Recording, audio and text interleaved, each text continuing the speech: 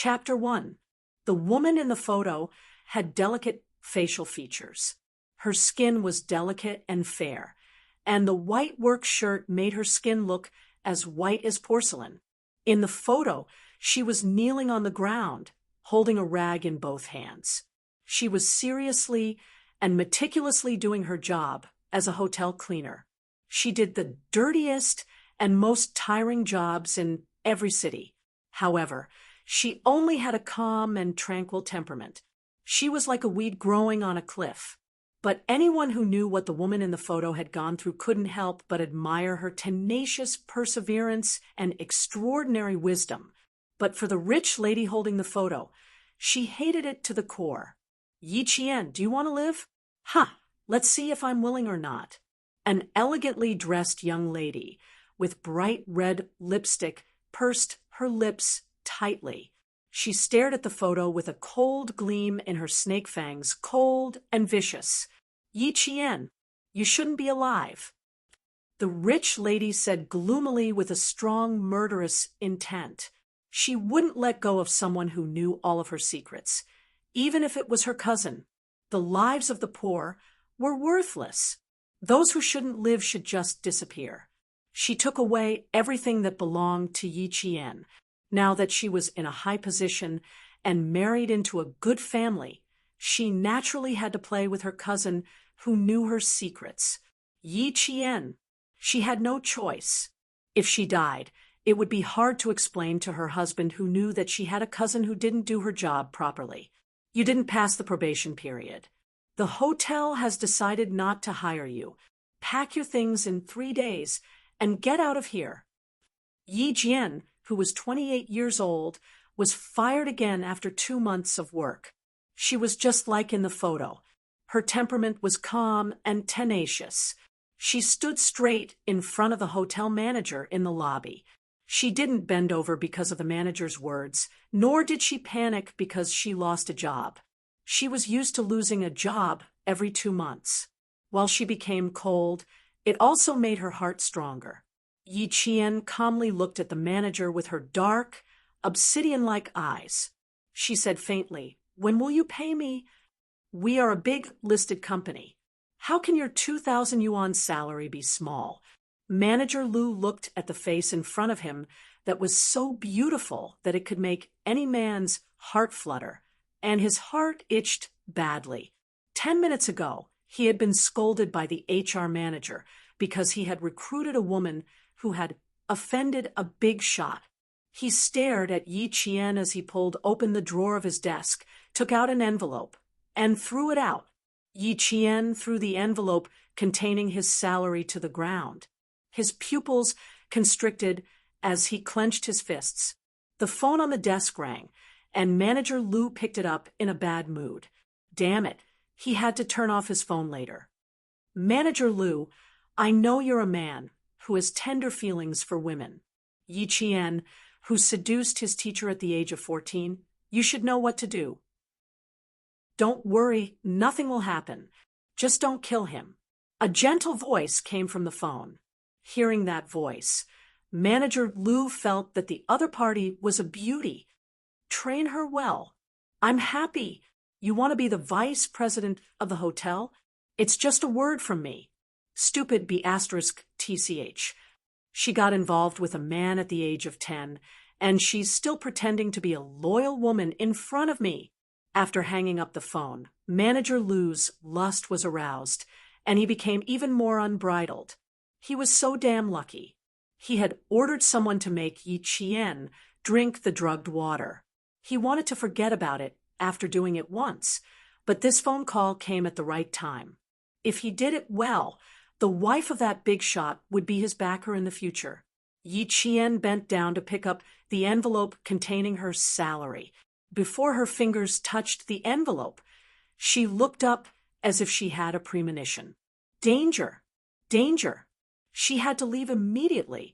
She had been able to survive until now because of her ability to react quickly to danger and avoid it. This was probably the only grace that life had bestowed upon her. At this moment, her body swayed without warning. Yi Qian's alarm bells went off in her heart.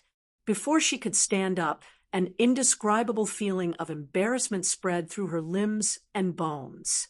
Her lower abdomen seemed to be on fire, and she fell down beside the desk. "Damn it, why are you pretending to be a pure woman? You're A**TCH, who got involved with your own teacher at the age of 14. Someone told me to treat you well. Let's see how you're going to escape this time." The drugged Yi Qian was pressed against the desk. She didn't struggle violently. She clutched her collar tightly with one hand and groped around the desk with the other.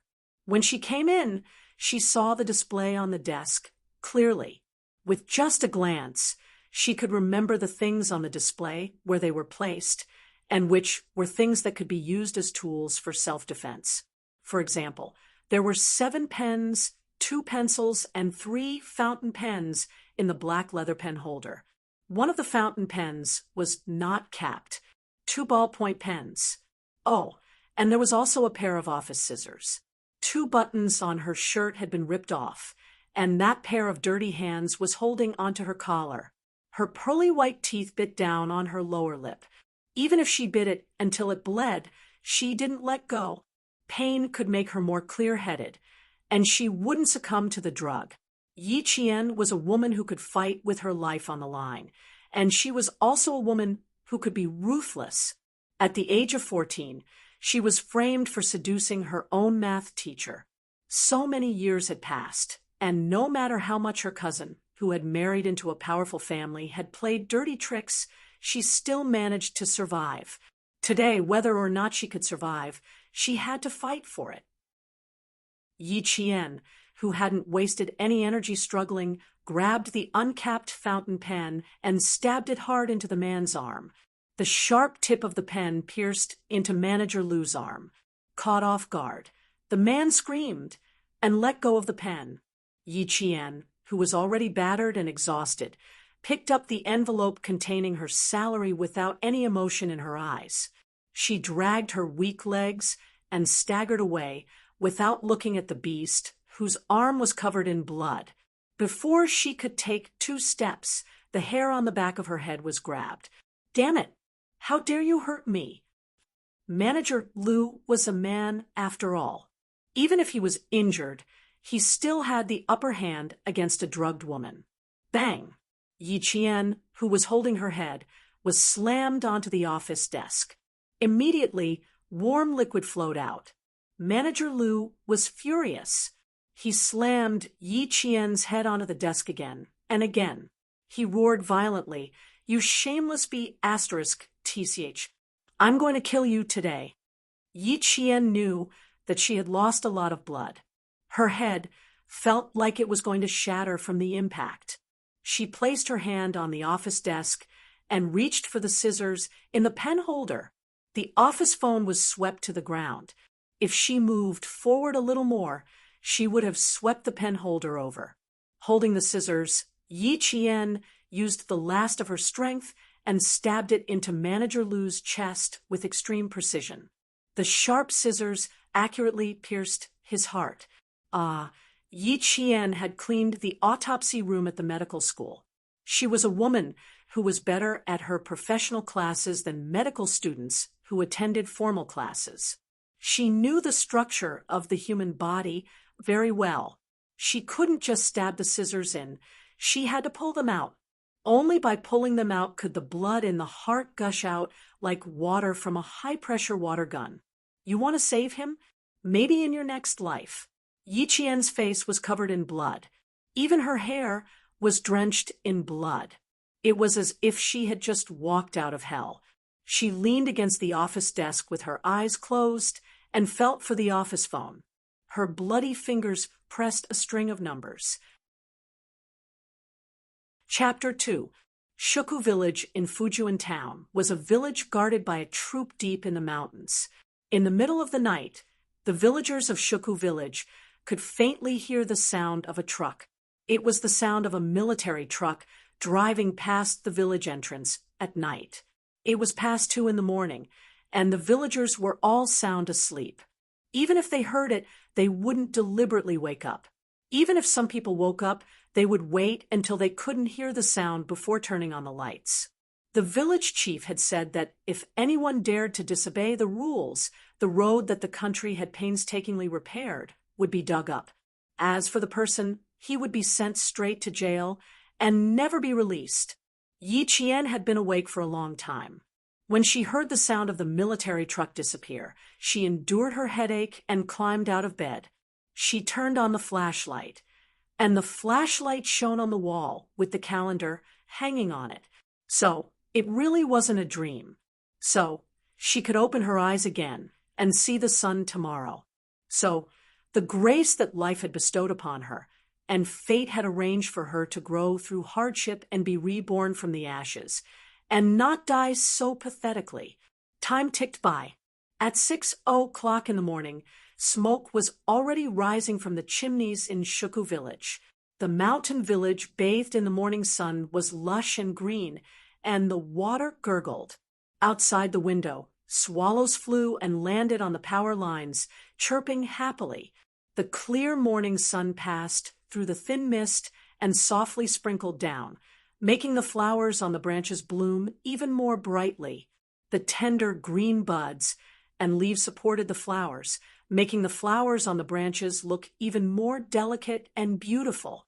Once again, she saw the flowers bloom in the warmth of spring and the return of the swallows. It was a completely different situation. Yi Qian woke up in the middle of the night and didn't go back to sleep. She looked at the girl sitting by her bed and chattering nonstop. Her dark eyes narrowed slightly. The girl in front of her had red lips and white teeth. Her black hair was braided and hung nimbly from her shoulders. Her eyes were watery, like autumn waves. Her skin was a little darker, and there were small spots on both sides of her nose. These two flaws weren't considered flaws, but she remembered that she had done a lot of post-production work on them. This was Yi Ying, the source of all the hardships in her previous life, the source of her unhappiness in life, and the source of her miserable death. I have an exam on Monday. Remember to help me. Also, I brought back all my homework from school. Hurry up and help me finish it. Yi Ying was born pretty, and her voice was also pretty. It was as pleasant to listen to as an aureole. It was just that her tone was commanding, as if Yi Qian deserved it. Yi Qian hugged the blanket and watched as Yi Ying chattered away. He smiled and said, "Yi Ying, long time no see." 14-year-old Yi Ying, long time no see. Long time no see. He had just met him yesterday. You must have gone stupid from the fall. The 14-year-old Yi Ying looked at her cousin, who was half a year older than her, and said worriedly, "You can't fall and become stupid. You're so beautiful. It'll be terrible if you fall and become stupid." She was so smart and smart. If she fell and became a fool, what would she do with her homework? Yi Qian's eyes curved into crescents. The corners of his mouth revealed a very, very faint smile, as clear as a stream. "If I fall and become stupid, won't you be worse off? There was no one to help you with your homework, no one to give you the answers to your exams, and no one to help you get a good ranking.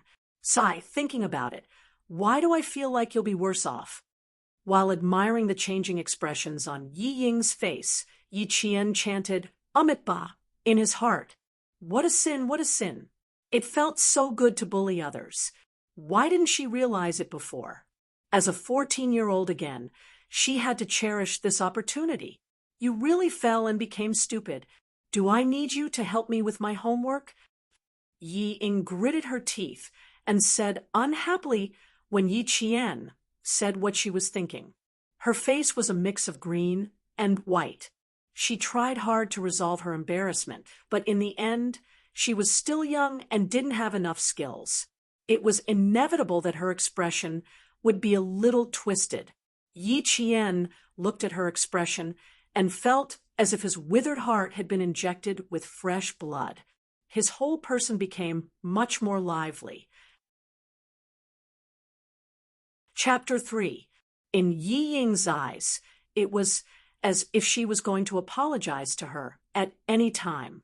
She lifted her chin slightly, waiting for Yi Qian to apologize. It's been hard on you. You have to do your own things. I can't even refute you.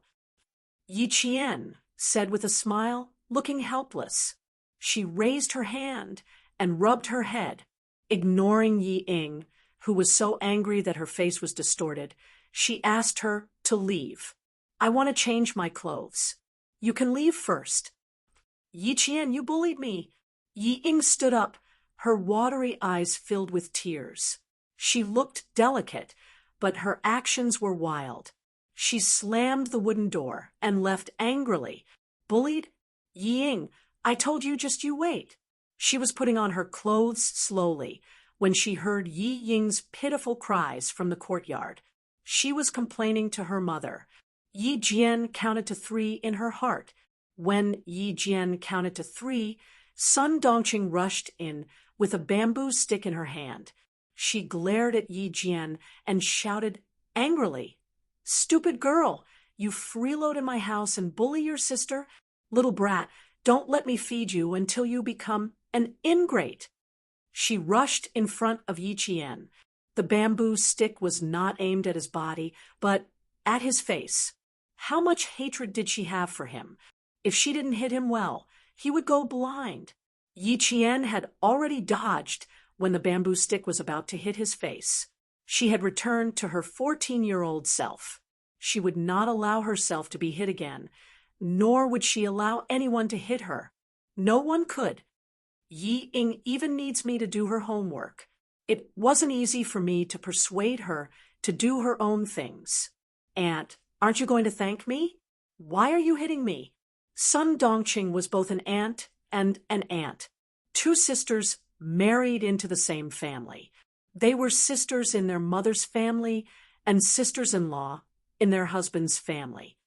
Oh, you dare to dodge? You didn't fall to your death yesterday, but today you know how to anger me.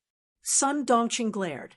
She rolled up her sleeves and picked up the bamboo stick. Stupid girl, your mother isn't here anymore. I have to teach you a lesson. What a disgrace, seducing your own teacher at such a young age. You should have been thrown out last night. Don't lead my Ying astray. Sun Dongqing had always been merciless to the daughter left behind by her elder sister. In her maternal family, she was proud and arrogant. She was bound to win in front of her elder sister. Now, there was only one orphan left in her elder sister's house. Shouldn't she discipline her properly? Her words made Yi Jian's eyes turn cold. Her delicate little face tensed up with a frosty expression. Seducing a teacher. When she woke up last night and looked at the wall calendar, she realized that she had returned to the spring when she was 14 years old. The first month of school was when the peach blossoms were in full bloom. That year, when she was 14 years old, she went to call Yi Ying home from school. When she came out, she bumped into Yi Ying, who was running towards her. Before she could say a word, she was pulled by Yi Ying and started running. After running for a few dozen meters, she was tripped by Yi Ying. When she fell, her forehead hit a moss-covered rock, and she fainted on the spot. When she woke up, it was already Sunday morning, and there was a scandal about her seducing her teacher. And now, he woke up on Friday night. The difference between one day and 2 nights was the key to her life. Chapter 4. Sun Dongqing's rushing footsteps came to an abrupt halt when she saw the pair of sharp scissors shining with a cold light. She saw the viciousness on Yi Qian's face and the coldness in his eyes. For no reason, her heart skipped a beat. Her hand, which was holding the bamboo stick up high, dropped instantly. Aunt, before the matter is investigated thoroughly, don't make a fuss about making my life difficult. I'm not afraid that the whole family will suffer because of me. Yi Qian said coldly. His eyes were very dark, even darker than the night sky. His eyes were especially bright as the stars. When he stared fiercely, The color in his eyes changed. His eyes were like the ever-changing aurora. Although they were beautiful, they made people feel fearful. Stupid girl, let's see how long you can keep up your pretense. When the teacher comes looking for you, you can explain yourself. Facing Yi Qian's viciousness, Sun Dongqing's heart skipped a beat. Subconsciously, she thought, did Ying lie? As the thought flashed through her mind, Sun Dongqing hurriedly stopped herself. Impossible. Ying had always been obedient. It was impossible for her to lie. No, she had to ask Ying. Sun Dongqing thought of the seriousness of this matter. She threw the bamboo stick down and walked out. This matter happened to Yi Qian. She wasn't anxious at all. After all, she wasn't her daughter. Her mother-in-law also hated this granddaughter to death. But Sun Dongqing didn't know why, but she felt very anxious. She felt that something bad was going to happen. Yi Qian coldly watched her leave. The corners of his mouth curved slightly. In the mirror, she saw her own 14-year-old face clearly. Although her facial features were delicate, there was still a hint of youthfulness. However, the smile on the corners of her lips was already filled with the vicissitudes of life. Her gaze softened slightly. Her faint eyes had an extremely cold look. She looked up and saw Sun Dongqing hurriedly chase out of the courtyard. In the blink of an eye, she disappeared from her sight. Yi Qian coldly retracted his gaze. He found a comb and began to comb his black hair. Ying, this time watch carefully. Back then, I let you off because of a momentary lapse in judgment. Now, I will definitely make you beg for death. Under the peach blossom tree outside the house, Ying, who was folding peach branches, was frightened by Sun Dongqing's voice. She pouted unhappily. Mom, you scared me. Sun Dongqing couldn't bear to say harsh words to her daughter, so she asked in a low voice, What did you say when you came back yesterday? What's going on? What do you mean? Ying lowered her head, the tip of her nose gently touching the delicate peach petal. She hid the panic in her eyes. How would I know what's going on? Come in and tell me. Sun Dongqing looked around and made sure that no one was around. Then she pulled her daughter into her bedroom and began to interrogate her. Yi Qian, who came out from the other side of the house, watched the mother and daughter tugging and pulling each other into the house. With a faint smile on his lips, he walked out of Sun Dongqing's house. This was not her home. Her house was located in the innermost part of the village, next to a bamboo forest. Every brick and tile had been added by her parents when they were still alive. Before the age of 4, it was heaven. In front of the house, there was a garden full of peach blossoms. Behind the house, there was the sound of bamboo waves. She sat under the peach blossom tree, resting her chin on her hands as she watched her mother read a poem aloud. Her eyelids gradually drooped as she fell asleep. Her father, who had just returned from digging up spring bamboo shoots, was beside her, peeling bamboo shoots while laughing. Occasionally, he would laugh and say, Jane is like you. She likes to read. Her heavenly happiness came to an abrupt end at the age of 4. Yi Qian, who was reminiscing until tears flowed from his eyes, saw a villager walking over and quickly wiped the corners of his eyes. Before Yi Qian could greet the villagers, who were busy in spring, they surrounded her and asked about her health. Aya, Miss Jian, you're awake? Does your head still hurt? Chapter 5. In the face of their concern, Yi Qian rubbed her forehead in embarrassment. It doesn't hurt anymore. I just accidentally tripped over Ying. Maybe I was too nervous about the exam at noon and fainted from the shock. You child, why are you nervous about the exam? Ying is good at studying. Let her copy the exam for you. The villagers began to tease her. They all felt pity for this orphaned girl who had no parents and was living in her uncle's house. Now, Their gazes were kind and friendly, instead of pointing fingers at him. Yi Qian pursed her lips slightly and pretended to twirl her hair uneasily. She lowered her head and muttered. She handed in the exam paper a long time ago. I couldn't copy it even if I wanted to. I only dared to hand in the exam paper when the bell rang. Her words made the villagers burst into laughter. Little Jian was an honest person. However, they did not know that Yi Qian was already paving the way for what would happen next. Uncle, Auntie, I'm going home to take a look. Please take care of yourself. Yi Qian thanked them politely. Her delicate face had a slight smile. I haven't been home for a long time. I'm going to tidy up. The villagers then realized that she was going back to her home in the village. Uncle Jen should be there. He has a dog. Remember to shout before you enter the house. Yi Qian naturally remembered. She still remembered how she was wronged and ran home crying. A big black dog barked and rushed out. If Uncle Jen had not appeared in time, she would have been bitten by the black dog. Later, Uncle Jen told her that the black dog was not a dog. It was an underage Tibetan mastiff. Looking through the layers of peach blossoms, Yi Qian saw her home hidden in the depths of the sea of flowers. It was exactly the same as in her memory. The greenish-black roof tiles and the white walls were as good as new. It was the time when the peach blossoms were in full bloom. The spring breeze caressed her face, and the petals danced in the wind. Yi Qian walked through the rain of flowers and walked out of the peach blossom forest to return to her home. Grandpa Jen, Yi Qian, who was just a few steps away from the peach forest, raised his voice. Haiga was a Tibetan mastiff. He had to shout in advance to prevent the same thing from happening in his previous life. She had jogged over, and before anyone could respond, she had already left the peach blossom forest.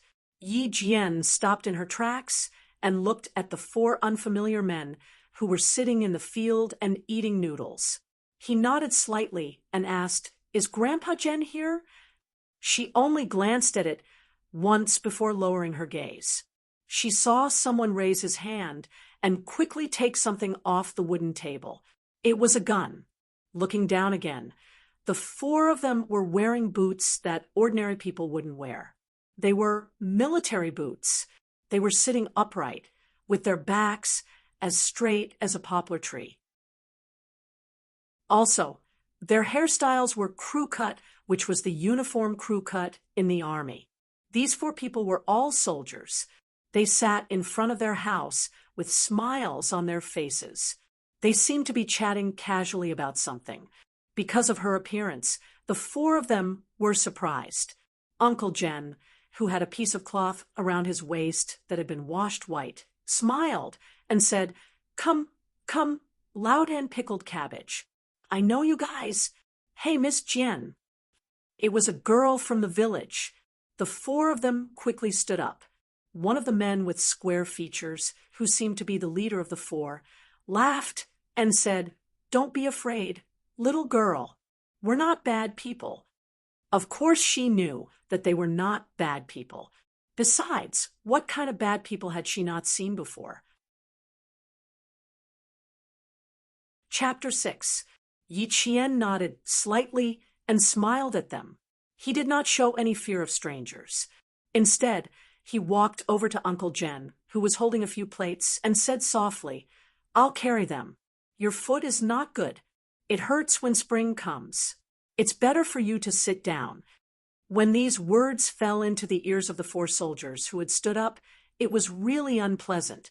They all knew that Elder Jen's father's foot was not good. Elder Jen's foot was injured on the battlefield. When spring and winter came, it would hurt badly. This time, they came back to give Elder Jen's father a special cold-dispelling medicinal wine. However, they had just finished cooking the noodles and had not eaten a single bite when they saw a young girl suddenly appear in front of them. She had misunderstood them. Elder Jen was surprised. How did the little girl know that his foot was not good. No one in the village knew about it. It's fine, it's fine. You just need to take care of yourself. Elder Jen was naturally referring to the incident where Yi Qian fell and fainted yesterday. However, there were other people present, so he did not say it out loud to save the little girl's face. Yi Qian pursed his lips and revealed an unnatural smile. It's just an accident. Thank you for worrying. She nimbly placed a few plates of sour and refreshing pickled cabbage on the wooden table. Then she skillfully dripped some sesame oil on the table and added a spoonful of red chili oil. Not only was the pickled cabbage fragrant, but its color also became more vibrant. The bottle of soy sauce on the bed was not screwed shut. Yi Qian also screwed the lid shut. There were not many children in the village who were pampered. Children who did not have parents did not have the right to be pampered. Elder Jen looked at the young girl. Although she was thin and weak, she worked as if she had worked for more than 10 years. He felt a little sad and sighed softly. Little girl, don't be busy. They will clean up after they finish eating. Little girl, please take a rest. We will do it ourselves. Thank you, thank you. We will do it ourselves. If the company commander were to find out that these men were being served by a little girl, he would definitely be scolded badly. The 4 of them were embarrassed to let a little girl do all the work. One by one, they reached out their hands to block her, and the chopsticks on their bowls accidentally fell to the ground. The soldier closest to the chopsticks reflexively wanted to pick them up, but a pair of slender fingers beat him to it and accurately caught the chopsticks in her own hands. Yi Qian put his chopsticks back on the bowl and smiled faintly. It's not dirty. You don't have to wash it. Thank you. The younger soldier felt even more embarrassed and thanked him repeatedly. The soldier, who looked to be in his early 30s, smiled at Yi Qian and said cheerfully, "Young lady, your reaction is quite fast. Why don't we sit down and have a bowl of noodles together? You didn't even touch the noodles. Just give me a bowl. I've already eaten. Thank you." Yi Qian's smile was very shallow, but when she smiled, there was also a hint of a smile at the corners of her eyes. She looked exceptionally comforting. This was the first time he met her, and he felt that she was a very polite young lady. After generously rejecting the soldier's invitation, Yi Qian turned to Elder Jen and said softly, "Grandpa Jen, I want to discuss something with you in the room." Before the word something could be said, a black shadow rushed out like an arrow. It was so fast that the petals that fell to the ground were swept up a few centimeters into the air. There were obviously other people, but the black shadow rushed in front of Yi Qian. It was so fast that even Elder Jen did not have time to react. Yi Qian did not move because she could not move. == Chapter 7. Not only did the black figure rush in front of her, but it also stood up after letting out a low growl and placed its forelimbs on her shoulders. It was so close that Yi Qian could clearly see that Haega's sharp canine teeth were stained with blood. A strong smell came from its nose and mouth. It was the Tibetan Mastiff. "Haega, don't move. Don't move." A few voices came at the same time. It was the 4 soldiers behind Yi Qian. They were telling Yi Qian to calm down and not scream or make any big movements. Yi Jian, who smelled the stench of blood, did not move. Instead, she tried her best to relax her shoulders and slowly adjust her breathing rate. The Tibetan Mastiff could fight a tiger, so it was best for her not to move. Uncle Jen did not move immediately. Instead, he clapped his hands lightly 3 times.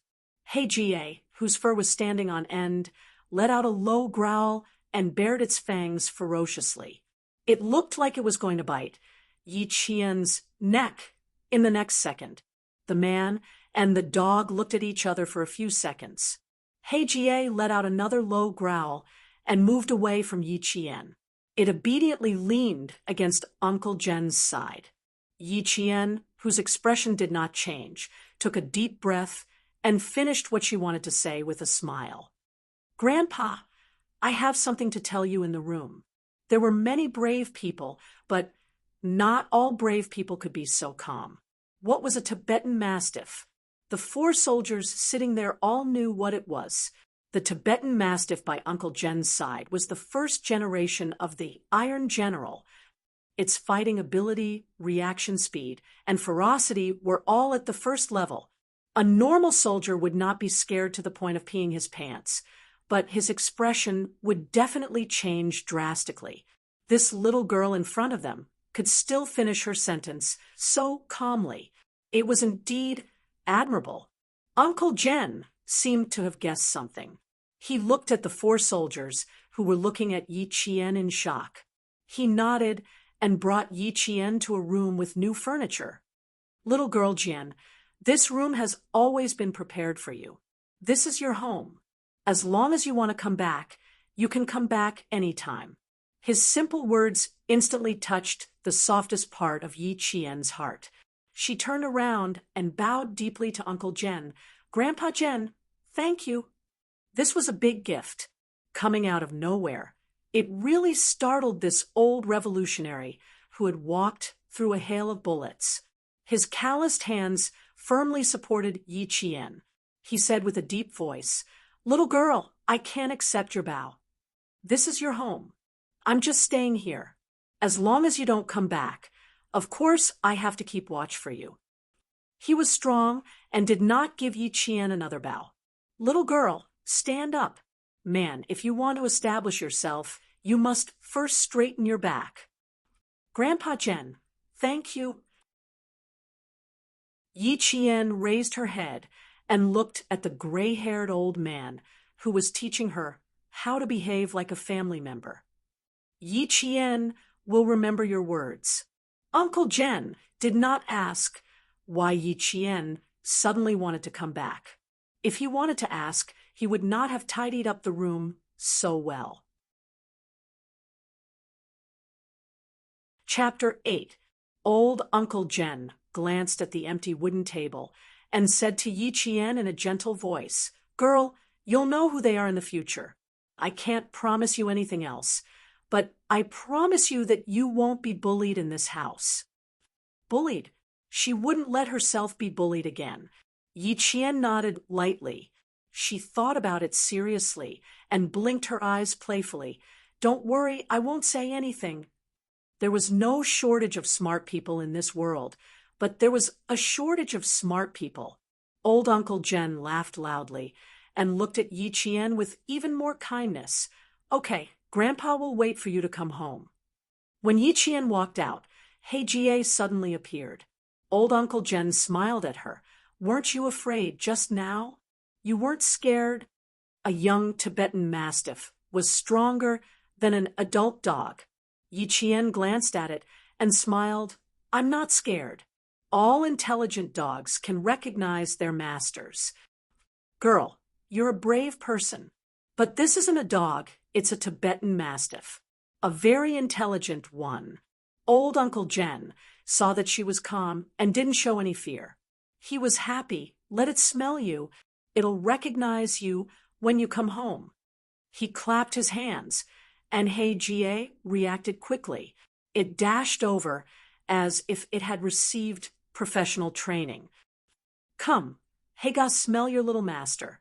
Old Uncle Jen bent down and gently stroked Haga's head. He motioned for Yi Qian to reach out her hand and let it recognize her as its master. Yi Qian boldly reached out her hand to Haga's sharp fangs. He Jie, I'm Yi Qian. Please take care of me in the future. Recognizing a master wasn't something that could be done quickly.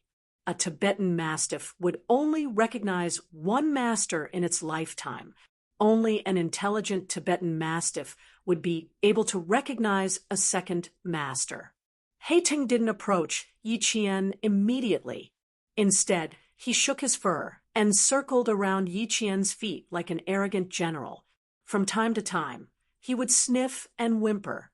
After sniffing and whimpering for at least 3 minutes, it finally lowered its head and rubbed Yi Qian's little feet. Then it lay down meekly. This was a sign that it had recognized its master. Yi Jian was overjoyed that He Jie recognized her as its master, but Sun Dongqing walked around the village for a while. Early in the morning, she was anxious and angry, so she was sweating all over. Damned girl, where did she die? She was always under his nose when he had nothing to do, but when he looked for her for something, she didn't even appear. After looking around, Sun Dongqing stood on the embankment and cursed. With her sharp eyes, she finally saw Yi Jian standing on the bank of a pond above. Her eyes moved slightly. She was originally furious, but now she let out a shrill scream. "Jian girl, what are you doing? Come back quickly. Come back quickly. Haida, Haida, quick, pull Jian girl back. Damned girl, she's taking things too hard. She's going to jump into the pond." A villager with a hoe on his shoulder happened to pass by the embankment. When he heard this, he was so frightened that he dropped his hoe and stumbled a few times. His hands were like iron pliers as he pulled Yi Qian to the side. He was probably frightened. His strength was so strong that he almost threw himself and Yi Qian into the paddy field below. "Uncle Hai, please be careful." Yi Qian reacted quickly. He even pulled the middle-aged man, who was about to fall into the paddy field. "I just came out of my house. Auntie yelled at me. I was stunned." The middle-aged man felt cold sweat break out on his back. When he heard Yi Qian's words, his expression turned ugly. "That Annie of yours is always so noisy. She's almost scared my soul out of me." Chapter 9. Yi Qian quickly apologized. "Uncle Hai, I'm sorry. I don't know what my aunt said about me jumping into the pond. Even though I'm young, I know that jumping into the pond will cost me my life. I can do anything else, but I can't do this." "Ha! The little girl's spirit has risen after a fall." The middle-aged man laughed when he heard this. He raised his hand and rubbed Yi Qian's head. "It's good that she's more spirited. If she's like your aunt, she'll scare me to death sooner or later." Below, Sun Dongqing ran all the way over, shouting, "You little girl, don't get me killed. You're so young, yet you don't say anything when something happens. You even know how to jump into the pond. If you die, it'll be a clean slate, but I'll be criticized behind my back for the rest of my life. Who taught you to do such a stupid thing? Jump into the pond, jump into the pond. Stupid girl, if you have the guts to jump into the pond, why don't you have the guts to let the matter rest?" Yi Qian saw her shouting, and her actions were extremely exaggerated. In order to show that she was really anxious, she purposely missed her foot and stepped into the water field. When she pulled her foot out, she realized that her leather shoe was stuck. She even remembered to pull it out and put it on before running. After running for 2 steps, she fell again. She didn't even have the dust on her body, making it seem like she was really anxious. Her voice was loud, and the matter was so serious that the villagers who were busy at home all rushed over. They didn't understand why they came back. They only heard Sun Dongqing's shouting and thought that Yi Qian had done something embarrassing and felt that she was going to jump into the pond. "What happened? What happened?" "Little girl, Jian jumped into the pond." "How can a child know how to jump into the pond?" "Quick, go and see what happened. That woman Sun Dongqing is so scared." It was undeniable that Sun Dongqing was really willing to go all out for Ying. She was a smart woman. Yi Qian always knew that he had suffered a lot at her hands in his previous life. But this time, he wanted to make her lose all her face. "What's wrong with my aunt today? She looks like she's lost her mind. Why do you look just like my grandfather before he fell ill?" Yi Qian muttered softly to himself. He didn't need to be too loud, just loud enough for Uncle Hai, who was picking up the hoe, to hear. He raised his head and looked at Sun Dongqing, who was screaming and jumping as she ran over. He chuckled and joked, "Isn't that so? You're crazy." He paused and looked at Yi Qian with a smile. "When your grandpa had a relapse, you were only 3 years old. How did you know?" "Yes, he got sick on the 7th of April. He ran out alone on the 27th of October and found Grandpa in the reservoir at 4 in the afternoon." Yi Qian lowered his eyes slightly. His voice was filled with sorrow, and Uncle Hai couldn't help but sigh. He glanced at Sun Dongqing and sighed. "This auntie of yours, she's spouting nonsense. Why don't you reply to her?" Yi Qian smiled bitterly. His whole body was filled with helplessness. He said softly, "The innocent knows that they are innocent, and the muddy knows that they are muddy. Uncle Hai, I'll head over first. There are some things that I still need to talk about. I'll go with you. Sai, you're such an honest child." When Uncle Hai saw this, he felt a pang in his heart. Yi Qian had no parents, so he wanted to dote on him. On the other side, Sun Dongqing saw that the two famous gossipy women in the village had rushed over. She also saw that Yi Qian didn't reply to her criticism as usual. She was secretly pleased with herself. Chapter 10. There were two famous gossipy women in the village. They carried Sun Dongqing to the pond while inquiring about the situation. Two of them wanted to know, while the other wanted to spread rumors. After a while, the villagers who came over knew what was going on. "No way, seducing a teacher. Are you serious? Hey, little girl, you're not even fully grown yet, but you already know how to seduce people?" Sun Dongqing seemed to be scared out of her wits. She howled, "Isn't that so? When I came back yesterday, my Ying didn't dare to say anything, so she pretended to faint. If Ying hadn't let it slip today, I wouldn't have known about this. I told you, a pretty girl will ruin things. Look, isn't this happening now? She thinks she can seduce people just because she's pretty. TSK, TSK, TSK. Be careful not to lead your Ying astray." The two gossipy women spoke one after another, convicting Yi Qian in just a few sentences. The villagers who didn't know what was going on were stunned when they heard this. They were all skeptical and doubtful. You all know that the Jian girl is mischievous, unlike my Ying, who is honest and only knows how to study.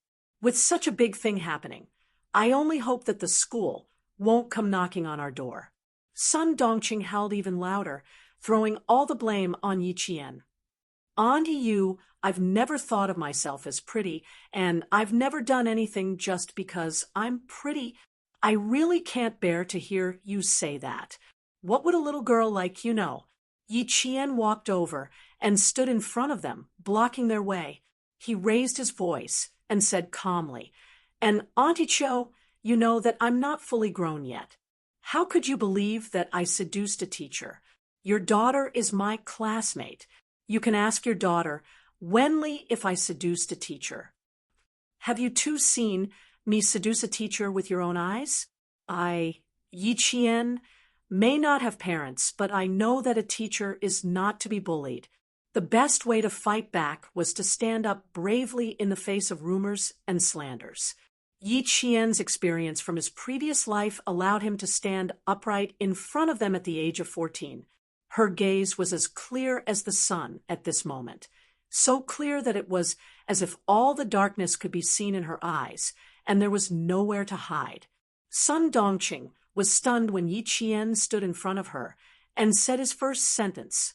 This wretched girl actually dared to talk back to him, and even talked back in front of the neighbors. After being stunned for a while, he thought to himself, "Oh no, I'm afraid that this wretched girl is not easy to deal with." Throwing a tantrum and pestering endlessly was her specialty. When she saw that the situation was not right, she cried out, "Ayaya," and started to make a fuss. "Elder sister, you left a troublemaker with me. She even knows how to talk back. Are you trying to piss me off? Are you trying to piss me off?" Aunt Yu and Ani Cho were still supporting her on either side. After Yi Qian finished speaking, they couldn't help but look embarrassed. When Sun Dongqing started to make a fuss, the two of them tactfully let go of her. She continued to make a fuss. Yi Qian looked on coldly, pursed his lips, and calmly said, "I was an orphan when I was young. This is something that everyone in the village knows. Ani, you don't have to talk about it every day. It's precisely because I'm an orphan that I have to be more careful, because I don't have the qualifications to cause trouble." Chapter 11. When Sun Dongqing heard this, she immediately stood up from the ground. She stopped complaining and slapped her thigh. "You dare to talk back? You wretched girl! Do you respect me as your aunt? You dare to talk back to your elders like this? I know what kind of person you are. You even dare to talk back to your elders. Seducing a teacher. You think you can't do it? Aunt, you said that I seduced a teacher. Have you verified it? Have you gone to the school to ask? Have the teachers come to our house? Did you ask Ying what's going on?" Yi Qian calmly dragged Yi Ying into the conversation. Not only did she stand upright, her words were even more upright. A few villagers that Yi Qian met early in the morning also gathered around. They understood what was going on and started talking about what happened yesterday. Little Jian was in the middle of an exam. "What do you mean by seducing a teacher? Wasn't it Yi Ying who dragged Miss Jian away and tripped her? How is this related to seducing a teacher?" Sun Dongqing could no longer keep up with Yi Qian's pace, especially when Yi Ying was mentioned. She panicked and wanted to interrupt, but there was no chance. The villagers started talking among themselves and comforted Yi Qian. "There's no smoke without fire. You didn't do it, so why would others accuse you?" Sun Dongqing was furious. She pulled apart the neighbors around Yi Qian and pointed at Yi Qian. "Flies don't bite a flawless egg. If you were a good person, no one would dare to criticize you." Yi Qian looked straight at her and even smiled faintly. "No matter how good an egg is, it can't withstand being slandered. Aunt, uncles, and aunts haven't heard of it, but only you know. Your niece wants to ask you, where did you hear about it? How about this? Why don't we confront each other face to face? You are my aunt, my relative. I don't think you want me to be wronged." Yi Qian knew that this was the only way to prevent the villagers from thinking that he was really going against Sun Dongqing. Sun Dongqing, who had made up her mind, clenched her teeth tightly. On the surface, she put on a pained expression as she beat her chest and stomped her feet. "Do you know what I've wronged you, and what you've done? That damned girl was still being stubborn even now. I want to keep it a secret for you, but can I?" When the villagers heard this, they felt that something was amiss. This kind of thing, if Sun Dongqing hadn't told them, they wouldn't have known. The child is still young. How could he do such a thing? Seducing a teacher. How big of a crime was that? Sister-in-law Dongqing, I think you'd better call the person who passed the message over and confront him face to face. That's right, this kind of thing that tarnishes a child's reputation. Whoever spouts nonsense is going to suffer 1,000 cuts and 10,000 cuts. Yi Qian stood steadily. His words were loud and clear, without a trace of guilt. His expression was bright, his eyes were clear, and his movements were calm. It was enough to prove that she had been wrongly accused. Confrontation? How could there be a confrontation? Sun Dongqing was secretly gritting her teeth. She glared at Yi Qian with a fierce and gloomy expression. "Yi Qian, now that you've grown up, your wings have hardened, haven't you? I haven't grown up. I've just become more sensible. I know the severity of the matter, and I know that I have to stand up for this kind of thing. Seducing a teacher requires a time and place. Since Aunt is so sure that I'm shameless, then you must know everything. Chapter 12. Yi Qian didn't back down, and instead advanced. This made Sun Dongqing a little nervous. She said firmly, "Stupid girl, I really took your kindness for granted. Fine, when the teacher comes, I'll see what you say." She couldn't stay here for too long. If she stayed any longer, Sun Dongqing felt that she wouldn't be able to handle it. Stupid girl. Did she change her personality in one night? She even knew how to bring the villagers here to testify. She couldn't be bothered with her. Seeing that the situation wasn't right, she, who had always been clever, quickly shook her hand and left while cursing. At this moment, the surrounding villagers all understood what was going on. They all criticized Sun Dongqing for being unreliable. It was Yi Qian's bad luck to have such an aunt. After saying a few words, a few of the more thoughtful people gently nudged the people beside them, indicating that it was better to speak less. After all, Sun Dongqing had a husband who was the deputy mayor of Fujian town. It was said that he might be promoted to mayor this year. Yi Qian, who had calmly observed this scene, lowered his eyes slightly. His long eyelashes gently covered the coldness in the depths of his eyes. She knew who the villagers were afraid of. This was also Yi Ying's capital. With a father who was the deputy mayor, no matter what happened, the school teachers wouldn't go overboard and blame her. As for herself, after the sighing villagers left, Yi Qian gently opened his hand. His palm was delicate, and the lines on his palm were clear. It was like the path he wanted to take.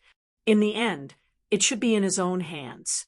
Uncle Yi Jifan was someone she didn't want to go up against at the moment. She understood this man too well. He was a man who didn't care about his own family in his pursuit of power. But he had a weakness. He cared a lot about his reputation. She couldn't directly go up against Yi Jifan now, but she could use his weakness to bring down Sun Dongqing first. Yi Qian, who was standing alone, raised his head. His smile was bright and beautiful. There was nothing to be afraid of, nothing to worry about. The path was in his own hands, and this was a very good start. 14th's smile was bright and carefree, full of vigor. Her beautiful facial features were devoid of any haze, only hope for the future. Her smile was so glaring in Yi Ying's eyes as she walked over. Yi Ying wanted to pounce on her and scratch her face. Yi Jian, who had always been sensitive, calmly stopped smiling when she saw the malicious gaze behind her, which was as sharp as a needle. She turned around and looked at Yi Ying, who was glaring at her. The corners of her mouth curled up slightly. She looked at her condescendingly and disdainfully. Yi Ying, who was standing a few steps away, was a meticulous person. After she understood what was going on, her expression changed drastically, and anger rushed to the top of her head. Yi Qian. She gritted her teeth and growled in a low voice. She took a few steps forward and stretched out her hand to push Yi Qian away as if he was at home. Suddenly, out of the corner of her eye, she saw a few villagers looking over. She reacted quickly and immediately put on a sisterly expression. She reached out and placed her hand on Yi Qian's shoulder. "Yi Ying, you disgust me, and I disgust you as well." Yi Qian avoided her easily and didn't let her act disgust him even more. He chuckled coldly and said, "You know what I mean. Don't put on an act for others to see." In the eyes of the villagers, Yi Ying from the deputy mayor's family had always been obedient. She was good-looking, good at her studies, and had a good personality. Chapter 13. I'd like to see if you've really changed. Yi Ying couldn't be bothered to keep up the act. She wasn't the scheming Yi Ying anymore. Yi Ying couldn't be bothered to keep up the act. She was no longer the scheming Yi Ying. Yi Ying couldn't be bothered to keep up the act. She pulled a long face and said fiercely, "You eat my food and live in my house. You're worse than a dog when you leave my house." Yi Qian looked at her. His dark eyes were like the calm sea, vast and boundless, but also extremely deep and cold. Yi Ying swallowed uncomfortably and stammered, What are you looking at?" She then smiled faintly and said slowly, "Go home and ask your mother where the food I eat and use comes from. Also, Yi Ying, you better remember this. You're the one who's worse than a dog when you leave my house. I'll see you on Monday, Yi Ying." Monday, Fujian Town Middle School's second-year mock exam. Don't underestimate this town's middle school. Due to the presence of a military unit, the curriculum was very strict. At the mention of Monday, Yi Ying's face froze. She was angry, but she also felt that she had suffered a great injustice. Her pair of watery eyes were like pearls, dripping down drop by drop. "Sis, I was wrong. I was wrong. Don't be angry, okay?" Yi Ying's heart was filled with hatred, but she immediately admitted her mistake. She was like a temperamental child who could easily be forgiven by an adult. Yi Qian glanced at the hand tugging at his sleeve and looked over with a half-smile. "I've seen plenty of two-faced people. The more you hate me now, the more aggrieved your expression is.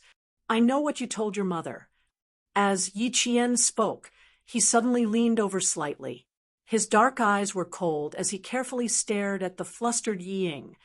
"So, the reason you dragged me away yesterday was because you were seducing the new math teacher." Yi Ying, who was flustered, heard this and felt guilty. In order to cover up the truth, she raised her voice and said sharply, "Nonsense! You know very well whether I'm talking nonsense or not." Yi Qian raised his hand and patted the back of Yi Ying's hand gently. He smiled faintly. "Yi Ying, you've never been good at language. You definitely didn't remember this sentence." At that moment, Yi Ying felt as if something was branded on the back of her hand that had been slapped. She was so scared that she quickly flung her hand away. She then looked at Yi Jian, who was clearly smiling faintly. She seemed to be the same as before, but there was something vaguely different about her. Yi Jian's dark eyes looked at her, and there seemed to be a slight smile, but she saw more coldness. "Yi Jian." Yi Ying wanted to raise her voice as usual, but when she opened her mouth, she realized that her voice was trembling. "I'm going to tell my dad. You bullied me. You bullied me." Yi Ying saw that Yi Qian, who had always acted weak in front of her, and whom she looked down on, left without looking back. She was anxious and scared, and she cried even harder. Chapter 14. When Yi Ying chased after her, she happened to see Sun Dongqing talking to village chief Zhang Difu, who had gone to the town government office early in the morning. She vaguely heard her mother asking about the town's middle school teacher. Yi Qian, who was in front of her, turned around and naturally heard it too. He looked at Yi Ying with a half-smile. He didn't say anything, but it made Yi Ying's hair stand on end. "Isn't there a new math teacher in the city? I heard that." Hearing this, Yi Ying forgot to cry. Like a cat whose tail had been stepped on, she shrieked, "Mom, what are you asking about all day?" Yi Ying, who had a guilty conscience, was most afraid of mentioning the teacher. Her sudden shriek made Sun Dongqing's heart skip a beat. "What are you shrieking about?" "All day long. Play, play, play. Do you think you're a concubine? I'll take care of you. If you were a concubine, you'd still be living here." It sounded like she was criticizing Yi Ying, but she was actually scolding Yi Qian indirectly. Yi Qian just smiled and pretended not to hear. Yi Qifan wasn't back yet. With a guilty, Ying around, seducing the teacher, wouldn't cause a stir in the village for the time being. Sun Dongqing saw Yi Qian's nonchalant expression, as if he didn't care about her at all. She, who had finally calmed down, felt a sharp pain in her heart. She rolled her eyes and sneered. "Oh, you're back to pack your things and leave. That's right. My house is small. How can it accommodate a big Buddha like you?" Her original intention was to threaten Yi Qian. "Stupid girl, let's see if you still dare to talk back to me. How dare you be naughty? Without this house, where can you go?" Village Chief Zhang Difu was already frowning. He wanted to ask a few more questions, but he saw Yi Qian's eyes fill with tears. His eyeballs were about to fall out. He sobbed and said, "Aunt, how long are you going to accuse me? What's seducing the teacher? If I admit to this baseless accusation, will I still be able to live? Aunt, I beg you, please give me a way out." With that, Yi Qian covered his face and ran away. She still had to go to the neighboring village to look for her classmate, Zhang Bin, who had handed in the papers with her yesterday. Back then, the matter of her seducing her teacher was settled as soon as she woke up. When she woke up from the fall, she was scared silly. By the time she came back to her senses, everything was settled. Only Zhang Bin, who had handed in the papers one after the other, was the only one who stood up for him. Yi Qian looked as if she had suffered a great grievance, and even ran away with tears in her eyes. Sun Dongqing and Yi Ying were dumbfounded. Village Chief Zhang Difu couldn't stand it, and said unhappily, "Jifan's wife, Jifan only has one niece. You're his aunt. Do you think you're speaking like an elder?" After saying that, he flung his sleeves and left. Sun Dongqing was so angry that she slapped her thigh and cursed herself for being so unlucky. She also said that she was so nice to Yi Qian. Anyway, after Yi Qian covered his face and left, she couldn't explain herself anymore. Yi Qian, who had already gone to the neighboring village, couldn't hear them. Even if he did, she wouldn't take it to heart. She didn't take the main road, which was a waste of time.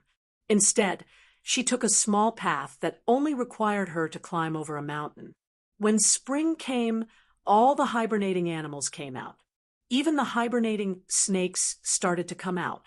Yi Qian casually picked up a twig that was 2 fingers thick.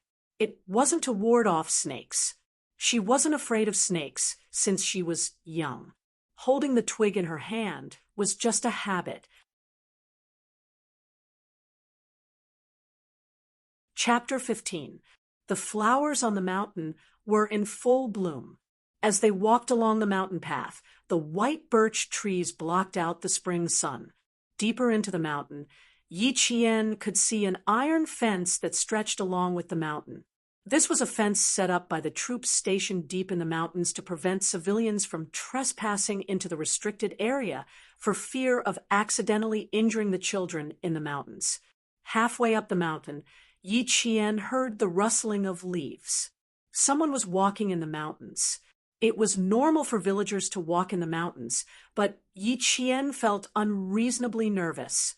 He instinctively hid under a tree and covered himself completely, gently brushing aside the bushes. Yi Qian saw 3 unfamiliar men carrying something on their shoulders.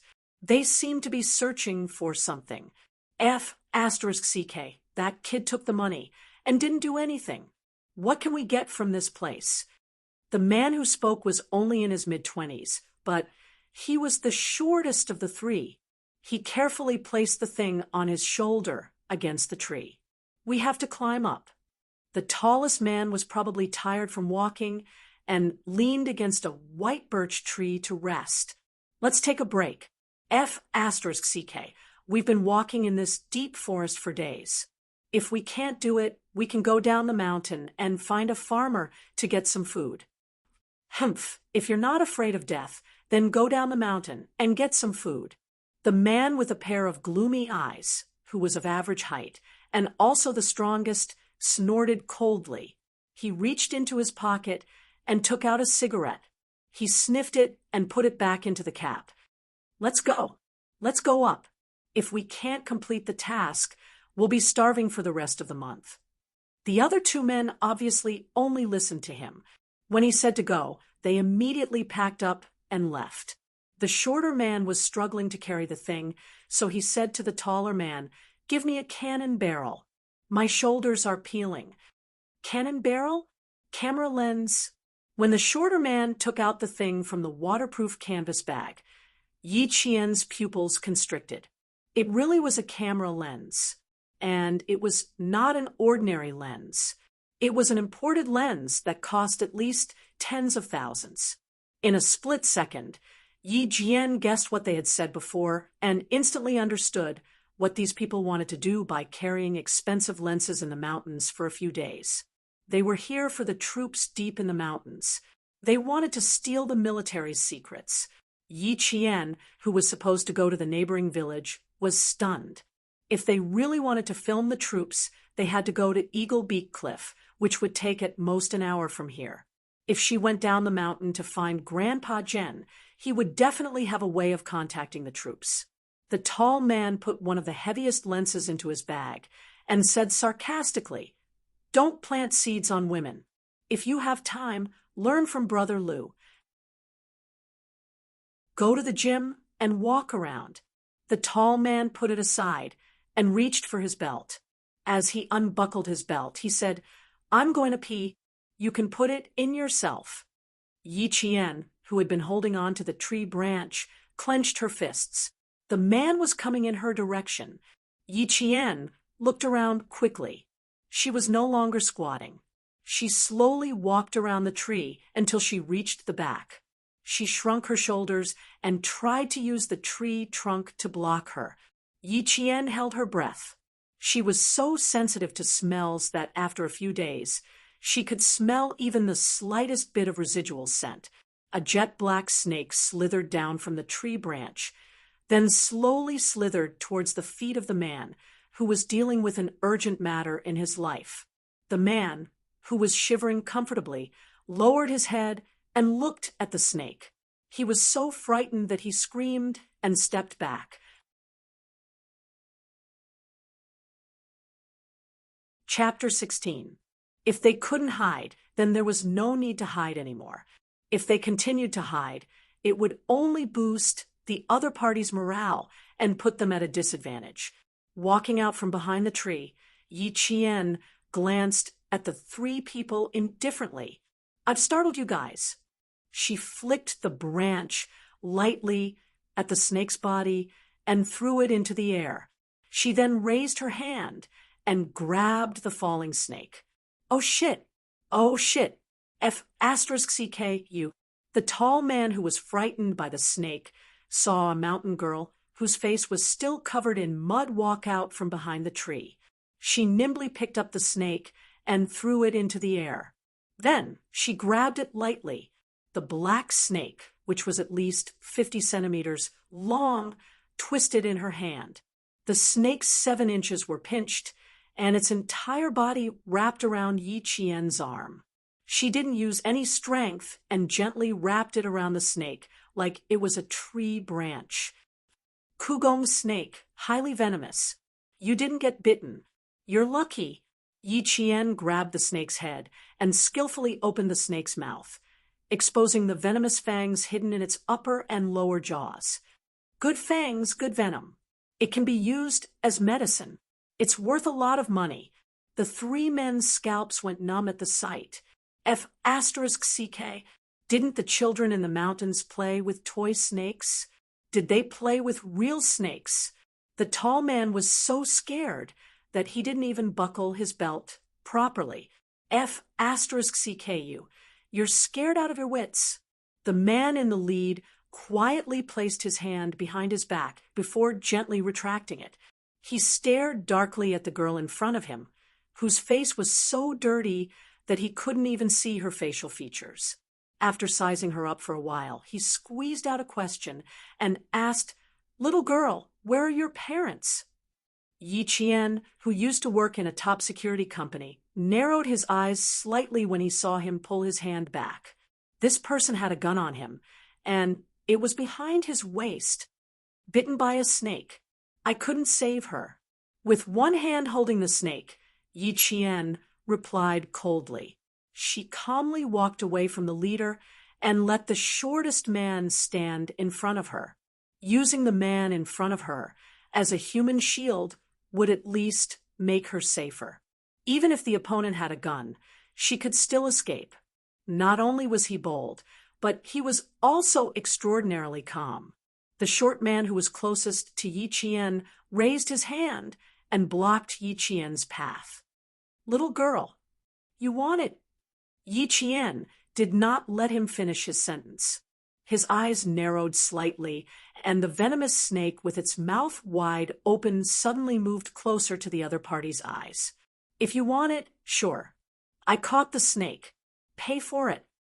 Her movements were so fast that the short and small man was so frightened that he shuddered and took a few steps back.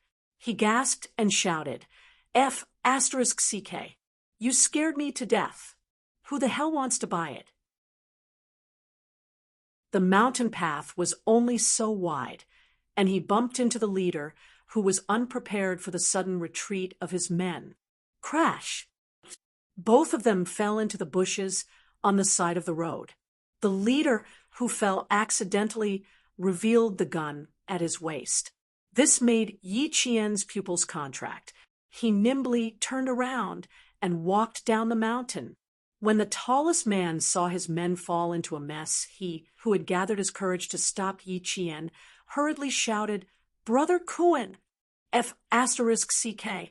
Brother Kuan, who was the cushion, fell until his face turned black. The guy who was on top of him was still scrambling to get up. Out of the corner of his eye, he saw the village girl who caught the snake walking down the mountain. Brother Kuan fiercely shouted, Stop her! Chapter 17. All snakes were agile. As long as their weak spots were not pinched, they were extremely aggressive, especially poisonous snakes.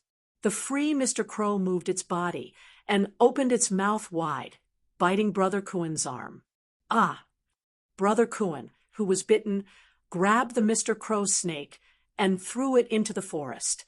He gritted his teeth and said, Get them back here. This stupid girl knows what we're talking about. It was not easy to catch up with Yi Qian. After her first accident in her past life, she had developed the habit of running in the morning to make her body stronger. She had a strong personality and never stopped running even if it was raining or snowing. Otherwise, how could the boss of the security company, who also ran every day, let her into the security company when she did not have an identity card and a household register? A 28-year-old soul and a 14-year-old body combined so well. The mountain wind blew past her face, and the trees behind her. She was able to shake him off from afar. It took less than 10 minutes to run from the mountainside to the foot of the mountain, but Yi Qian did not choose to run on the mountain path. Instead, she ran into the forest. The sound of leaves rustling made one of the soldiers raise his hand and cover his comrades, who were scouting. Someone's here, he said softly. The sound of leaves rustling suddenly reached his eyes.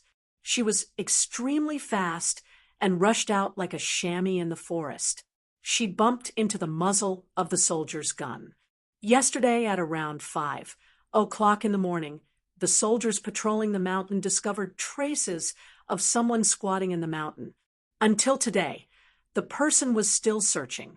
Just in case, their group's steel guns were not equipped with bumpers. They could shoot directly. Yi Jian's forehead bumped right into the muzzle of the gun. She did not get scared, but the soldier who was holding the gun was scared out of his wits. You little girl. The soldier, who broke out in cold sweat, recognized Yi Qian, whose face was covered in dirt. He quickly put away his gun and said, Go back quickly. Don't come to the mountain to play for the next few days. The patrolling soldiers had to remember which children lived in the villages in the area they were patrolling. Yi Qian's makeshift face was easily recognized by the soldiers. Then he saw that Yi Qian's forehead had a round bullet hole. The soldier wanted to laugh, but he didn't want to be too serious. He lowered his head and quickly took out a spray from his sanitary bag. Spray it on his forehead. It's all red. Yi Qian, whose vision was blacked out, did not take the spray. Instead, he said to the soldier in combat uniform, "There are 3 people with imported lens equipment. They are 500 meters above us. One of the leaders is called Brother Kuan, and he was bitten by Yugong's snake." Yi Qian raised his hand to rub his aching forehead. He finished speaking in one breath without the slightest pause. "Stay here and protect her. The rest of you, follow me." Yi Jian, who was rubbing her forehead, heard a voice that sounded like gold and jade coming from below. The man's voice was clean and low, and it was a voice that could be used in a golden palace. Yi Qian lowered his eyes and looked down. "Yes, sir." Among the orderly responses, Yi Qian saw an exceptionally young man with 2 bars and a star on his collar. The man's back was facing him as he stood against the light. He was very tall. His straight back looked like a pine tree that was about to soar into the clouds under the warm spring sun. He was steady cold and exuded a majestic aura.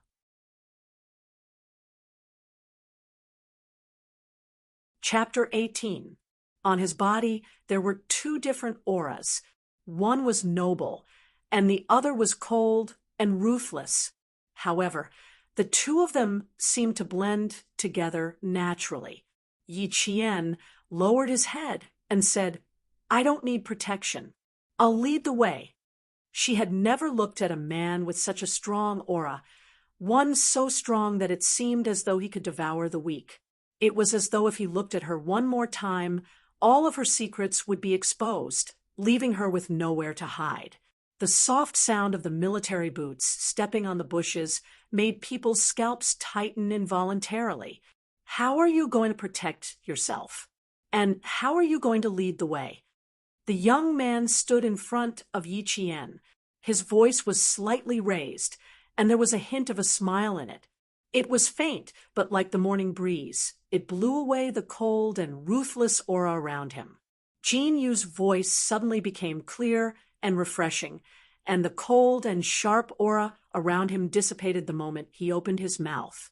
How could there be someone who could so easily change his aura in an instant?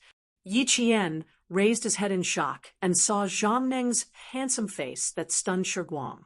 Every part of him was exquisite. Every part of him was elegant. Even the faint smile at the corner of his lips was like the sun beside the clouds. It made it hard for people to grasp their hearts. Even if they had to give everything they had, they would still be willing to do so. If this man had a few more years, his aura would be so strong that one would feel pressure just by looking at him. Under his aura, they would lower their heads uncontrollably and submit to him unconsciously. "I naturally have my own ways." Yi Qian looked at him and said calmly, no matter how handsome or noble a man was, it was enough to just look at him. "I'll lead the way. It will save you a lot of time. Also, that man called Kuan Ji has a gun on him. You guys be careful. Naturally, I have my own ways." Because the other party was a little girl, the man who had a rare smile on his face for fear of scaring her heard those words. But when he heard that, his eyes gradually darkened. His thin lips were no longer smiling, and he appeared exceptionally cold and stern. Even the cold air that he had restrained was slightly released once again. Yi Qian, who did not avoid his gaze, continued to stare at him. He saw the young soldier's dark eyes, which were as vast as the night sky, gradually turn cold. The faint smile in his eyes disappeared, and when he spoke again, His voice was deep and cold. Little girl, protecting yourself is not just for show. As for leading the way, Xia Jinyuan knew that the elders in the mountains would often guide the soldiers in the army, but he had never let a teenage girl lead the way. In his eyes, Yi Qian was still a little girl. However, in her eyes, he was just a young soldier in his early 20s. Yi Qian chuckled and said indifferently, "Major, you should choose to believe me instead of standing here and talking to me." The young major's black eyes, which were as sharp as an eagle's, sized up the little girl in front of him who had her back ramrod straight. Then he nodded his head. He seemed to be admiring her, but there was also a deeper meaning behind his words. He said indifferently, "You are very bold." He walked past Yi Qian and ordered the soldiers who stayed behind, "Escort her down the mountain. Before the suspect is found, seal the mountain." Although he was young, he was already an officer with real power. Yi Qian, who did not back down because of this, turned around and looked at the major straight back. He smiled slightly. "Kuan-ji was bitten by the crow snake I threw out. If it isn't dealt with in an hour, his life will soon be in danger. Major, can you find him within an hour?"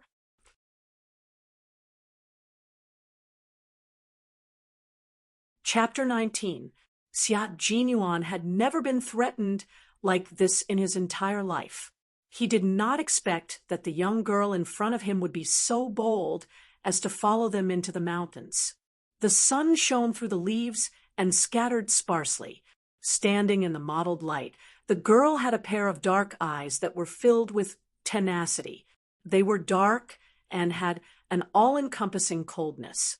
The expression in the girl's eyes did not match her age. It was quite appropriate to describe her as mature. The determination in her eyes made him feel a little reluctant to reject her. "Little girl, if you want to lead the way, you have to follow us yourself. Lu Bing, take care of her." Xia Jinyuan did not choose to believe that she would lead the way because he did not want to continue talking to this young and mature girl. He wanted to take her to the mountains and let her know what danger was. Only then would she be completely obedient. His strides were huge. Dressed in a combat uniform and army camouflage, he held onto a bush with one hand and jumped lightly. His arched back made him look like a ferocious beast that had its eyes on its prey in the forest. The soldier who was left behind, Lu Bing, took off his helmet and laughed. "Little girl, you actually have the guts to threaten Captain Xia. Fortunately, you are not his soldier. Otherwise—" He took off his helmet and placed it directly on Yi Qian's head. "Otherwise, you would have to fix it. Wear your hat and follow closely." Captain Xia was referring to the young major. What was there to be afraid of? She naturally had her own reasons for bringing it up. Yi Qian did not even have the chance to refuse to wear his helmet. He held onto the bush with both hands and followed closely behind her. There are traces of squatting here. There are traces of a tripod. Take a picture of this as well. Yi Qian quickly caught up and saw the soldier who was supposed to be chasing the criminal and the man called Captain Xia standing together. He pointed to a spot, and a soldier took a picture with his camera. Xia Jinyuan had already heard the rustling of the bushes behind him. He was a little surprised. The little girl was quite wild. She caught up so quickly. "I met them a little on the other side, but they're gone now." Yi Qian pointed at the slope in front of them and pursed his lips. "However, I'm sure they won't dare to walk up the mountain." After being bitten by a snake, walking on the mountain was a dead end. Xia Jinyuan obviously understood what she meant.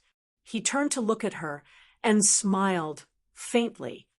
"That's right, so we can collect evidence first." All signals in the surrounding area had been blocked. It was impossible for the people who had escaped into the mountains to send out information or call for help. Although this was a man with a cold aura, When he smiled, he was indeed very charming. Yi Qian had always thought that she was not a woman who would be dazzled by a man, but at this moment she could not help but take another look. The cool mountain breeze blew over, and when it blew away the flash of light for a moment, it also carried a trace of smell. Holding her breath, Yi Qian took another light breath. Her eyes suddenly lit up and shone with a diamond-like light. She took a few light steps to Xia Jinyuan's side and said in a youthful voice, "How much longer do you need to collect evidence? They haven't gone too far. We can catch up with them immediately." Xia Jinyuan's intimidating black eyes were sharp as he looked indifferently at the girl who was only a fist away from him.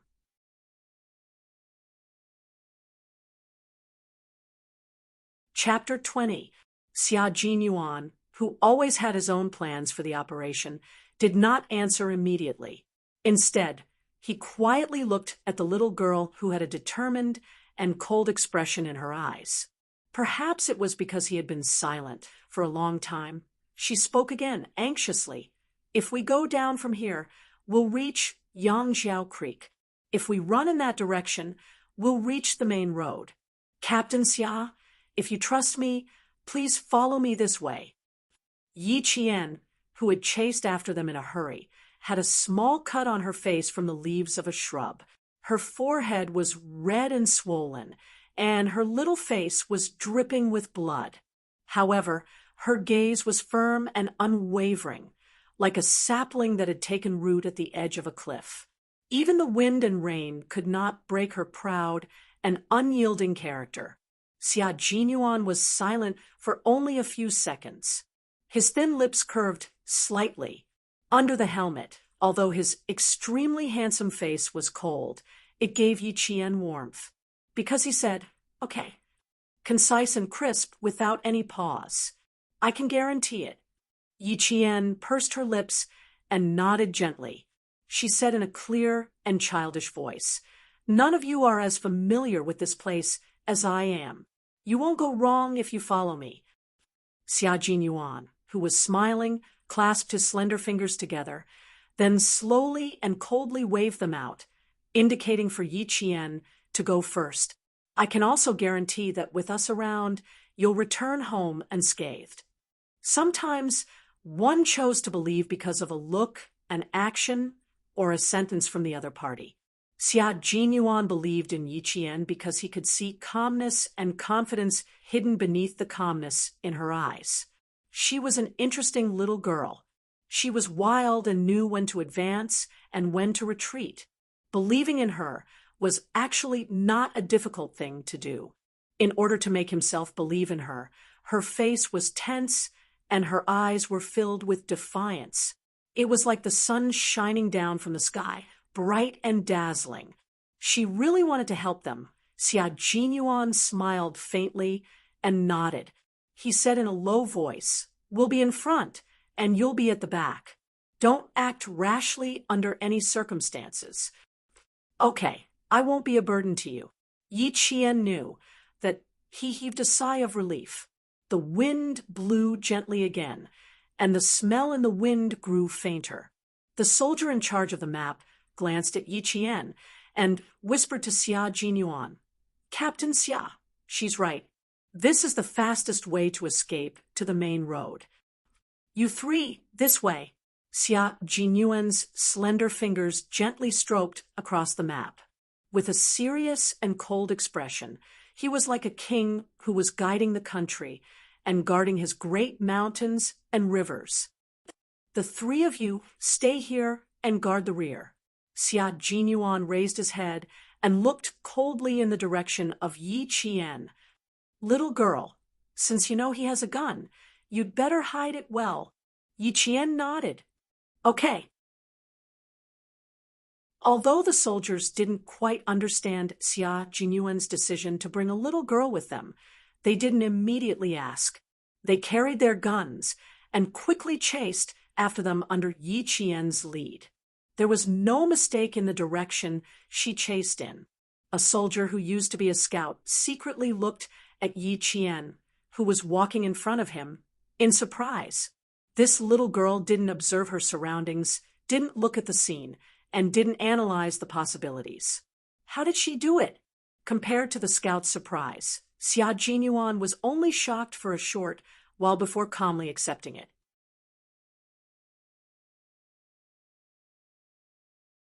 Chapter 21.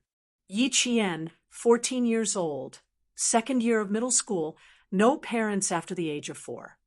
Lu Bing recognized Yi Qian at first glance, so when Xia Jinyuan asked, he succinctly and clearly explained the situation. Everyone in the village said that she's a pitiful little girl. Children without parents to take care of them were usually more sensible and knew how to survive. Xia Jinyuan looked at the figure that was even more agile than a swallow flying through the forest, and his gaze slightly narrowed. She had a tragic background, but he couldn't see any haze in her. He could only see the strength in her eyes.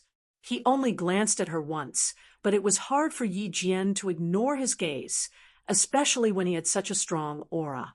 When she turned back to look at him, she only saw him calmly retracting his gaze, leaving her with an extremely elegant side profile. He instructed the soldiers, send the coordinates back to the troops, and seal off the exit to prevent reinforcements. Once the target was locked, it was time to close the net.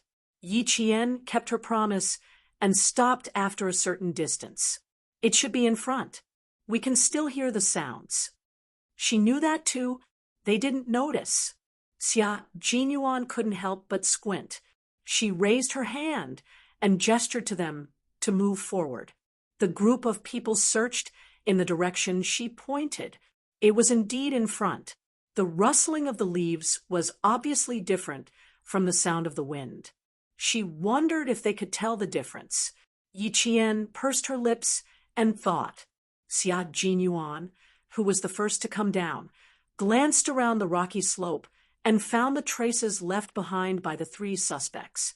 The large patch of thorns that had been cut open was the strongest evidence left behind by the suspects.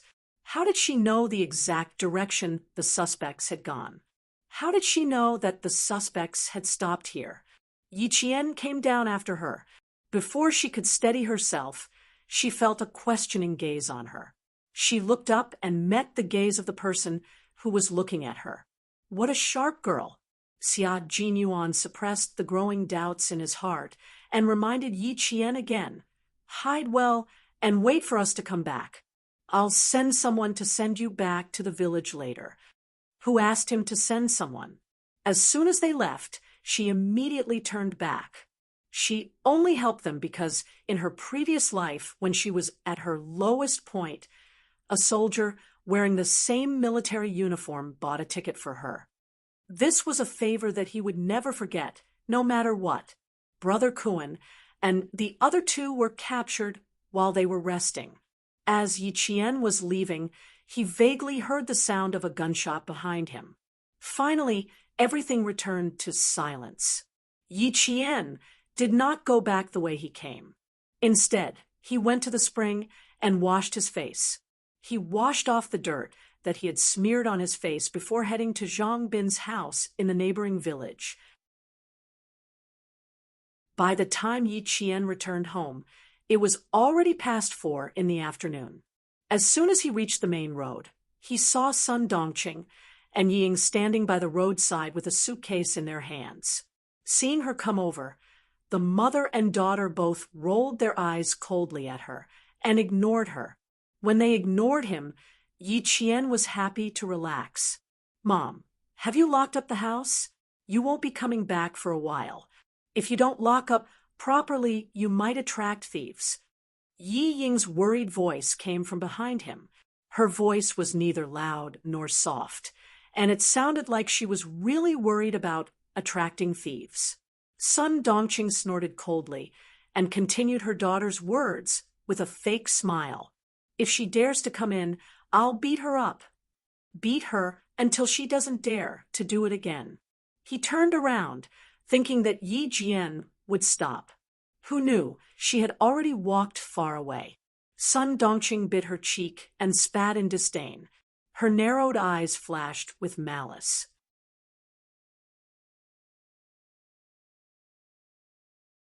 Chapter 22. On the mountain, Xia Jinyuan ordered the soldiers to stop looking for her through his earpiece. This little girl, he had told her to hide well, but she actually left without saying goodbye. Was it that difficult to say goodbye before leaving? Captain Xia, should we send someone to the village to ask if she has returned? Lu Bing, who had just returned, was a little worried. There were wild boars in the mountains. Don't let them hurt her. The order to return to the team came from the headset. Looking at the darkening sky, Xia Jinyuan smiled faintly and said, "No need. A clever fox can survive no matter where it is. Retreat. Retreat, retreat. Attention, at ease." Returning to the team in the mountains was not as orderly as returning to the field. After the roll call, Xia Jinyuan led the patrol team in the direction of the army in the gradually darkening sky. The sun had already set in the west. The light of the setting sun passed through the forest and shone on the handsome figure walking at the front. He looked even more tall and straight, like a god descending to the mortal world. His steps were very steady, and every step he took seemed to have a biting coldness that made all living things crawl. This was the 20-year-old Xia Jinyuan meeting the 14-year-old Yi Qian today. To the two of them, this was just an accident. The mountain finally darkened, and the village lit up with dim electric lights. Although the village in the 90s was poor and backward, thanks to the army, it was the first village to have electricity. The night in the warm spring was still a little cold. The villagers put on thicker jackets and went to Aunt Shio's house to watch TV. As the only family in the village with a black and white TV, it was very lively at night. The villagers chatted as they watched the television. After a day of fermenting, Sun Dongqing's actions during the day became a critical meeting at night. Fortunately, she was not there. If she was, she would have jumped up. The owner of the TV, Aunt Shio, was still indignantly saying in the village, "Sun Dongqing is really not a good person. If I didn't happen to see her, she wouldn't even have the clothes that she brought to school on Monday. She would have locked her in the room all day long." "That and girl, you didn't see it. She jumped out and said that I was meddling in other people's business. I could see that this girl was actually quite powerful. Tell me, with Jian Yiling's taciturn personality, how could she be a match for the mother and daughter?" As Yi Qian listened, he closed his eyes and smiled faintly. In this life, change would begin from here. Even though the sky was dark, there was no light in Uncle Jen's house. Other than him, there was someone else in the house. It's good that you've caught them. Move those who should be moved as soon as possible. I'll keep an eye on the village. Uncle Jen, who was sitting in his chair, said slowly in a deep voice, "I'm old now, and I want to find a successor who can help me sometimes." Uncle Jen's eyes were like torches in the dimly lit room. "I've already taken a liking to him. There's no need to trouble the team." A few barely audible breaths paused for a moment before someone said respectfully, "You can make the decision. If you need anything from the team, you can contact us at any time. It's getting late. We won't disturb your rest. Goodbye." The person who spoke stood up. There was a metallic luster on his shoulder that flashed in the darkness. "We'll be in the team tomorrow. We'll be waiting for your guidance. There are villagers trapping bamboo rats in the back of the mountain. Stay away." Uncle Jen didn't get up to send them off. Instead, he gave them a few reminders. After the few people in the house left, he stood up quietly.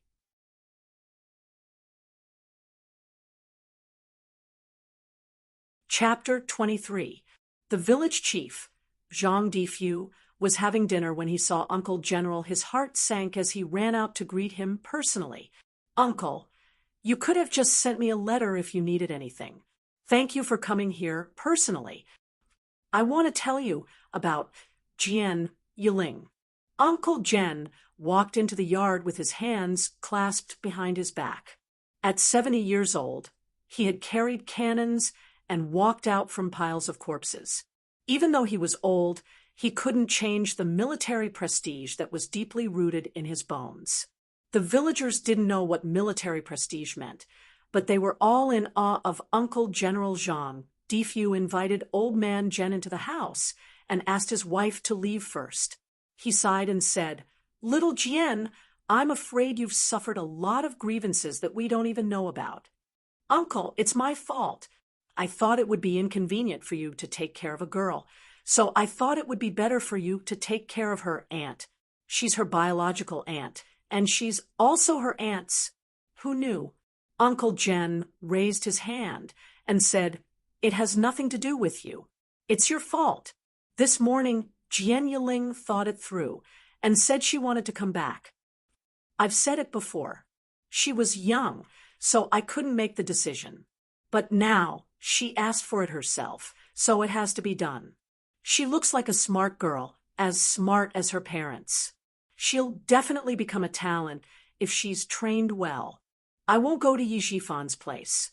You send her to school on Monday and find Yi Jifan. Tell him everything his wife has done. Uncle Jen's last sentence was spoken in an icy tone. Zhang Difu's heart skipped a beat when he heard it, and he was extremely flustered. He quickly agreed, Okay. If Jian Yiling wants to come back, there's no reason to stop her. But, Uncle, these years He didn't finish his sentence, as if he was addicted to talking. I haven't retired yet. I go to the mountains from time to time. Grandpa Jen, who hadn't even had a sip of tea, stood up and tidied his clothes out of habit. He stared at Zhang Difu and said in a deep voice, "If Yi Jifan doesn't agree, tell him to come back to me." He sent her back the same way I sent her to his house back then. Zhang Difu felt that his forehead was covered with sweat. He couldn't stand it anymore. "Uncle, don't worry. You don't have to worry about this. I'll take care of it," Zhang Difu said anxiously. This was the second time he had seen Uncle Jen lose his temper. The first time was when Yi Qian's mother came home pregnant.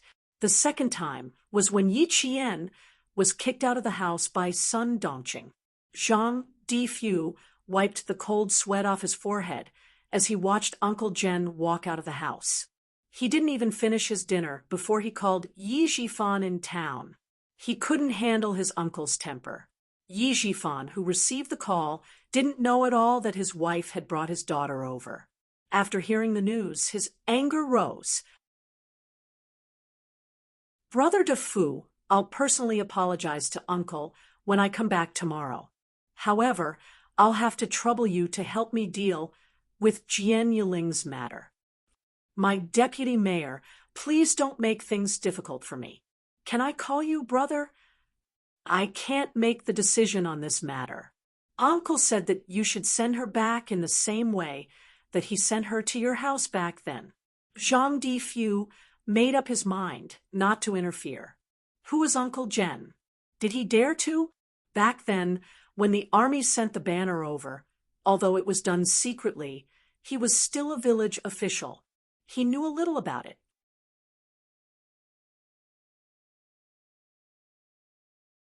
Chapter 24. Okay, I know this is hard on you. How about this? Let Yi Qian come over and talk to her. Yi Jifan's face was livid as he suppressed the anger in his heart. Stupid woman. If she dared to delay his promotion and wealth, he would not forgive her. When she received Yi Jifan's call, Yi Qian's heart clenched fiercely. When she left school that year, it was impossible that her uncle, the deputy mayor, did not play a part in it. After a clear, "Hello," Yi Jifan's voice came from the other side of the phone. A few years ago, when she heard her uncle's voice, it was full of official tone. It was unlike now, when he still played the family card. "Uncle, You told me not to mess around the moment you opened your mouth.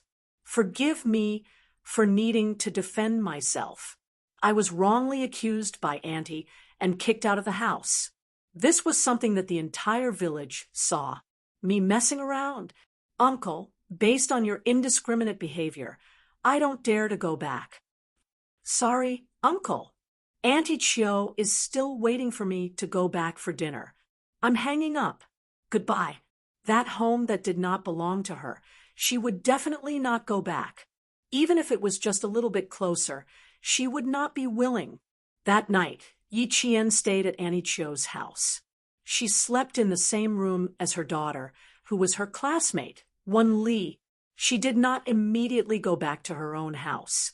Since Grandpa Jen had sent her a message, then she would wait for Yi Shifan to personally send her home. On Sunday afternoon, Yi Qian and Wen Li went back to school together. Although they were in the same class, they did not live in the same girls' dorm, so they separated when they entered the school gate. Yi Qian walked back to her dorm alone with her luggage. Although she had left the middle school campus for more than 10 years, she still remembered where her dorm was and where the school building was. Ying, you're amazing. She got first place again, and your cousin got last place again. Yi Qian had yet to enter the dormitory with his luggage when he heard the sounds of little girls playing inside. This voice. Yi Qian narrowed his eyes slightly. After thinking for a while, he remembered who the owner of the voice was. When she pushed open the dormitory door, Yi Qian was like a pause button, stopping all the laughter in an instant. Everyone looked at her. Io, isn't this Yi Qian? A girl in a red coat glanced at him and laughed. You're the last in 10,000 years. You're famous in school now. They're both surnamed Ji, but why is there such a huge difference? In response to the little girl's provocation, Yi Qian placed his luggage on the upper bunk near the door. He turned around and looked at He Jiamin with a half-smile. That's right. We both have the same surname, but why is there such a big difference? Her bright eyes looked at He Jiamin as she answered. As for the meaning behind her words, anyone could understand what she meant. There were two other people in the dormitory who were also on Yi Ying's side. It couldn't be helped. Students with good grades were usually popular in school. For example, Yi Qian, who was last in 10,000 years, could only be friends with the second, third, or fourth last in 10,000 years. Coincidentally, the second last in 10,000 years was also in the same dormitory. However, he hadn't come to the dormitory yet. Yi Ying, who had a reserved expression and accepted the adoration of her classmates with a smile, heard this. Her palm-sized face turned pale instantly. Her eyes, which had been faintly proud of herself, were now flickering slightly.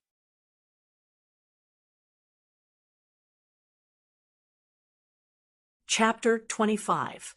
But He Jiamin didn't know the inside story, so she couldn't tell. Hearing this, she raised her good-looking eyebrows. Her eyes were full of contempt as she chuckled. So you're quite self-aware. Aren't you ashamed?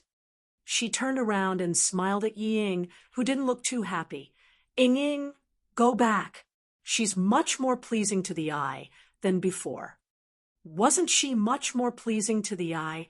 She even knew how to admit that she was inferior to Yi Ying. Oh, and her hair was tied up too. As she looked, He Jiamin's gaze became a little strange. She stared at Yi Qian and raised her voice. Let your hair down, quick. When she shouted, the two girls who were laughing with Yi Ying looked over. At first, they didn't feel anything, but gradually their expressions changed. It was clearly Yi Qian in front of them, but it didn't seem like Yi Qian. In the past, Yi Qian was indeed quite good-looking, but she liked to keep her head down and let her hair down all day long. She was like a wooden person who didn't have any opinions of her own.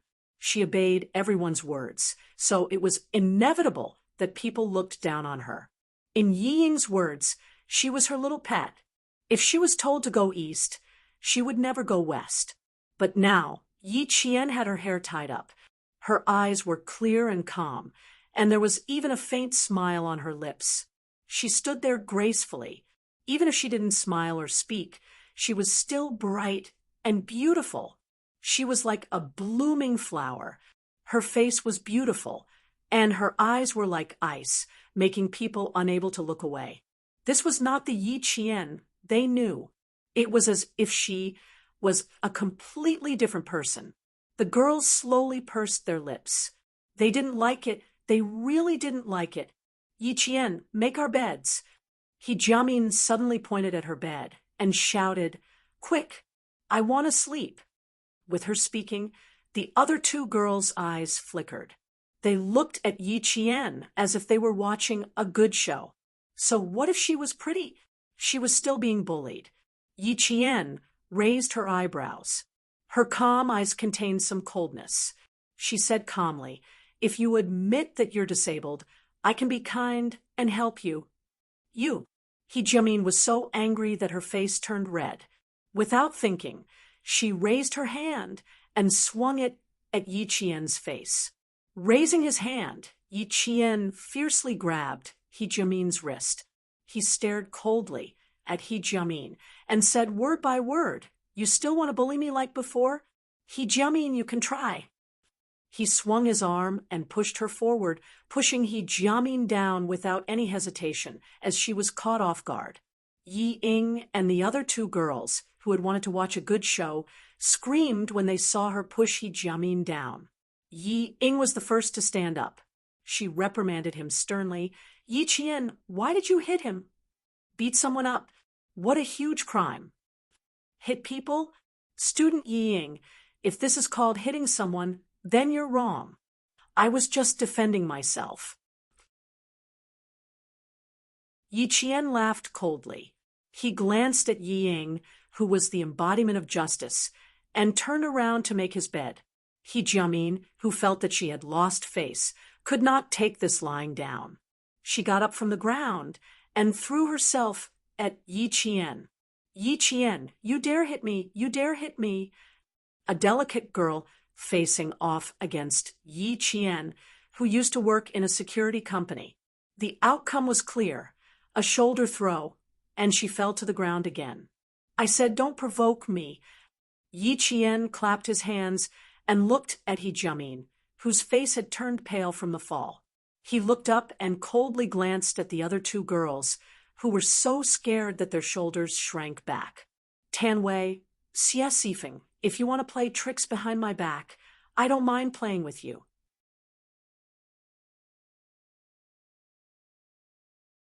Chapter 26. There had been no news of these girls ever since they graduated from junior high school. Yi Qian didn't really want to do anything to them. He just wanted to intimidate them. There was no need for him to do anything. Yi Ying helped He Jiamin, who was scared out of her wits, sit up on the bed. She looked at Yi Qian with a faint smile in her eyes. You came at the right time. He just didn't know how his mother was doing. Yi Qian, let's see how long you can be smug for. Yi Ying laughed coldly. Her eyes were not only smug, but also certain. She patted He Jiamin, who was crying with her head down, and said softly, Let's let her be smug for a while. Don't worry, she'll cry soon. Her words revealed a lot of information. She wasn't afraid of Yi Qian finding out. Since she had returned to school, Yi Jian was already mentally prepared. Similarly, she also had an idea of how to deal with it. Why wasn't Yi Ying afraid? It was because of her parents. The corners of his mouth curled up coldly as he looked at the overly confident Yi Ying with dark eyes. The coldness in the depths of his eyes was faintly mixed with a trace of hostility. He gave Yi Ying a cold smile and said softly, All right, let's see who will have the last laugh. She was also confident. The difference was that Yi Qian's confidence was based on her own confidence. Seducing the teacher? How could such a big thing be just a show between Sun Dongqing and her mother? In the face of Yi Jian's faint smile and calmness that came from within, Yi Ying, who was secretly pleased, suddenly felt her eyelids twitch a few times, and panic gradually rose in her heart. Yi Ying clenched her fists and pursed her lips. Don't be afraid. Don't panic. She had mom and dad, but Yi Qian, that damned girl, had nothing. What did she have to fight with her? What right did she have to fight with her? As long as Teacher Ku came forward to testify, she would be safe and sound. That damned girl's reputation would be ruined. She would have to live under her nose in the future. Thinking of this, Yi Ying's withered arrogance burned again. She looked away in disdain, lowered her head, and gently comforted He Jiamin. However, Tan Wei and Xie Sifeng didn't dare to stay in the dormitory. They found an excuse that they wanted to go back to the classroom to study and left in a hurry. In the classroom, there were already more than 20 students. More than 10 boys were gathered together, and it was unknown what they were whispering about. Sitting in the middle was a boy with pimples on the tip of his nose. He held a physics book in one hand, lowered his voice, and said mysteriously, "Guess what I found today?" A student writing a love letter to a teacher aroused the interest of this group of youthful boys. They stared at the boy who was deliberately trying to tempt them and said excitedly, F***CK. Do you still need to guess? Of course, it's a love letter, a love letter. Quick, let us see the love letter that Yi Ying wrote to the teacher. Her Chinese results are so good, so she must have written a lot of nice words. Come, read it out. We can use it for reference. Amidst the roaring laughter, the boy cleared his throat and read the love letter that Yi Ying wrote to the teacher. All the boys and girls in the classroom knew what it was. Wow, this love letter is so mushy. You are the blue sky. I am the white clouds. You are the mountains. I am a tree. Did Yi Ying write it? Why does it seem like she copied it from Jean magazine?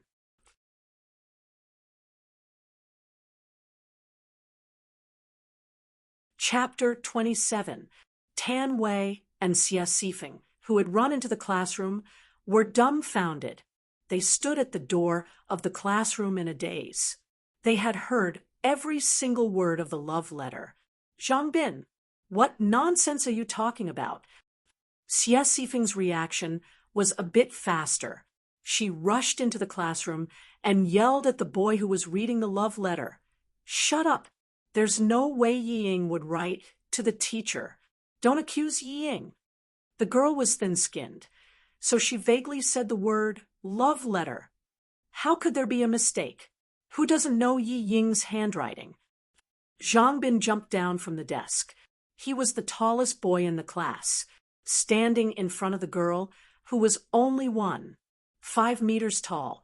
Zhang Bin was already 7 meters tall. His height alone was enough to scare people. Why would I accuse her? These words are her handwriting. They can all testify. The boys laughed even louder. Ha ha! Xie Sifeng, you follow the class leader every day. Don't you know? Ha ha, you must know. Come, tell us how many love letters the class leader wrote to our teacher. You're talking nonsense. All of you shut up. What do I know? I don't know anything.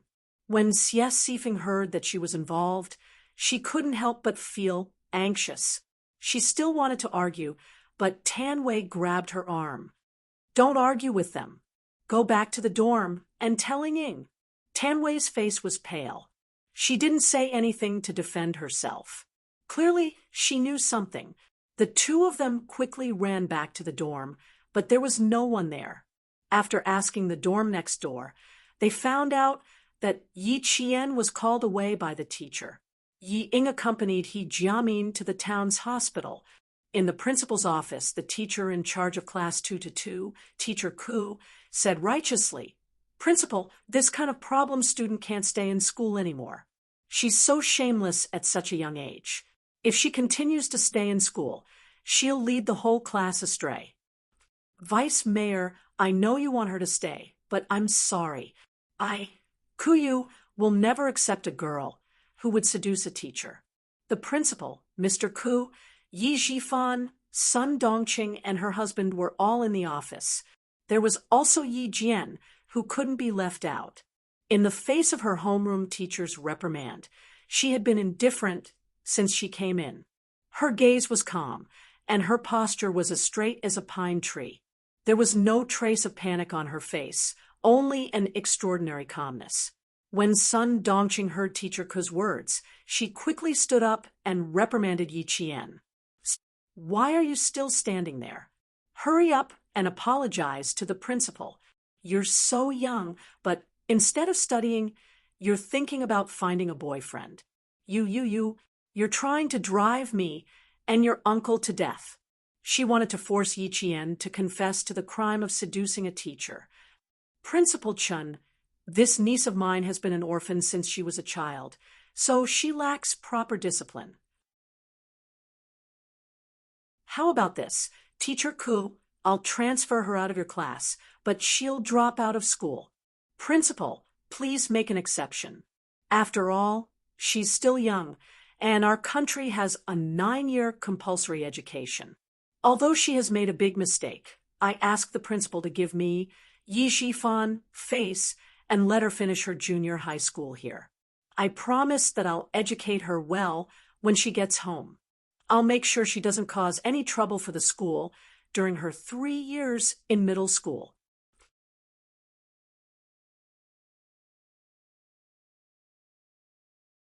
Chapter 28.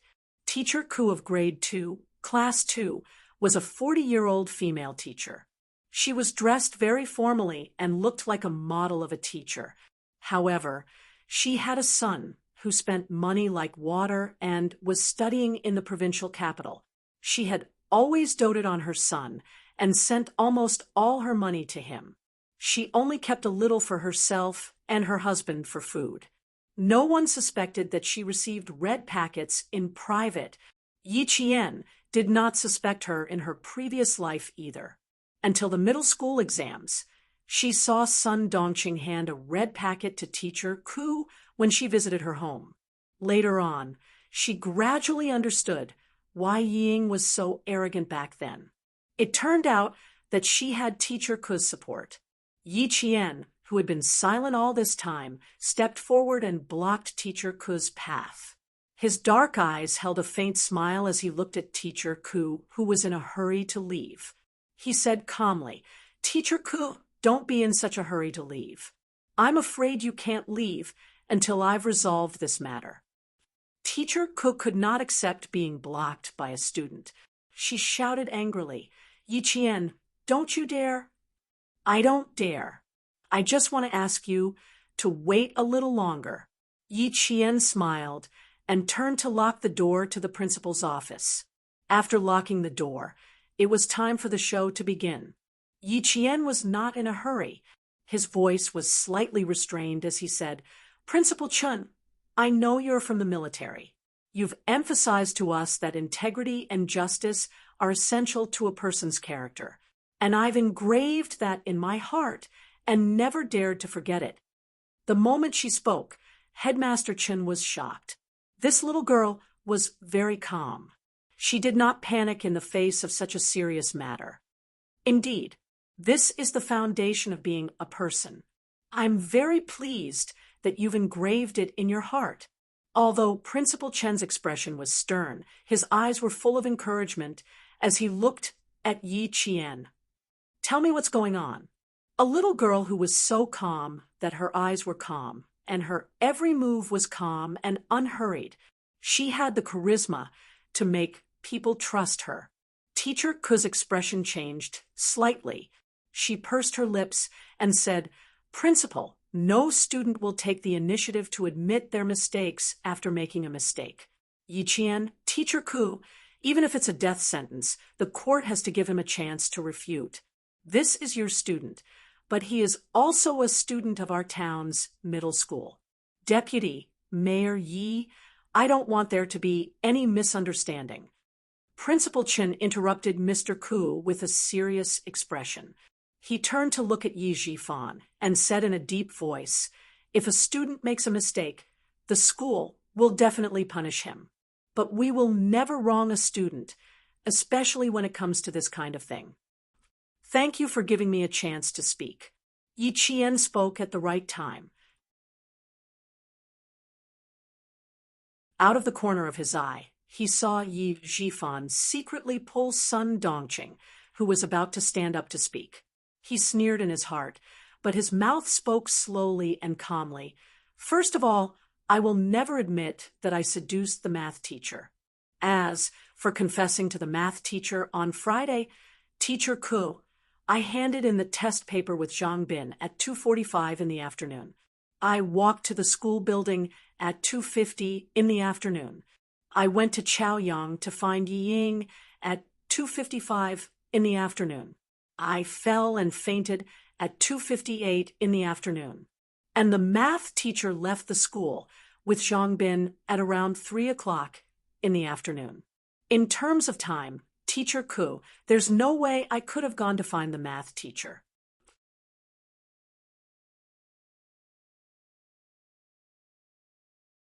Chapter 29. It was even more impossible in the past. Yi Qian smiled. Her facial features were bright and beautiful. She was a natural beauty. When she smiled, her bright eyes shone like pearls. "I can tell you where I am every day. In the first month of school, I can tell you where I am and what I do every day. I can tell you." Oh, she was really good at blowing her own trumpet. Sun Dongqing couldn't hold it in any longer. She sneered and suddenly rushed forward. She said sharply, "Damn girl, you're still so stubborn." She rushed forward and waved her hand to slap Yi Qian's face. This was her habit. When she was unhappy, she forgot to hide it. Principal Chen had a military background. When he saw this, he reacted quickly. He slammed his hand on the desk and shouted, "Stop, you!" Amidst the sound of a chair being dragged, he stopped shouting and stood up to walk out. "Aunt, are you trying to force me to confess under torture?" Yi Qian put her hands on the back of the chair. She was the one who dragged the chair in front of her to block Sun Dongqing's slap. She smiled faintly and said, "How impressive! You dare to hit me in front of the principal?" Principal Chen walked out and waved at Yi Qian, indicating for her to come to his side. He then said to the silent Yi Jifan, "So this is what Deputy Mayor Yi meant by educating her properly. I've learned something new." He didn't stop his wife's actions, so there was an element of tacit agreement. However, he didn't expect that not only did he fail to hit her, but it also made Yi Qian even more unruly. If he couldn't do it the first time, he would have to plan again. Yi Jifan looked at Yi Qian and smiled apologetically at Principal Chen. "Principal Chen, we've embarrassed ourselves in front of you. My wife is just a little impatient. Dongqing, take a seat first. Let's listen to your niece's explanation." "There's no need to explain. If there's something that can't be explained clearly, it's better to let the witnesses come forward." Yi Qian ignored Yi Jifan's warning look and smiled faintly. "Next up, we might have to bother Principal Chen." Interesting. Principal Chen had said this to Yi Qian. He had asked him to name a date, and she would be able to tell him what had happened that day. This piqued his interest. It was normal for a person to be able to remember roughly what happened in a week, and remember clearly what happened in 3 days. However, for a person to remember everything that had happened within a month, what he had said and what he had done, that was incredible. His memory could no longer be described as extraordinary. Teacher Ku, who had been humiliated by his student, sat down and sneered. A student who has never passed and is the last in class dares to boast so shamelessly in front of the principal. "I want to see how you're going to deal with this." "Classmate Yi Qian, are you sure you want to do this?" Headmaster Chen looked at the little girl standing beside him with interest. She had always been calm and composed, and a smile appeared on his stern face. Yi Jian nodded and said with a smile, "Every word I said is true, not a single lie. Principal, please." She even cupped her hands in greeting. Principal Chen immediately laughed out loud. "Interesting. Then I'll draw a date." After laughing, Principal Chen gradually restrained his expression, and his gaze became more serious. "Classmate Yi Qian, if this matter really gets out, I'm afraid it won't be good for you. You have to think carefully." Actually, Principal Chen already believed her in his heart.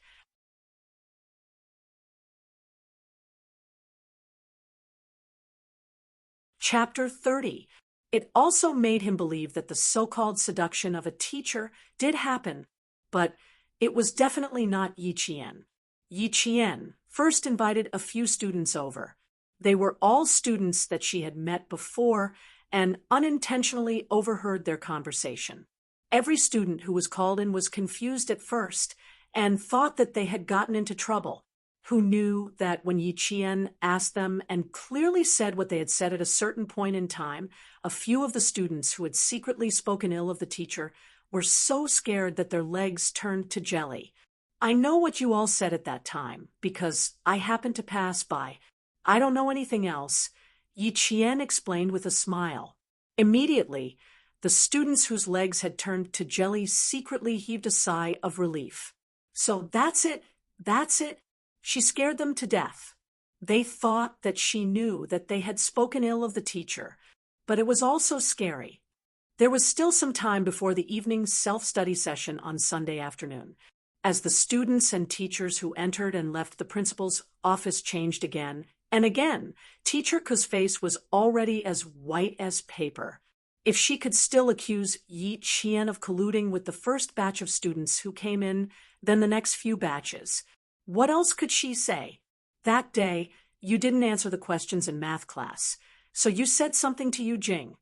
Yi Jian recounted what had happened on the 16th of March, the people she had met, and what they had said to each other. Yu Jing comforted you and said, "The questions just now were really difficult, so it's normal that you couldn't answer them." She also said there's a beautiful butterfly hair clip from the school's canteen, and she wants to buy it so that she can wear it on her birthday. Yi Qian's voice was soft and gentle. He repeated the conversation between the two girls on the way to the cafeteria without missing a word. The two girls were stunned, and their eyes widened in shock. They were both scared stiff. "Oh God, oh God." She. How could she still remember it so clearly? The girl named Yu Jing pointed at Yi Qian, then pointed at herself, then looked at her classmates. She was so shocked that she stuttered, You're too scary. I forgot what I said that day. Oh God, how did you get this brain?" This way, I can still remember it. She wasn't the only one. The rest of the boys were already saying, F***CK, F***CK, F***CK, looking at the little girl who recited everything they said that day without missing a single word. I King forgot what I said, but she actually remembered it all. The boy raised his hand and clasped his fist. "Classmate, I'm impressed. You can even remember this. F***CK. For 2 whole hours, a total of 16 groups of students came. Principal Chun was surprised at first, but now he left his office chair. Still in shock, he carefully looked at Yi Qian and said to the last group of students standing in front of him, "All right, you guys can leave first." The boys almost ran away. "Oh my God, the girl inside. What is her background? What the F***CK? He only had 1 head, but why did it feel like he had 10 heads? It was too King terrifying. What kind of memory is this?" Yi Qian gently sipped his water and smiled at Principal Chun. "Do you want to continue?" There were a total of 17 groups of students just now. In order to avoid suspicion, I didn't call any of my classmates over. No need, I believe you. Principal Chun was so shocked that he couldn't hold it in anymore. He looked at Yi Qian as if he had found a national treasure. Although he tried to make himself look calm, his eyes had already betrayed his current mood. I actually didn't know that our school had such a powerful person. Yi Qian, classmate, have you been doing this on purpose these past few years? Teacher Ko, whose face was ashen, sat there in a daze. His eyes were already dull. Yi Zhifan, on the other hand, glared fiercely at Sun Dongqing, who was scared out of her wits. He was a public official after all, so he could still say calmly, "It seems that my niece has been wronged. President Chen, I hope."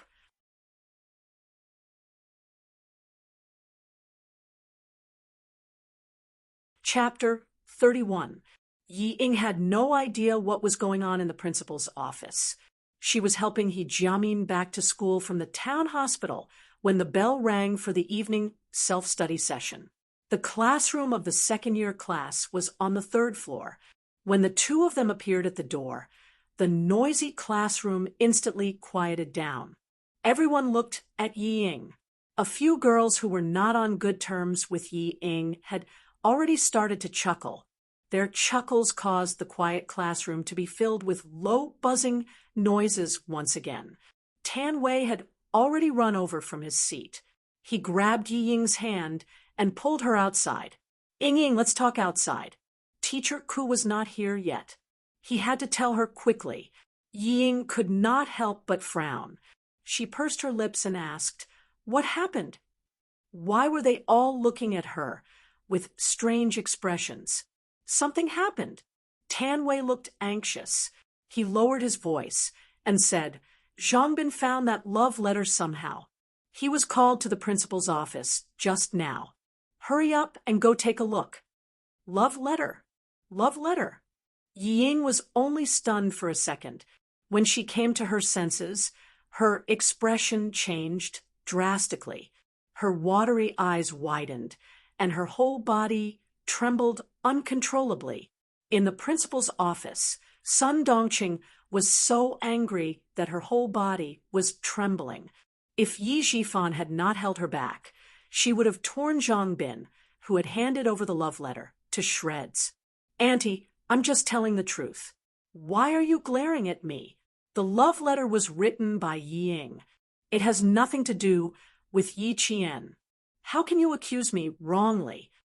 Zhang Bin was not afraid of Sun Dongqing's gaze. He had been waiting for this day ever since Yi Qian came over and told him about it.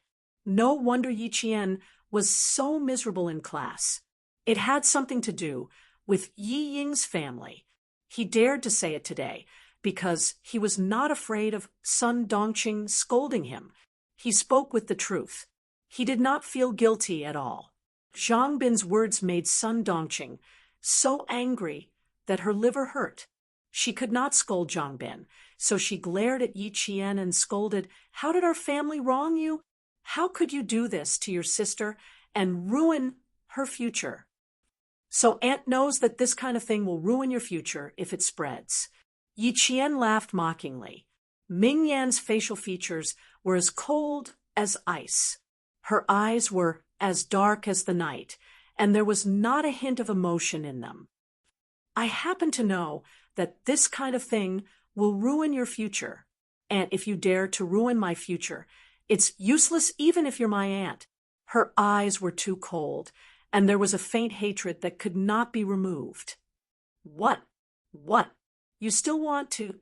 Sun Dongqing shouted even louder. Suddenly, she met Yi Qian's eyes. Her heart sank, and she couldn't bring herself to say those harsh words. Seeing this, Principal Chun could vaguely understand what was going on. Even a rabbit would bite when cornered. Yi Qian was clearly retaliating. Seeing Yi Zhifan's dark expression, Principal Chun said in a low voice, "Zhang Bin, go back to the classroom first. Ask Yi Ying to come to my office while you're at it." He wanted to see how Yi Ying would explain herself. He hoped that this outstanding student's character was as good as her grades. When Teacher Ku heard this, her legs went weak, and she felt a bitter taste in her mouth. The principal wanted her to stay, and did not give her a chance to leave. Outside the door, Yi Ying took a deep breath and was about to knock when the tightly shut office door opened without warning. Yi Ying, who was still mentally preparing herself, was so frightened that she coughed. When Zhang Bin saw that it was her, he opened the door and strode out. When Sun Dongqing heard her daughter's voice, she rushed out and hugged Yi Ying outside the door. "Ying, you've been wronged. You child." She sounded like she was crying, but she quickly said in a soft voice, "Blame everything on that wretched girl. Don't say that you wrote the love letter. Don't worry, Mom and Dad are here."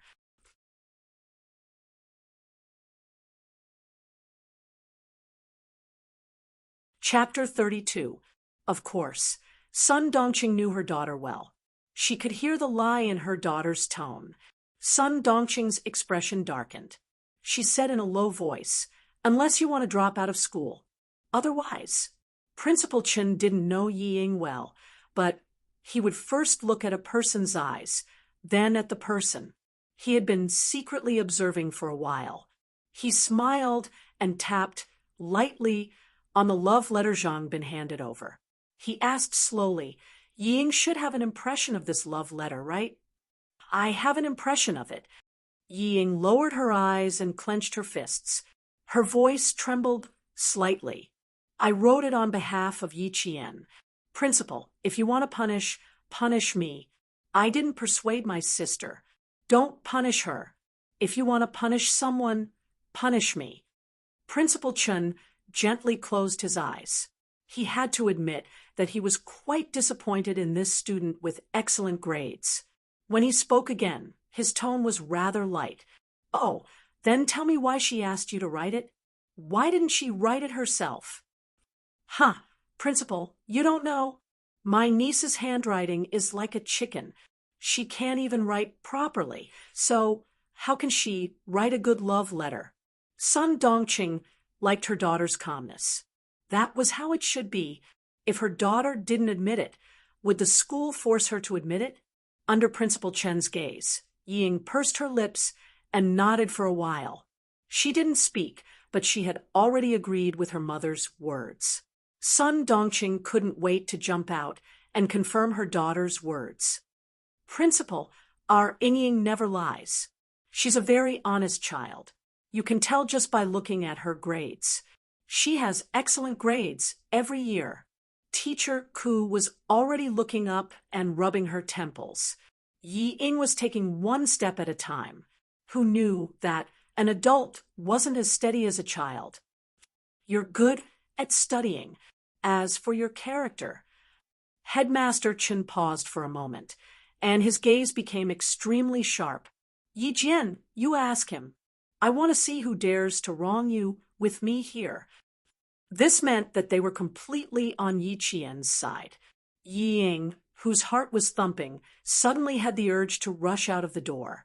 In the tense atmosphere, she clenched her fists tightly, and her brain was spinning at high speed. Principal Chen had complete faith in Yi Qian, so she definitely couldn't do as her mother wished.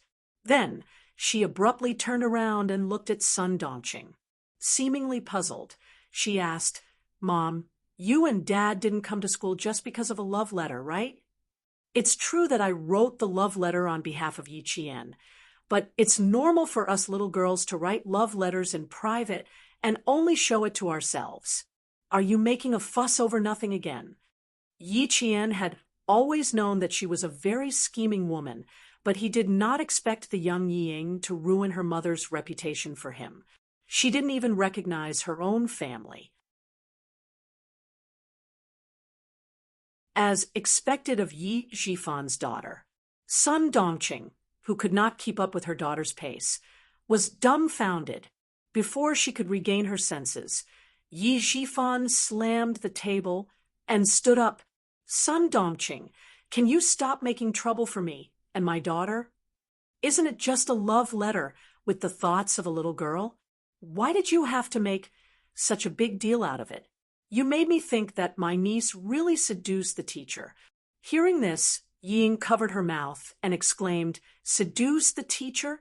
Mom, what nonsense are you talking about?" Ying, whose face was so shocked that she looked like she was about to faint, turned around and grabbed Yi Qian's hand. She hurriedly explained, "Sis, you know how my mother is. She likes to shout about everything. Just ignore her."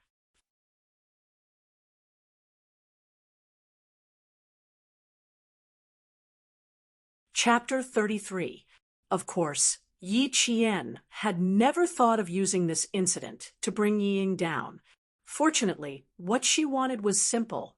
She just wanted to make sure that this incident that would ruin her entire life never happened again. This time, Sun Dongqing vaguely understood. When she was at home, the family listened to her. But when she was outside, if she wasn't listening to her husband, then she would listen to her daughter. She rolled her eyes and said, "What? This. Io, I'm so embarrassed, so embarrassed." I wanted to prevent my niece from going astray. But who knew? Who knew that I'd misunderstood my own niece? Io, I'm so embarrassed that I can't face anyone. I can't face anyone. Yi Ying heaved a sigh of relief in her heart when Yi Jian understood her so quickly. She held Yi Jian's hand and kept apologizing. Sister, don't be angry. I didn't keep it well. I didn't expect my mother to misunderstand. I apologize to you on her behalf. Can you forgive us? Sister, you're so kind. You'll definitely forgive us, right? Right? The corners of Yi Jian's mouth curled up slightly as he looked at Yi Ying, who was so anxious that tears were flowing out. He withdrew his arm and smiled, faintly. He slowly said, "Look at you, you're doing it again. You're always forcing me to forgive you, as if I don't forgive you, I'm an unforgivable evil person." Ying, don't use my kindness as a weapon to hurt me. Didn't you say that I seduced teacher? Do you dare to say that to your mother in front of Principal Chen? Do you dare? Damned girl. She was forcing her to confirm with her own mouth that she, Yi Qian, had never seduced teacher. How is that possible? How could I say something like that? Ying shook her head. Her tears kept flowing, and her small face was flushed red. She seemed to be really anxious for Yi Qian. That's impossible. How could you seduce teacher? Absolutely not. She then said to Sun Dongqing, "Mom, if you make a fuss over nothing, I'll never forgive you. Sister would never do something like that. Don't talk nonsense." Seeing this scene, Headmaster Chen's face turned gloomy. How heartless of a family to bully an orphan child. "Come, Yi Qian, come to my side." Principal Chen waved his hand and took down the fountain pen pinned to his chest. "Write a line for me. I want to know if your handwriting is so bad that you need Yi Ying to write a love letter for you." Yi Ying's face stiffened when her name was called out. Why did she have to ask the wretched girl to write? However, as for writing, she pushed Yi Qian and secretly gloated, "Sis, write well. Don't be afraid. You're innocent, I know it. It's all my mother's nonsense. I'm so angry." "I'm not afraid, but I'm afraid that I'll embarrass you if I write it out." Yi Qian smiled coldly. Seeing the other party's frozen expression, he felt a wave of satisfaction. He took the fountain pen and wrote a line of words on the white paper that was spread out. His movements were as smooth as flowing water. He put down the pen and handed the line of words to Principal Chen. Yi Qian smiled and said, "Take a look. Do I still need Yi Ying to write a love letter for me? To be honest, I really don't like her handwriting." Yi Ying, whose expression was stiff, turned pale. She secretly clenched her teeth.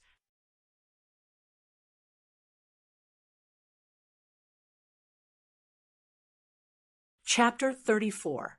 Deputy Mayor Yi, who didn't want to say much due to his status, took the paper and looked at it. He felt that he had lost all face today. You call this ugly? You call this handwriting from chicken scratch? Are you King blind? Yi Shifan wanted nothing more than to slap the thin piece of paper in his hand on Sun Dongqing's face. He stood up with a cold expression and said to Principal Chen, Principal Chen, I still have some work to do here. I'll have to trouble you with school matters. He stuffed the paper in his hand into his wife's hand and said through gritted teeth, King came out with you to make a fool of myself, and I even implicated my daughter. After he finished speaking, he turned and left. Yes. I really made a fool of myself today. Sun Dongqing opened the paper and was completely stunned. She couldn't even speak. At this moment, Yi Ying saw that her mother had taken all the blame. She calmed down a lot, but when she saw that Sun Dongqing seemed to have suffered a huge blow, she started to worry again. Mom, don't blame yourself. Sister will. When her gaze fell on the paper, Yi Ying's eyes instantly widened. How could it be? How could this be written by Yi Qian? The paper gently floated down from her hand, and she saw a line of elegant words written on the pure white paper. The words were like the person. They looked beautiful and long, but in fact, they were slightly hidden and contained a sense of horizontality. Yi Qian reached out and gently caught the paper that was about to fall. He smiled at Yi Ying, who looked as if she had been electrocuted. Do I need you to write a love letter for me? Yi Ying, you're really ruining your own image. Stay here and explain to the principal. At that moment, Yi Ying wished that she could faint.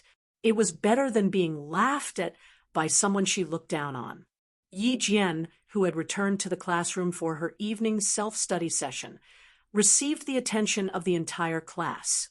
When she saw these unfamiliar yet familiar faces again, the smile at the corner of Yi Yinghan's mouth did not disappear. Everything would eventually pass. She didn't need to be afraid anymore. She didn't need to worry anymore. She had finally taken the most difficult first step. Sitting in his seat, his desk mate was none other than Zhang Bin. Thank you, Zhang Bin. Thank you for standing up for her and speaking up for her.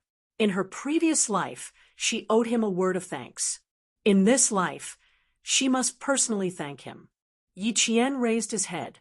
His dark eyes held a clear smile as he said slowly and solemnly, Thank you very, very much. Hey, Zhang Bin chuckled. His eyes clearly reflected Yi Qian's face, which was like a blooming rose, and still appeared to be a bit shy. You have changed a lot, he said in amusement. You look a lot better than before. It was a very sincere and pure compliment. Yi Qian's eyebrows curved into a smile. The water in his eyes was like a gurgling spring under the sun, dazzling and eye-catching. Thank you. Because of his help, Yi Ying's image was no longer as pure as ice and jade. The matter of her writing a love letter to the teacher would forever be a stain on her academic career. Don't mention it. I just can't stand her bullying you.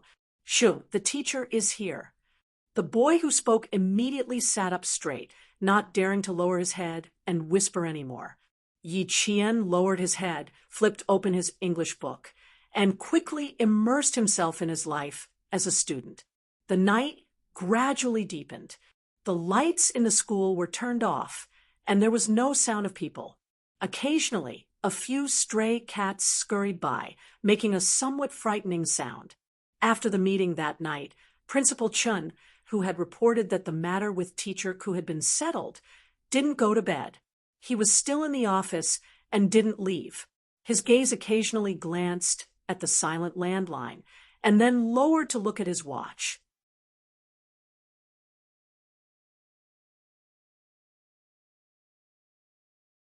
Chapter 35.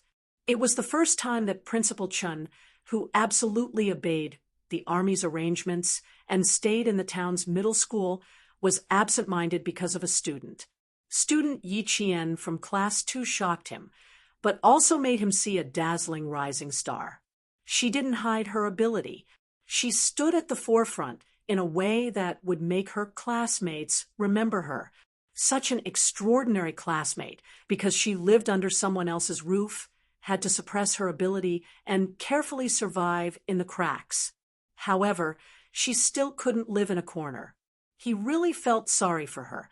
Forced into a desperate situation, she finally couldn't endure it anymore. She didn't hide her ability anymore. She appeared in a way that would make all the teachers and students remember her. He had to say that he was really grateful to Deputy Mayor Ye's family for forcing him. Otherwise, a bright pearl would be covered in dust and very likely be silent forever.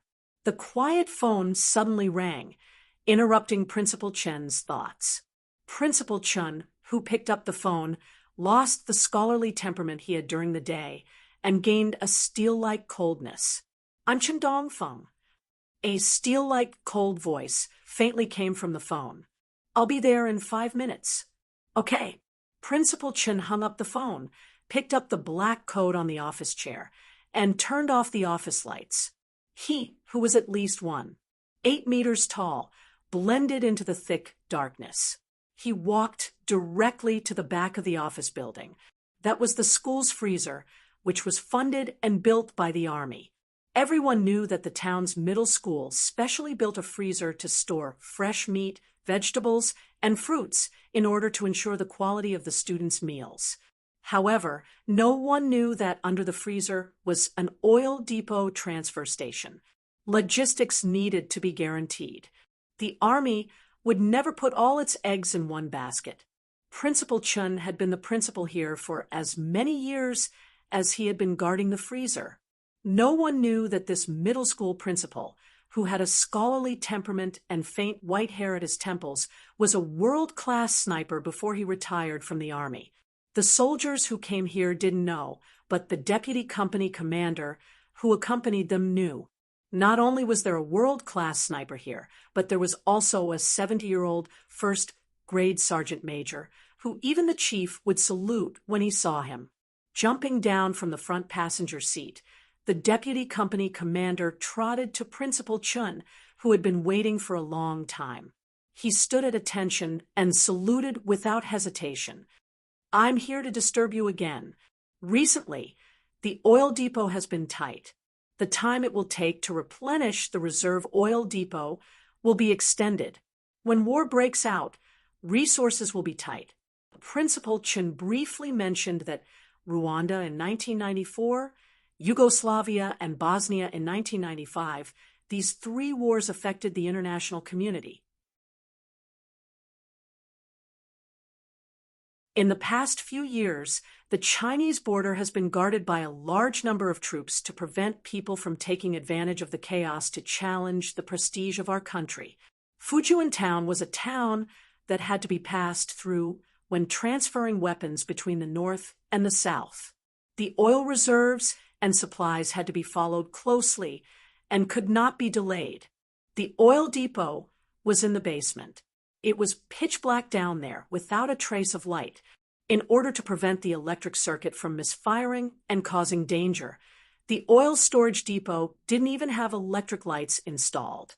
The soldiers who jumped down to transport the oil used the lights on their helmets and quickly used the indoor loading and unloading truck to transport the oil tanks out one by one. About 20 minutes later, the truck started again and slowly left the school.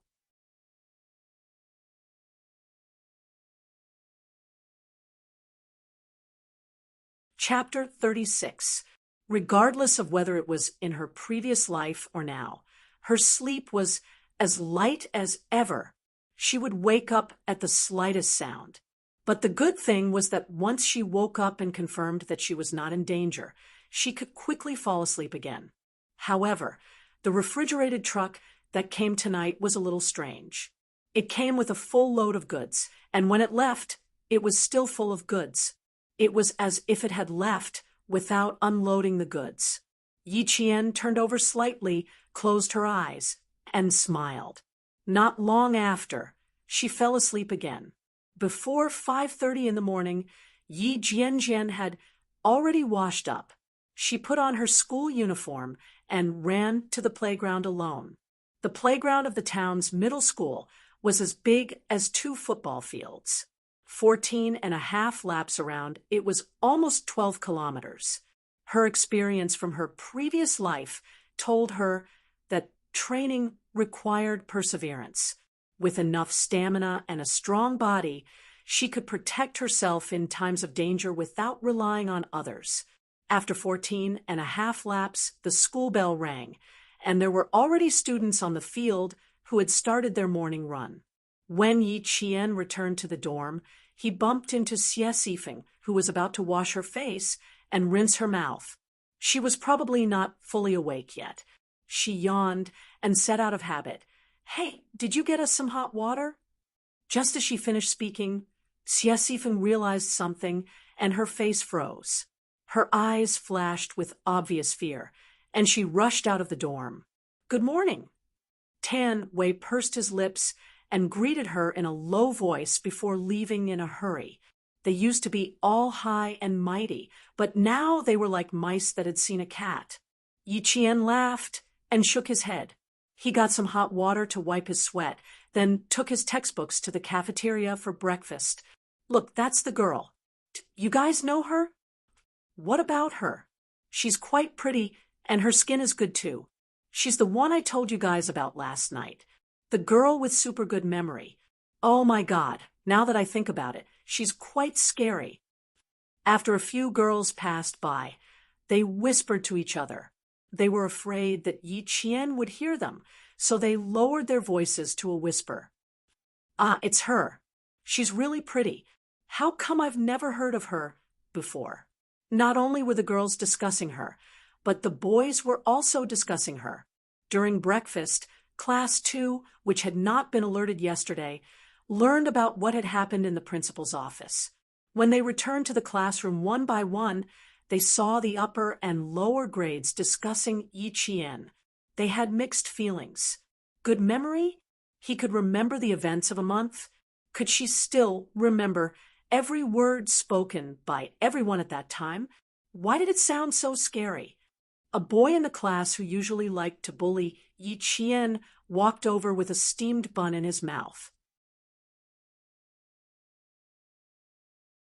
He sat down on Yi Qian's desk and said in disbelief, "Yi Qian, what did we talk about last night?" Yi Qian, who was reviewing Chinese, looked up from his textbook. He tapped his finger on the desk and said calmly, "I don't like this behavior of yours. Please leave."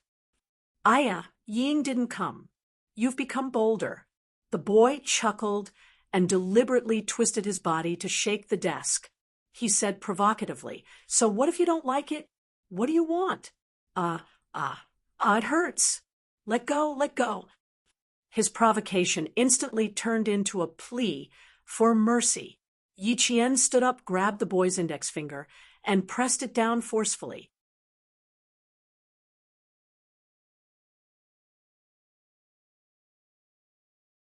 Chapter 37. Yi Qian had seen a lot of retired soldiers in the security company, even retired Special Forces soldiers. She had seen how they trained hard, how they fought, how they could kill with one move, and how they could gain the initiative in an instant. They were so outstanding that she could even see them on TV. From the age of 21 to 23, that was the happiest time of her life. At the same time, it was also the time when she learned the most. Only now did she realize that the hardships she had gone through in the past were actually blessings bestowed upon her by God. Does it hurt? It shouldn't hurt too much, right? I didn't use too much force. Yi Qian smiled faintly. Her bright eyes rippled like black stones. When I invited you, you didn't want to get off. You wanted me to stand up and invite you. When I stood up to invite you, you said it hurt.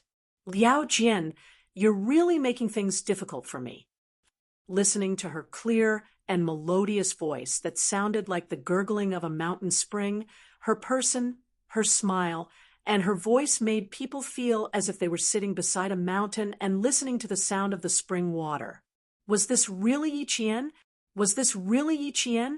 The Yi Qian they knew was overly docile, overly gentle. If you scolded her, she would just listen with a smile. If you scolded her, she would just listen quietly. She was like a puppet without a soul. She only knew how to obey them and had no opinions of her own. At this moment, Liao Jian's cries of pain made the students in the class realize that the Yi Qian they knew had disappeared. Under the bullying of the students, under the pressure of Yi Ying, the docile Yi Qian had disappeared. Yi Qian, you can be gentler. It won't be good for anyone if you break a bone. The other boys hesitated and spoke up, looking at Liao Jian's finger that was bent at an odd angle. One or two of them felt pain in their own fingers. Yi Qian smiled as she looked at them. They were all from the depths of her memory. Whenever she saw them again, she would remember their names. They were also the boys who liked to bully her. 1, 2, 3, 4, including the one in her hand. Not bad. There were exactly 5 of them. He's the one in pain when his bones are broken, not me. What's wrong with me? Yi Qian exerted a little more force, and Liao Jian's cries of pain became a few decibels louder. The 4 boys who were still trying to persuade, Liao Jian took a few steps back. Liao Jian was already in so much pain that his screams were endless. It's broken, it's broken. Let go, let go. Do you want me to invite you down again? Yi Qian knew how much strength she had used. Even if she tried again, she couldn't really break her classmates' fingers. Do you still dare to bully me in the future? Oh my God, who would dare to do that? He might seem easy to bully, and in fact, he was indeed easy to bully. However, once his temper flared up, it was truly unbearable. No, I swear. F***CK. It hurts. Liao Jian, whose fingers felt like they were about to break, apologized profusely. Only when his fingers were about to go numb did he let go. With his fingers freed, Liao Jian swung his hand and looked over with a fierce gaze. Yi Qian, you F***CK. Yi Qian, who met his gaze calmly, narrowed her eyes slightly. Her gaze was even fiercer than his opponent's. This made Liao Jian, who had said, "Okay," 3 times, feel his heart skip a beat. In the end, he reluctantly returned to his seat.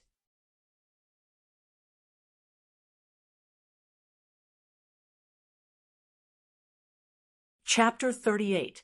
His father has some connections in town. Be careful.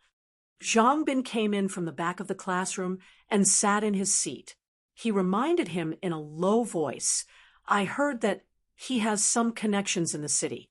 My dad specifically told me not to provoke him in school." Zhang Bin's father was a police officer in the town's police station, so he had some connections in town. Yi Qian smiled calmly. "I was just returning the favor. If he has connections, what can he do to me?" That's true. After thinking about it, Zhang Bin quickly put his worries aside and asked with interest, "You were so cool just now. Who did you learn grappling techniques from?" With a father who was a police officer, Zhang Bin could more or less figure out what was going on. Yi Qian took out the math textbook that he needed to test this morning and placed it on the table. He flipped to the exercise page, lowered his head, and smiled. "I didn't learn. I just looked." After looking, she could memorize it. Once she memorized it, she could learn it herself. She answered so casually that Zhang Bin was stunned for a while. He panicked and said, "You can learn it just by looking at it. Can't you be a little more reserved?" He had suffered another blow. The sound of neat footsteps came from outside the classroom. The 2 of them immediately adjusted their posture and sat up straighter than all the other students. The first to enter was Teacher Ku, and behind her were 3 soldiers in formal military uniforms. They looked cold and mighty. It was not strange for soldiers to often appear in school. Every year, they would come to the school several times to explain basic precautions to the students. However, the soldiers who came back this time made the students hold their breaths. The girls widened their eyes and stared unblinkingly at the young major who walked to the podium under Teacher Ku's guidance. He was so cool. Yi Qian did not expect to see Xia Jinyuan in his class again. He looked at him and lowered his eyebrows slightly. "Sorry, I didn't inform you in advance and took up your morning's self-study time." Xia Jinyuan took off his military cap and gently placed it on the podium. The solemn national emblem was facing the 62 students below the podium. "I'll take 10 minutes of your time. I hope you can listen quietly while I speak." He took off his military cap, revealing his clear forehead. His elegant and handsome face had already stunned several girls who saw him. His voice contained the majesty of a soldier, and there was a hint of coldness in it. His gaze silently swept from the left side of the classroom to the right. When it passed by Yi Qian, it did not stop at all. It was as if he did not recognize him. His silent gaze made the students instantly return to their elementary school days. Not only did they straighten their backs, but they also put their hands behind their backs. "Very good." Xia Jinyuan, who was able to intimidate his classmates with just one look, narrowed his dark eyes slightly and no longer emitted a cold light. He placed his hands on the podium and leaned his handsome body forward, slightly. Slowly, he spoke again in a very magnetic tone. "Today, we will talk about how to be more vigilant, how to detect people hiding around us, how to find out about the movements of the troops, and how to steal the troops." As he spoke, Yi Qian no longer lowered his head. Instead, he listened attentively and silently memorized every word he said.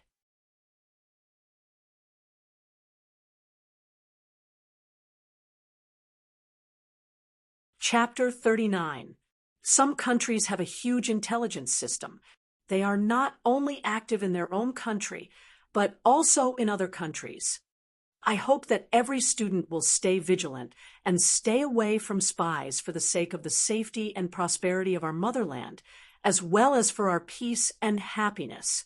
Xia Jinyuan, who was standing on the podium, had a faint smile on his face when he spoke, but his eyes were deep and sharp. Even if he smiled slightly, you would never think that he was a gentle man. You would be able to tell at a glance that he was an extremely cold man.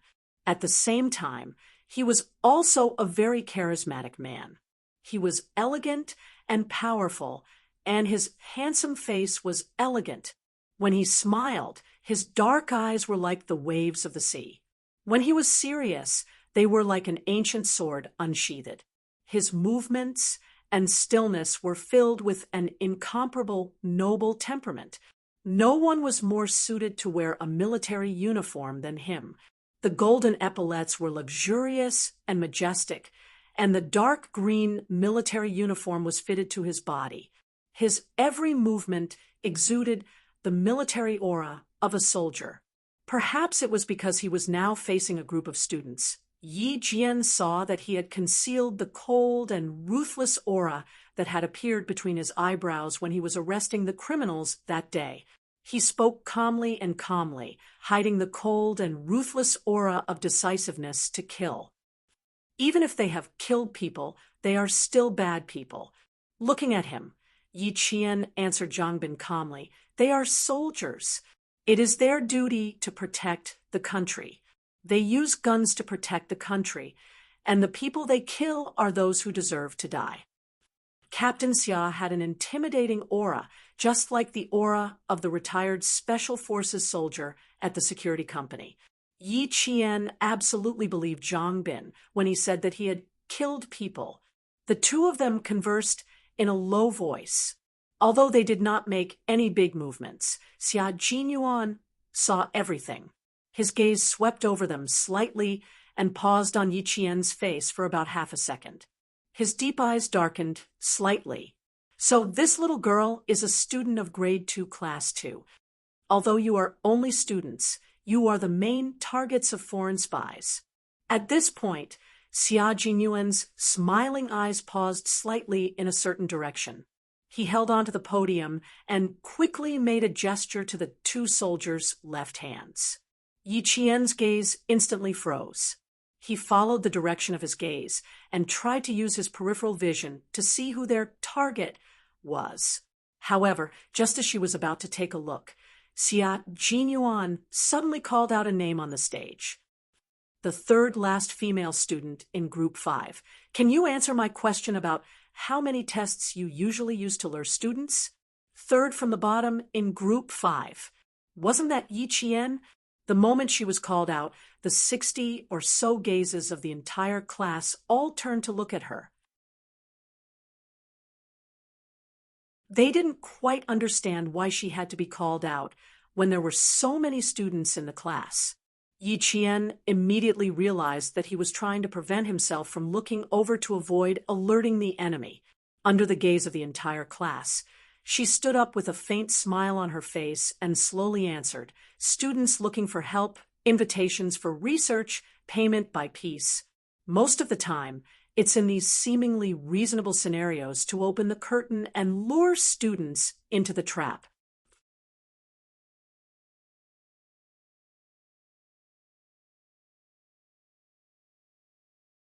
Chapter 40. However, how would she know that this was a Special Forces hand signal? He timed the 10 minutes very precisely.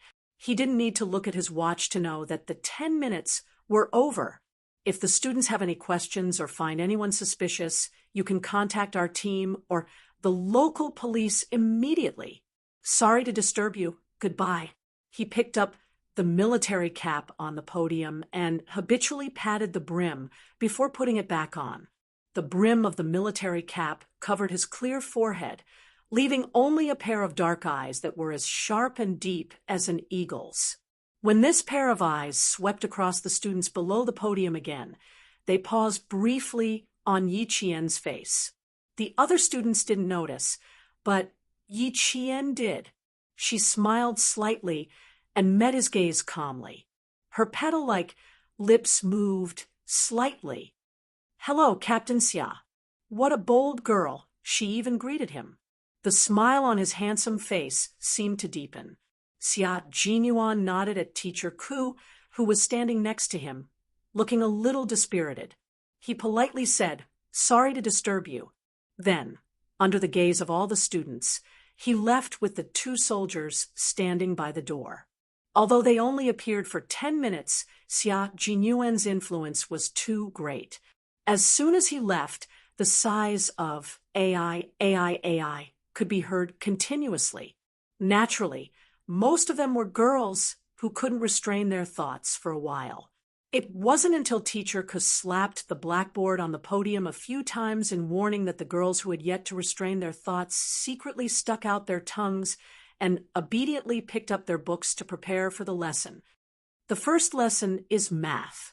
Listen up. If anyone dares to drag our class down again, copy the test paper 100 times and stand outside the classroom for a week as punishment.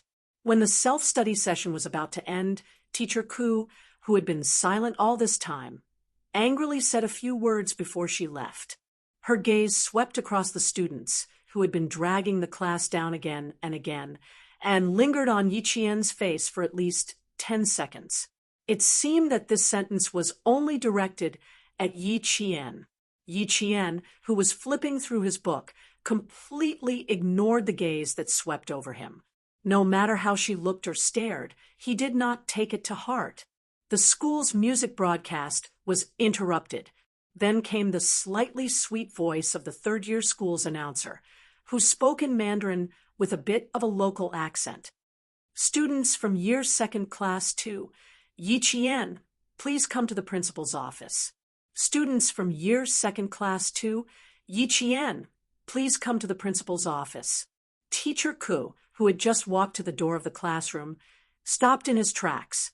There was a trace of hesitation on his gloomy face, and he quickly left with a cold face. Yi Qian walked briskly to the Principal Chen's office. After knocking on the door and entering, he saw Xia Jinyuan sitting in the guest chair, but Principal Chen was not there. "I'm the one looking for you." Xia Jinyuan looked up at the girl with sparkling eyes. His thin lips couldn't help but curl up slightly. Seeing that she was still standing at the door and had no intention of coming in, he waved his hand and smiled gracefully. "Come in. I have a few things to tell you." He had a wary look on his face. What did she think he was going to do? Yi Qian saw that he was treating her like a child and lowered his head to look at his 14-year-old body. He was indeed a little small. He was considered short in class.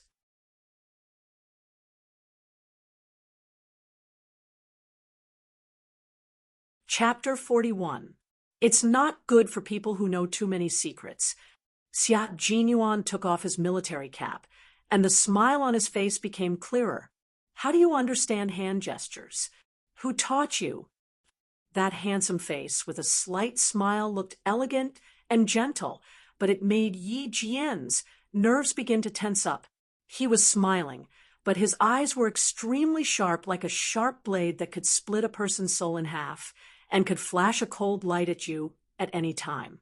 Yi Jian did not sit directly in the seat that he had designated. Instead, she sat on the guest chair that was closest to the door. Her expression was somewhat indifferent as she replied, "No one taught me. I just happened to see your movements." "Oh, that good. You just happened to see it, and you know what it means." Xia Jinyuan raised his eyebrows, and his eyes darkened. His expression was still calm as he said, "You've changed a lot, but Uncle Jen is still protecting you." The 70-year-old first-grade sergeant major stood in front of the regiment commander. His vigorous voice resounded through the air as he told the regiment commander, "There is absolutely no problem with Miss Jian. She had the protection of a first-grade sergeant major and the appreciation of a world-class sniper. What other surprises could this little girl have for him?" "Grandpa Jen," Yi Qian moved his fingers, and his eyes became sharp. He stared at him and said coldly, "You're related to Grandpa Jen? Aren't you just suspecting me?" Not only was his temper bad, but it was also bad. Xia Jinyuan smiled and looked at her. He pondered for a moment, then said casually, "Relax, don't be so tense. We only have deep respect for Uncle Jen, and we will never offend him. I asked you to come here, not because I suspect you, but because I want to remind you. Liao Jian, you can treat him like you normally do." This was the reason why Xia Jinyuan asked her to come over. He wanted to remind her so that she wouldn't get into trouble when she didn't know much about it. Although she was a little girl, she was calm enough to make him believe that she wasn't an impulsive girl who couldn't keep things under wraps. Yi Qian didn't expect him to remind her so directly. She looked at him with her dark eyes and asked, "Is he related to the people we caught in the mountains?" "So far, we've found out that he's related, but that's not something you should be concerned about." Xia Jinyuan didn't care about anything else. He reminded her again, and it didn't matter. "What you should be concerned about now is your studies. Just now, when I was retrieving Liao Jian's student file, I accidentally flipped through your results." The smile on his lips gradually deepened, and his gaze towards her was already filled with disappointment. "Student Yi Jian, you still have to work hard." He wasn't the only one who knew about his terrible results. Almost the entire school knew about it. Hearing it again, Yi Qian accepted it calmly. He smiled and said disapprovingly, "I didn't show my ability, so it's nothing." Yi Qian didn't even bat an eyelid at Xia Jinyuan's arrogance. He stood up with a smile and said, If there's nothing else, I'll go back to the classroom. There will be a test later, so I have to prepare in advance." The little girl had a bad temper. He only tried to test her, but she immediately became stubborn. Even his last attempt to appease her didn't break the coldness in her eyes.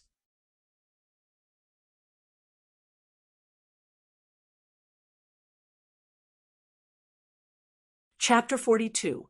With the care of a first-rank sergeant major and the appreciation of a world-class sniper, as long as she did not lead herself astray, she would be able to carve out a bright future based on her own abilities. How many fathers of the generation dreamed of having a son born from a humble family? However, Deputy Mayor Yi did not know this. The bell for the first class rang. Under the accompaniment of Principal Chun, Xia Jinyuan led the soldiers to a jeep and left the town's middle school, heading towards the army. At this moment, Yi Qian had already started the first question of the math test. It was just a small test for the teacher to understand the students' learning progress over the past month. The invigilator was the math teacher of the class, a female math teacher who wore black-rimmed glasses and was dressed very seriously. She walked over as soon as Yi Qian started writing. Teacher Ku had just reminded her to pay more attention to Yi Qian. Did the homeroom teacher's reminder mean that the student might cheat? She walked over with a serious expression and saw Yi Qian holding a pen. She only paused for a moment before writing the answers on the test paper. In just a few steps, she had already written at least 5 questions. And what about the other students? They were still doing it on draft paper. Teacher Yang, who had expected better from Yi Qian, suppressed her anger and walked over. She did not speak immediately. Instead, she stood beside Yi Qian and stared at the test paper with a serious expression. After a few seconds, her serious expression shifted slightly. She looked at Yi Qian in surprise and saw that she had written the correct answers without using a piece of draft paper. Was she calculating in her head? Yi Qian looked up at Teacher Yang, who was standing beside her. She seemed to have understood something and smiled. She continued to bury her head in her writing. It's a good thing that you can calculate in your head, but you still have to be careful so that you don't lose marks. Teacher Yang bent down slightly and gently reminded the smiling student, "After you're done, it's best to check it again." At this moment, Yi Qian had finished all the questions. Teacher Yang, who already knew the answers in her heart, had already given her full marks. She put away her test paper and called Yi Qian outside the classroom for a chat. When Xia Sifeng saw this, a contemptuous smile appeared on her face. So what if she changed? She was still an idiot who did not know how to do anything. What was there to be proud of? Humph! The students in the class were all used to Yi Qian handing in his papers in advance. They all had the same thought in their minds. Yi Qian will still be in the last place. It can't be wrong. Both periods of mathematics were spent on exams. Yi Jian, who had finished her heart-to-heart talk with Mr. Yang, was already resting in the dormitory. When the physical education class in the afternoon was canceled, Mr. Yang came in with the math test papers from the morning. Under the nervous gazes of the students, he called out a person's name and asked him to come up and take the test papers. As usual, students with full marks report their results. Although Mr. Yang was strict, he was a teacher who cared about the students' self-esteem. Zhang Wenjin, 100 points, and Jiasen, 100 points. The first to announce their names were the top math students in the class. When they announced Yi Qian's name, no one took it seriously, as if they had made a mistake. Since Yi Qian was the last to hand out the papers, Teacher Yang kept her at the podium as soon as she went up. Teacher Yang pushed his glasses up the bridge of his nose and looked sternly at the students with their heads bowed. He said in a deep voice, "This time, the focus is on Yi Qian. 100 points. I saw with my own eyes that she managed to finish all the papers within 30 minutes. Wipe the disbelief off your faces. Don't be so naive to think that Yi Qian can't do something you can't do. She has been working hard in a place you can't see.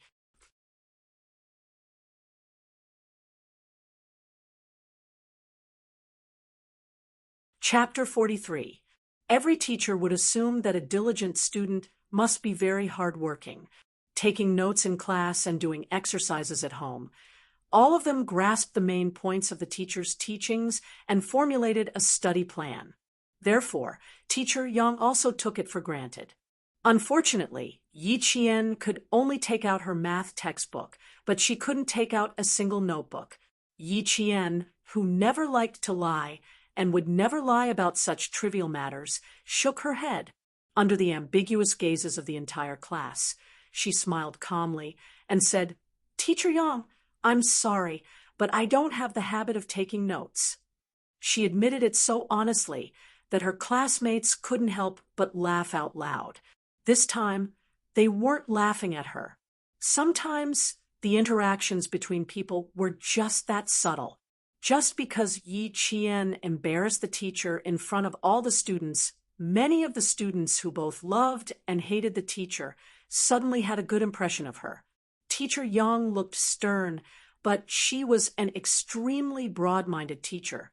Hearing this, she revealed a faint smile that was almost invisible. "You're an honest one. You actually made it so that I can't educate those students who also don't take notes." With a hint of humor, the entire class was unexpectedly more harmonious than any other class in the past. After class, some of the students tried to strike up a conversation with Yi Qian. "If only you were like this in the past. We've been classmates for 2 years, and now I know you're actually like this." They were originally classmates, and they didn't have any grudges against each other. So a few casual words were enough to break the distance. A few girls surrounded Yi Jian and started talking to her one after another. As for Yi Qian, she cherished her new life as a student. She remembered those who had hurt her in the past, but she also maintained friendliness with those who had never done anything to her. "When I woke up from my sleep, it was like waking up from a dream. I thought through a lot." Sitting in the middle of the circle, she smiled and answered the questions in their hearts. The huge change from before to after was somewhat surprising. But so what? She was Yi Qian, and Yi Qian was her. If you're surprised, that's your problem. What does it have to do with her? The math class representative, and Jiasen was a straightforward female student. She was also the first student to extend a hand of friendship to Yi Qian. Hearing this, a smile appeared on his handsome face. "You're finally back to normal after waking up from your dream. Congratulations, Yi Qian."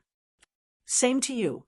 In the future, you don't have to worry every day about who will bully me today, and you don't have to lose bets until you have to eat breakfast for a week." Yi Qian raised her eyebrows and winked mischievously. She joked about the past, and it became a way to improve their friendship. And Jiasen laughed out loud when she heard that. "So you knew about it? Ha! I lost for 2 weeks last semester. It's winter. Yi Qian, I've been getting breakfast for them for 2 consecutive weeks." Xie Sifeng, who was sitting next to them, looked at Yi Qian, who was like the moon surrounded by stars. She felt as if she had spilled a bottle of 5 flavors, and her face was full of discomfort. She slammed the math textbook in her hand on the table and walked towards Yi Qian with gritted teeth. "Don't be so smug. What's so great about getting full marks? Who knows how much you copied? Humph, Yingying gets full marks every time."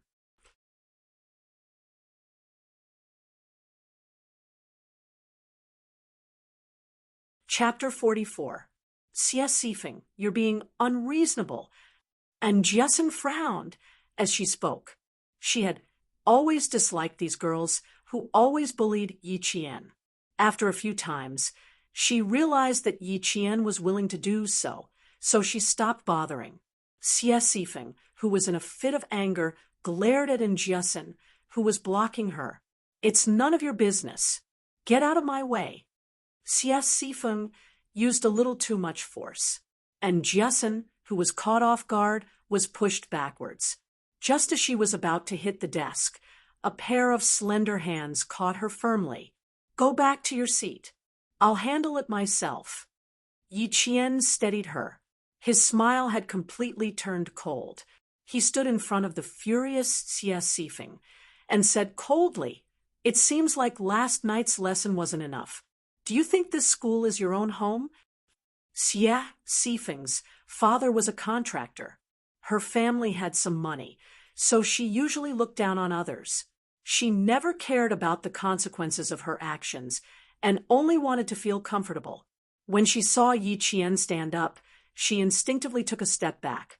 Just as she was about to take another step back, Yi Qian, who wanted to return the favor, raised his hand and pushed Jiasin back the way she had pushed Jiasin. Crash! Bang! Xie Sifeng's wobbly hands moved the desk and chair. Even so, she still fell on her, but in front of her classmates. Xie Sifeng was stunned by the fall. She stared at Yi Qian in disbelief. She actually dared to push her in front of her classmates. Yi Qian! Xie Sifeng, who felt humiliated, shouted angrily. She stood up angrily and rammed into Yi Qian like a madwoman.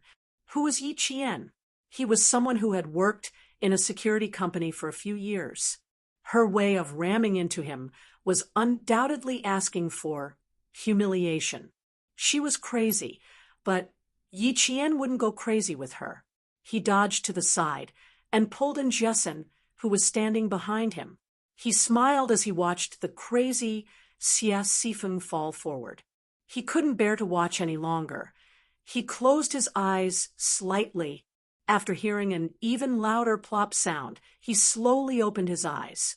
An extremely cold light flashed across his jet-black eyes.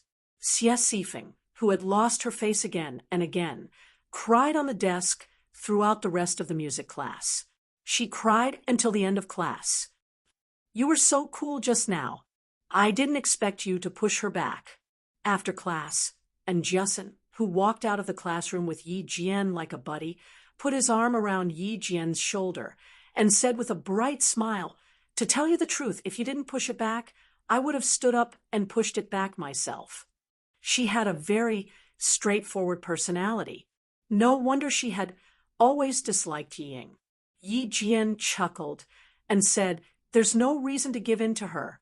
When it's time to make a move, of course, we have to make a move." "So, you angered your sister so much that she ended up in the hospital?"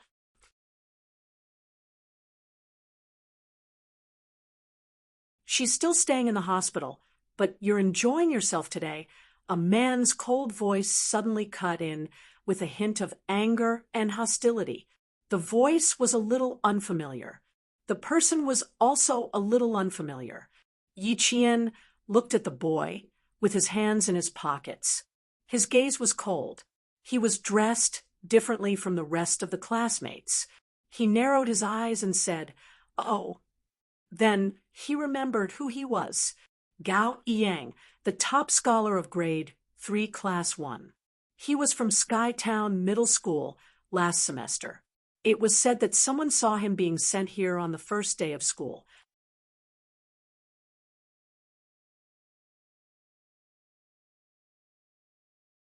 Chapter 45. Gao Yang, who came from the provincial capital, was different from the boys in town. He was extremely handsome with a hint of arrogance. He liked to wear jeans of various colors, a t-shirt, or a sports jacket. He had an arrogant aura that other boys did not have. His expression was also cold. When he saw the teachers, he nodded as a form of greeting. "Are you mute?" He frowned impatiently. When he met Yi Qian's gaze, a trace of disgust flashed across his eyes. He looked away and said coldly, "I'm going to see Ying now. You're coming with me."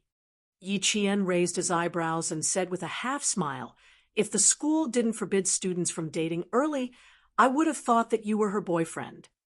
Aren't you afraid of being called to talk? Stop talking. Even the brave and Jiasun was frightened by Yi Qian's audacity. Damn, dating, boyfriend. How could she dare to say it out loud? Yi Qian gave her a reassuring smile and said softly, "It's okay. Just listen. My relationship with Yi Yang is not for you to tell me anything." Gao Yang's lips were pressed tightly together. The disgust in his eyes was so deep that he could not hide it. His voice was changing, so if he raised it slightly, it would sound gravelly. He also realized this and immediately lowered his voice. "She's been crying. You're the older sister. Shouldn't you go and see your younger sister? Student Gao, right? May I ask, what does it have to do with you if I don't go and see her? Even if it does, it's not for you to say anything," Yi Qian retorted with a faint smile. She really did not like this student Gao. However, Ying did have many suitors in school, and Gao Yang was one of them.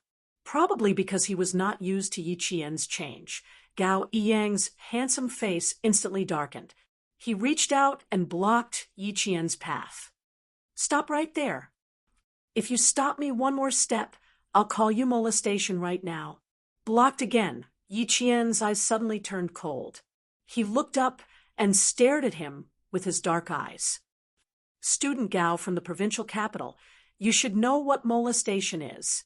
And Jiasun felt her legs go soft, and so did her hands. Seeing the boy's gloomy expression, she pulled Yi Qian, who was so daring that he wanted to go to heaven, and their bodies pressed against the wall. They quickly moved away. "You scared me, scared me." And Jiasun's face was pale with fear. She patted her chest and stared at Yi Jian blankly. She was a courageous girl, but now she was frightened by her boyfriend, puppy love, and molestation. Her heart was beating wildly. She was just a high school student. At most, she would say that someone was good-looking or had good grades. Even if she had some ulterior motives, she would definitely hide it well. Unlike Yi Jian, he even dared to say molestation. Yi Qian patted her shoulder. His faint smile was like a gentle breeze blowing through the treetops. His ink-like brows were filled with joy. "He won't molest you. Gao Yang is still a good boy." The girl, who had just caught her breath, was once again choked by Yi Qian's shocking words. "Student Yi Qian, don't say anything. Let me catch my breath. Let me catch my breath." If she didn't catch her breath, she would really be scared to death. "You understand. What are you afraid of?" Yi Qian's eyes were clear. He smiled like water. "You know the difference between a boy and a man." And Jiasun rolled her eyes. "I know, but don't say it out loud." Then she laughed out loud.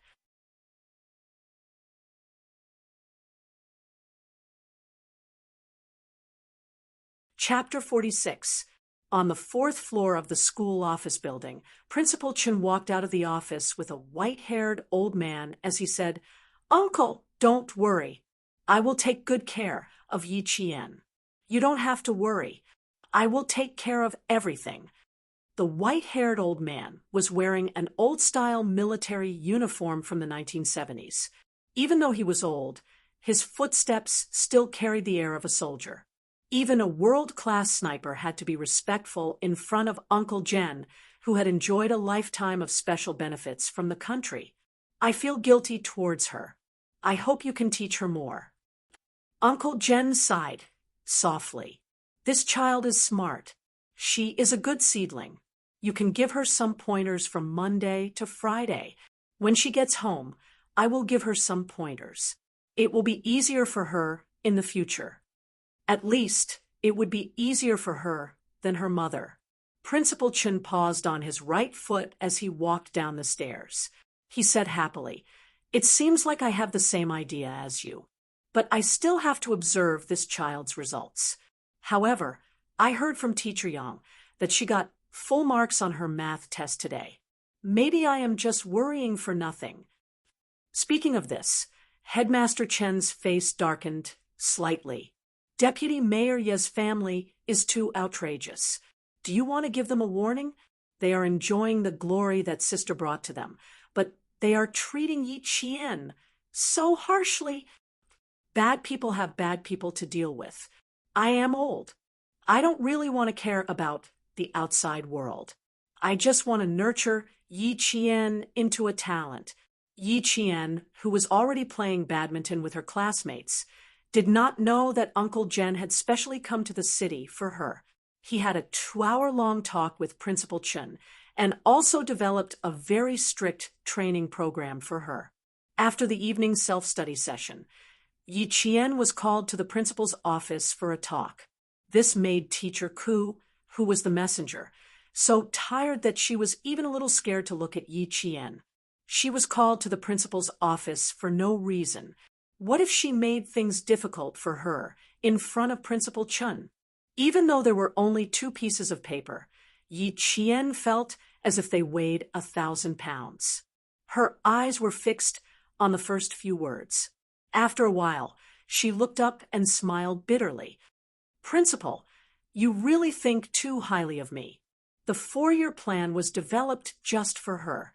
Just this kindness alone was as heavy as a mountain. Her eyes were slightly red. Even her voice was a little hoarse. You think so highly of me. I really... Girl, you don't have to thank me. I'm the same as your grandpa. General, we're both loners with no descendants. You should learn well so that our efforts won't be in vain. Headmaster Chen smiled and patted her on the shoulder. He was a teacher, a friend, and an elder as he sincerely taught her. In life, one should be indomitable. No matter if you are a man or a woman, you must live up to your conscience and be able to carry the sky. You are a good child. Let bygones be bygones. Walk the path under your feet. If you are happy, smile. If you are sad, look up at the sky, look around you, and look at the world. Fight for yourself. You are also responsible for your life. Do you understand?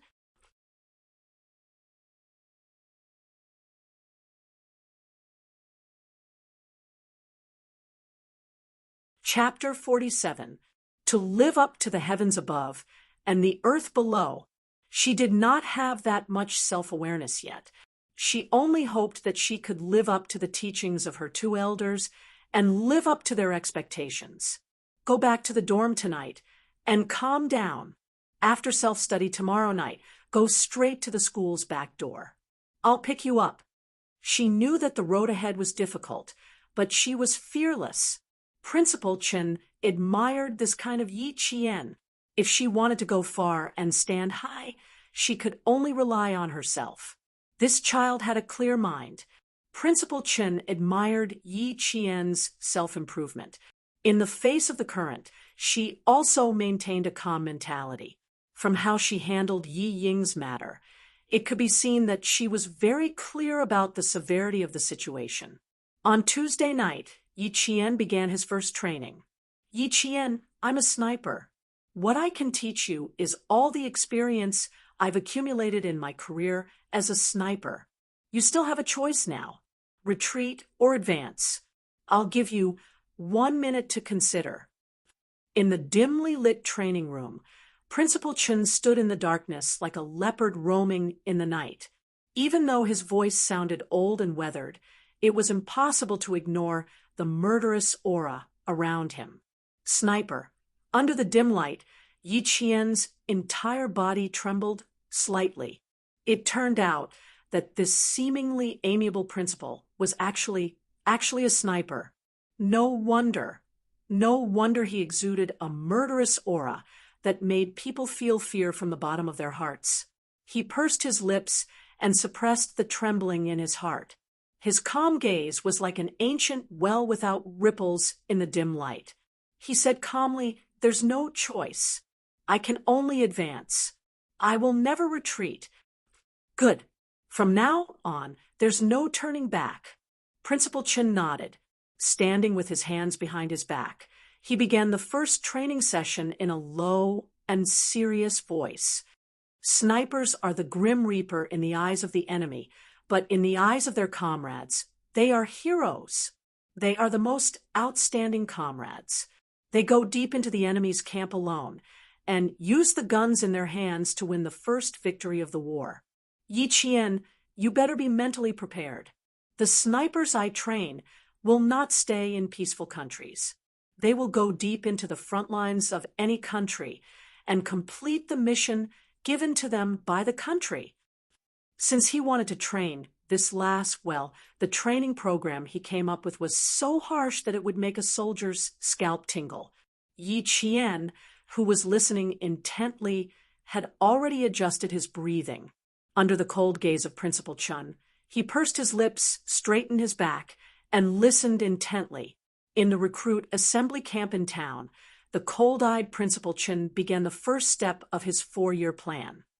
A sniper not only needs accurate marksmanship, but also a strong body and an iron will. He was a sniper, so other than teaching Yi Qian how to use the various sniper rifles, he also had to train Yi Qian's stamina and willpower. In addition to implementing sniping concepts and mastering the weapon system, professional sniping training also requires you to learn a lot more. During the training process, unless you really collapse, you have to grit your teeth and persevere until the end. Yi Qian listened intently and nodded solemnly. Under the calm surface, her blood was boiling. I'll listen to everything you say. I won't back down.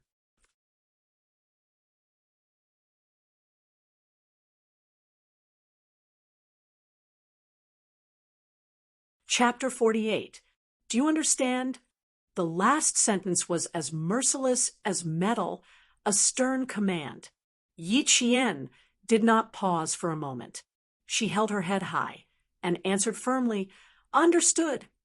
Under the hellish training of a world-class sniper, this day became the most difficult beginning of Yi Qian's life. After 10 minutes of warming up, she stood still in place. She was not only standing, but she also had to answer the number flashing on the training field. While answering, she was not allowed to move her body.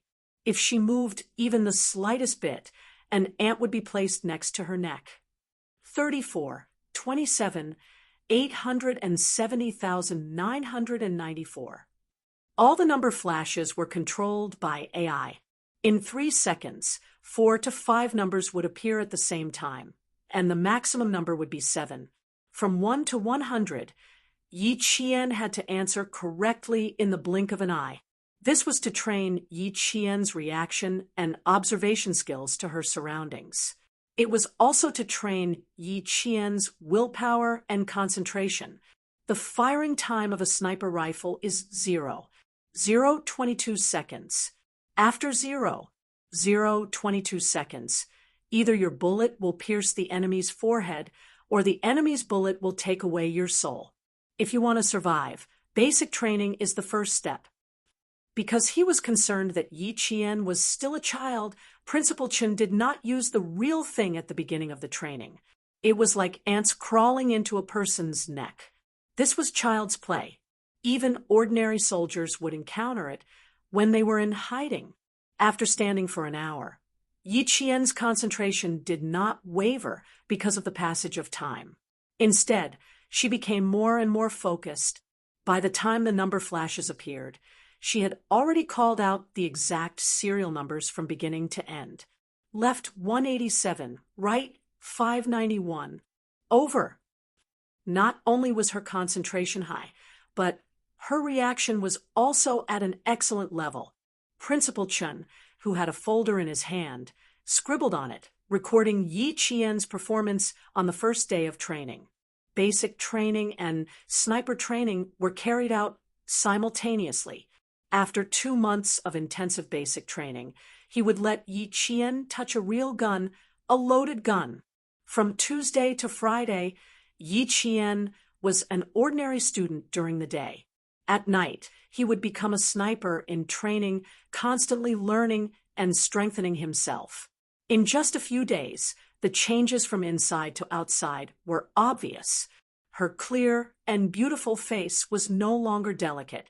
She was no longer a budding flower, but a pine tree that could withstand the scorching sun and the torrential rain. That kind of change was not something that could be seen at a glance. It was like the spring rain that moistened things silently. By the time you noticed it, everyone would have already gotten used to Yi Qian. Yi Qian, who had returned to the village after Zhou Weiwei, ran down the mountain. He slowed down and walked step by step until he reached Uncle Jen. It's an improvement from last week.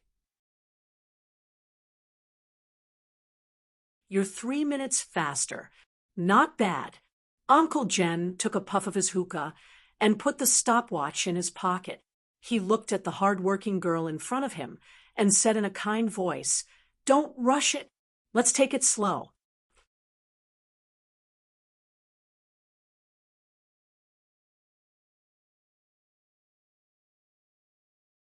Chapter 49.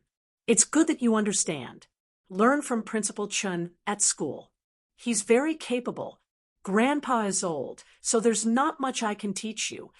Grandpa Jen put the hookah on his waist and smiled at Yi Qian, who was wiping his sweat. "Let's go. I'll take you to a nice place. You'll like it." Yi Qian quickly put the towel around his neck and picked up the bucket of water. He followed Grandpa Jen with steady steps. His laughter was clearer than the birds in the bamboo forest. "Where are we going, Grandpa? You haven't had breakfast yet. Shall we go back and cook some noodles?" "No need. There'll be food when we get there. Put the bucket down. We'll bring it back tonight." Grandpa Jen walked with a smile. The 70-year-old man walked in the mountains with steady steps. Even the young men would admit defeat. The back of the mountain was a large bamboo forest. The morning mist shrouded the forest, making it look like paradise on earth. Grandpa Jen stopped in front of a cellar used by every household in the village to store sweet potatoes. He ordered Yi Qian, "Girl, open the door of the cellar." For as long as Yi Qian could remember, there was a cellar in his house. But he didn't expect this. There was a completely different world behind the cellar. "Be careful. Don't be afraid. Follow Grandpa." Walking in the dark tunnel that seemed to lead deep underground, Yi Qian touched the dry stone walls with both hands. The shock in his heart was no less than the shock he felt when he was reborn. He also understood how those soldiers came to the house from time to time. It turned out that they all went through this long tunnel in the mountains and directly entered the village without alerting any of the villagers. The tunnel was quite long. After walking for about half an hour, Yi Qian could faintly see the entrance of the cave. Half an hour. It was a few thousand meters long. Such a large project. Yet the villagers didn't notice. "Close your eyes for a while. Don't let the light hurt you." Standing at the entrance of the cave, Grandpa Jen reminded Yi Qian, kindly, "Open your eyes in 3 minutes." When Yi Qian got used to it and opened his eyes again, he saw the troops hidden in the depths of the mountains. They were close at hand. After coming out of the cave, they walked down the mountain. Another half an hour later, they arrived at a road paved with asphalt. Beside the road, there was a white banner with red words, "Restricted area for troops." 400 meters away, there was an iron-tipped protective net. Behind the net was an iron-tipped gate. Inside and outside the gate, there were 4 armed soldiers standing guard.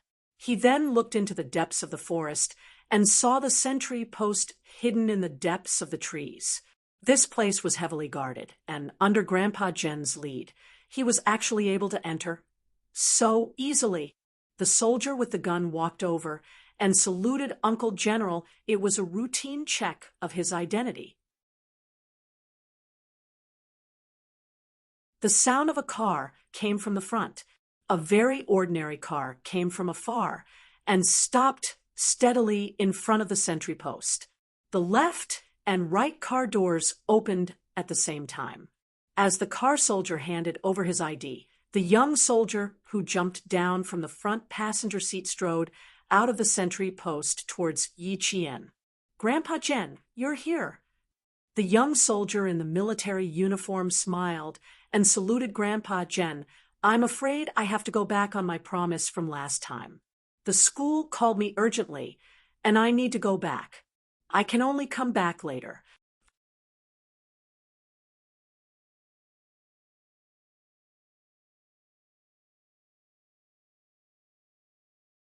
Chapter 50. Yi Jian's dark eyes narrowed slightly when he walked over. She stood beside him, without saying a word. Xia Jinyuan, who was talking to Uncle Jen, secretly glanced at Yi Qian and frowned slightly. Why does this little girl like to shrink back whenever she sees me? Could it be that he had really scared her that day at school? Sure, of course. Xia Jinyuan replied to Uncle Jen with a faint smile. He glanced at Yi Qian again and said politely, "Uncle, I'd like to have a word with Yi Qian in private. Is that okay?" Uncle Jen wasn't surprised that Xia Jinyuan knew Yi Qian. After all, the little girl was the one who helped arrest the 3 suspects. Under the old man's smile, Xia Jinyuan smiled as he looked at Yi Jian, who was staring at him coldly because of his words. His thin lips were already slightly curved under the morning sun. The handsome face under the military cap looked even more noble and elegant. Even when he smiled, there was a hint of laziness in his smile. "Student Yi Jian, I still have a few words to tell you about the school. Please." "Go ahead, little girl." Xia Jinyuan swallowed the words that were about to come out of his mouth. Instead, he turned around and walked in the direction Xia Jinyuan was pointing at. She didn't like to have too much interaction with this kind of dangerous man. She couldn't see through him, and she was used to keeping a distance from people she couldn't see through. "I'm sorry for my probing at school that day, but I hope you can understand our position," he explained in a low voice. His low voice was elegant and luxurious, like the sound of the strings of a zither. "You don't have to be afraid of what I'll do to you. There won't be any surveillance or surveillance." Afraid? It seemed that this major had misunderstood. Yi Qian raised his head and looked at him with clear and fearless eyes. He smiled and said calmly, "Captain Xia, you've misunderstood. I'm not afraid. I just don't want to have too much interaction with you. If there's nothing else, I'll take my leave." Without waiting for his reply, Yi Qian turned and left. Xia Jinyuan did not think too much about it. His slender and strong hand had already grasped Yi Qian's delicate shoulder, preventing her from leaving without any explanation. "Girl, your temper is really bad. Why is it completely different from what Uncle said?" He smiled helplessly. "Uncle is already looking at us. Are you sure you want to listen to me, with your back to me?" At this moment, Yi Qian only had one thought in his mind, and that was to take down this major. After thinking about it for a moment, he realized that it was impossible for him to do so. In the future, she could give it a try. "If you have anything to say, please say it all at once, Captain Xia." "Thank you." When he turned around, he skillfully swung his shoulders. His whole body was like a fish, and he escaped from Xia Jinyuan's control. After nearly half a month of training, coupled with Yi Qian's talent, she had learned a lot. Her nimble movements made Xia Jinyuan raise his eyebrows. He smiled slowly and looked at her quietly with his dark eyes. His handsome face was solemn and cold. "Listen carefully, Yi Qian. We have already confirmed that there is a problem with Liao Jian's parents. Liao Jian is the same. Please help us keep an eye on his movements in school."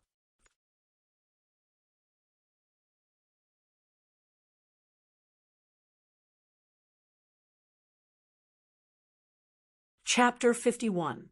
Yi Qian wasn't stupid enough to ask him why he chose her. Since he chose her, he must have his reasons. After listening quietly, she nodded. Okay, I'll keep an eye out. She paused for a moment, then said, If there's nothing else, I'll leave first. Goodbye. She said goodbye as she turned around. She left as soon as she said goodbye. She didn't hesitate at all.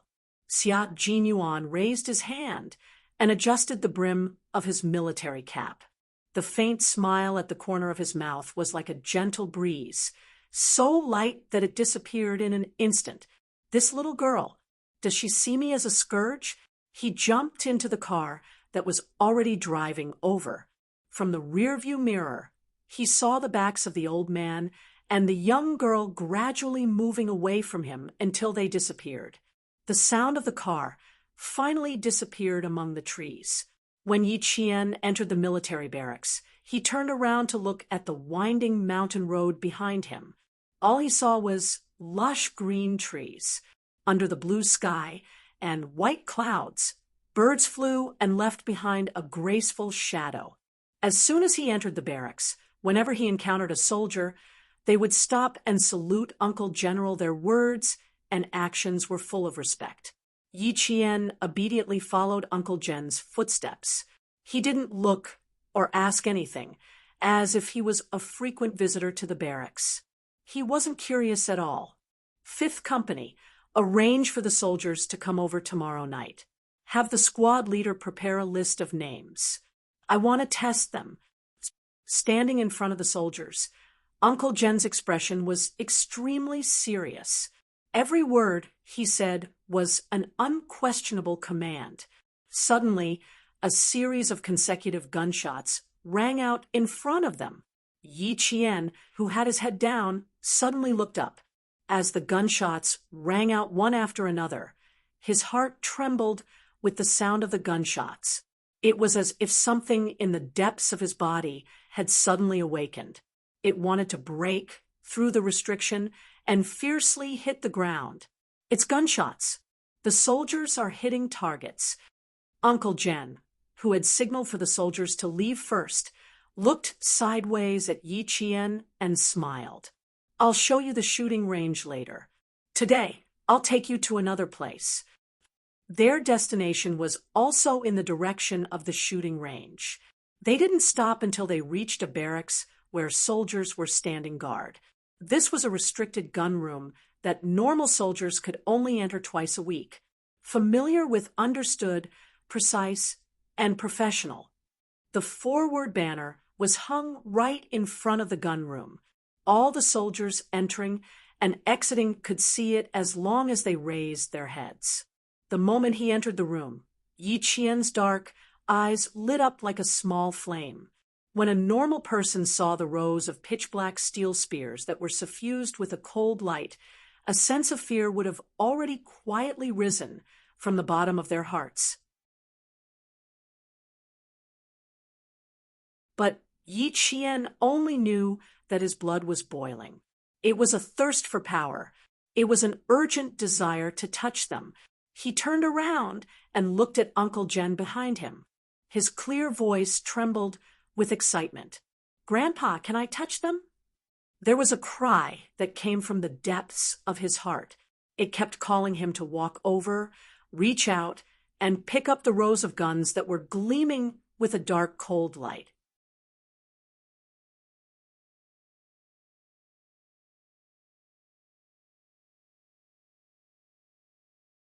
Chapter 52. She finally knew what it was that wanted to break through the restriction in her body. It was a desire to become stronger and more perfect. Ha ha, aren't you afraid, little girl? Uncle Jen laughed as he looked at the little girl whose eyes lit up when she saw the gun. His wrinkled face was full of smiles. These are all guns, real guns that can be used once they are loaded with bullets. They are not the toy guns you have seen before. Yi Qian shook her head and smiled. I'm not afraid. Principal Chen taught me that you can only truly control a gun if you develop feelings for it. Let it become your helper, a helper that can save your comrades in times of danger. He's right. Before you develop feelings for a gun, you have to understand it first. The little girl's eyes were filled with excitement, but there was no sign of fear. Uncle Jen saw this and laughed in his heart. He walked to the front of the rows of steel guns and casually picked up an assault rifle. As he quickly disassembled it, he energetically said, "And 70 AB-2 Russian Kalashnikov AK-101 assault rifle NATO 5, 6mm ammunition." It was designed by the former Soviet Union's famous gun designer, Kalashnikov, commonly known as a submachine gun. Uncle Jen dismantled the gun very quickly. At the same time, he used special tools.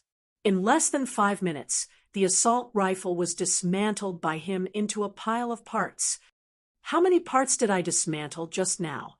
Uncle Jen pointed at the scattered gun parts on the table and suddenly asked, "Give me a number." From the moment he picked up the gun, he was already in the middle of training. Yi Qian pointed at the parts on the table. Her clear black eyes contained a faint smile as she said, "This is the last part that you put down.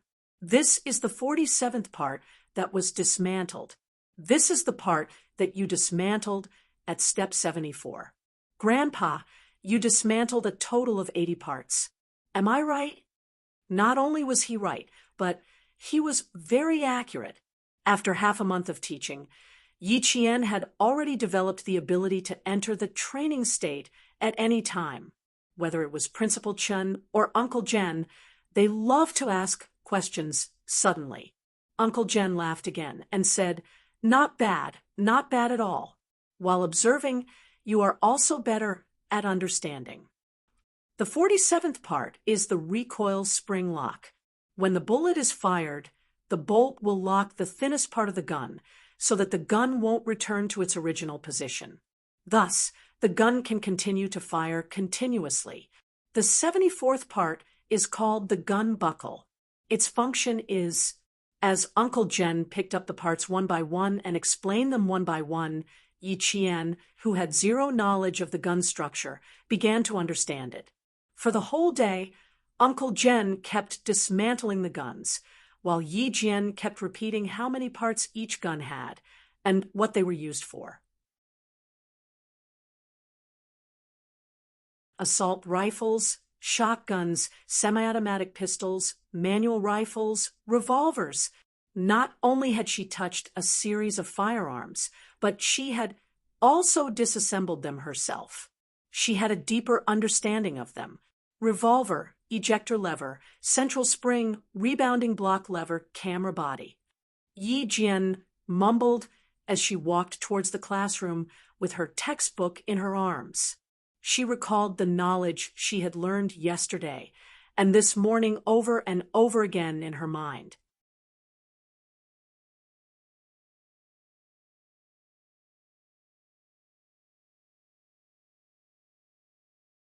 Chapter 53. And Jiasen chased after Yi Qian from behind.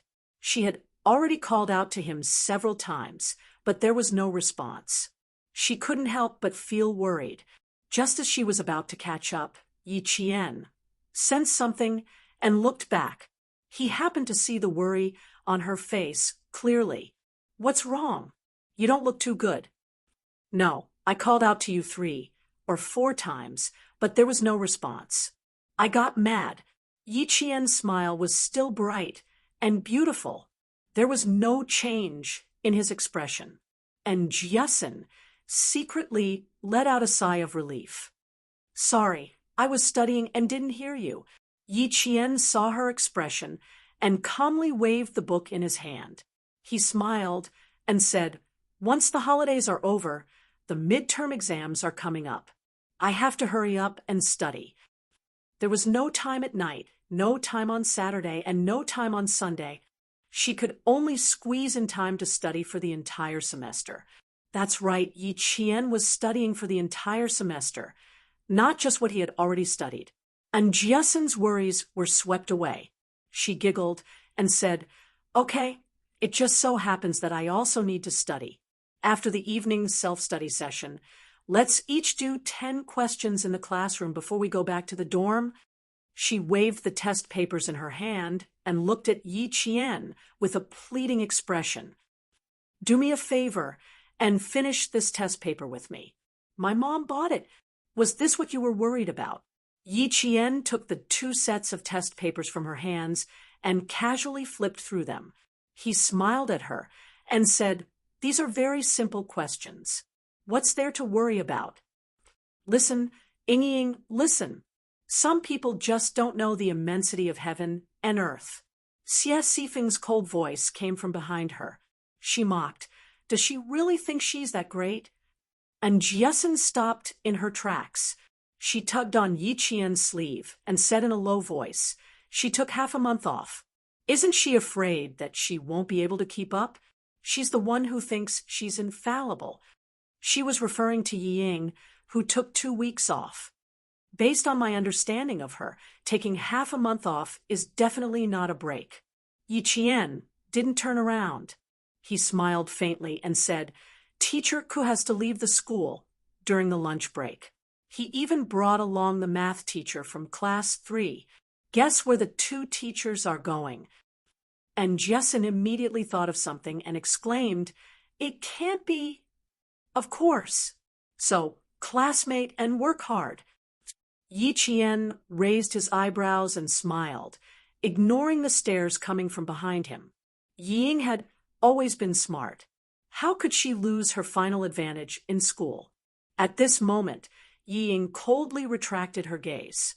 At the same time, she pursed her lips tightly and lifted her chin slightly. She said to Xie Sifeng, "Why do you care about her? What will happen to arrogant people?" That's right. What would happen to an arrogant and complacent person like her? Yi Qian, who had walked to the door of the classroom, turned around and smiled at her. The corners of his mouth curved into a cold sneer. "Ying, I will crush your pride with my own hands." Their gazes met. They were like fire and water. Ying, who only dared to return to school after half a month of peace, secretly gritted her teeth. No matter how angry she was, she had to endure it.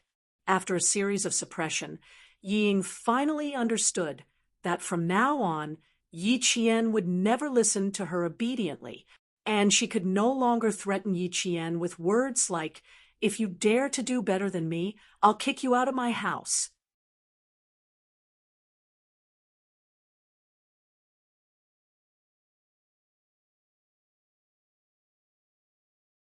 Chapter 54. There was still half an hour before the evening self-study session. Most of the students in the class had arrived. They gathered in groups of 3 to 5 and had endless topics to talk about. Yi Qian and Jiesin entered the classroom.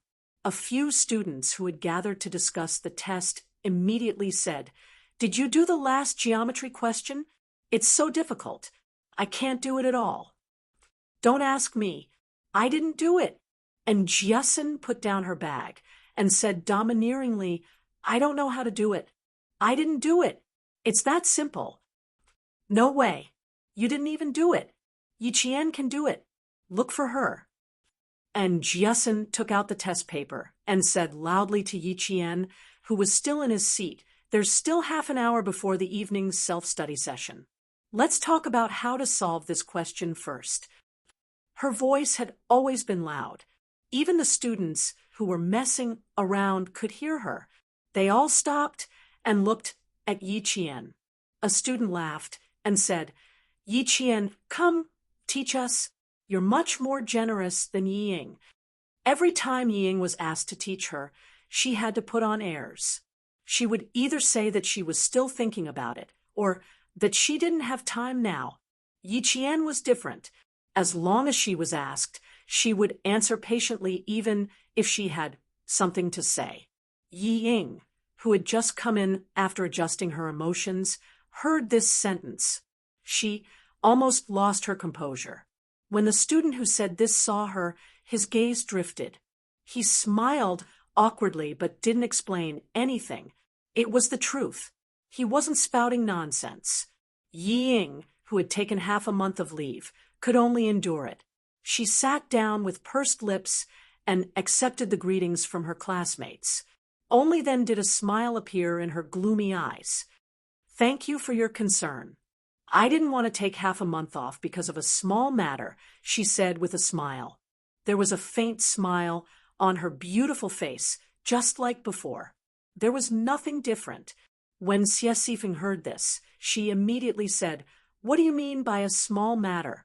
My mom said that you went to the city for a checkup and found a problem with your heart. She also said that it's difficult to treat and can only be nursed. You can't be too emotional. She also said that you can't even run." What? A problem with her heart? It's so serious that she can't even run. The students who heard this were stunned. Some of them could not help but put their hands on their chests. When they looked at Yi Ying again, their eyes were filled with pity. However, and Jiasen didn't believe him. She wrote down the formula on the paper and said softly, "Are you serious? You only found out now that you have a heart problem?" Her mother was a doctor in the town hospital, so she knew a little bit of medical knowledge. So what if it's true or false? It has nothing to do with us. You're wrong here. You have to use this formula to calculate the area of the shadow first. Yi Qian smiled faintly. He did not take her matter to heart. Heart problems? Huffed. I can't be too agitated. If anyone mentioned the love letter in front of her, it was very likely that she would have a heart attack. Suffering from heart disease was indeed a very good excuse. This kind of lie, which no one would verify, was probably Yi Shifan's doing. The students in the class all expressed their concern. After Yi Qian and the others finished discussing the test paper, they all went to Yi Ying's side to greet her. Yi Qian was no exception. When she walked over, Xie Sifeng blocked her like a mother hen protecting her chick. She said in a sharp voice, "What are you trying to do?" She was not the only one who was nervous. The other students also had some thoughts when Yi Qian walked over. After all, Yi Ying treated her like that in the past.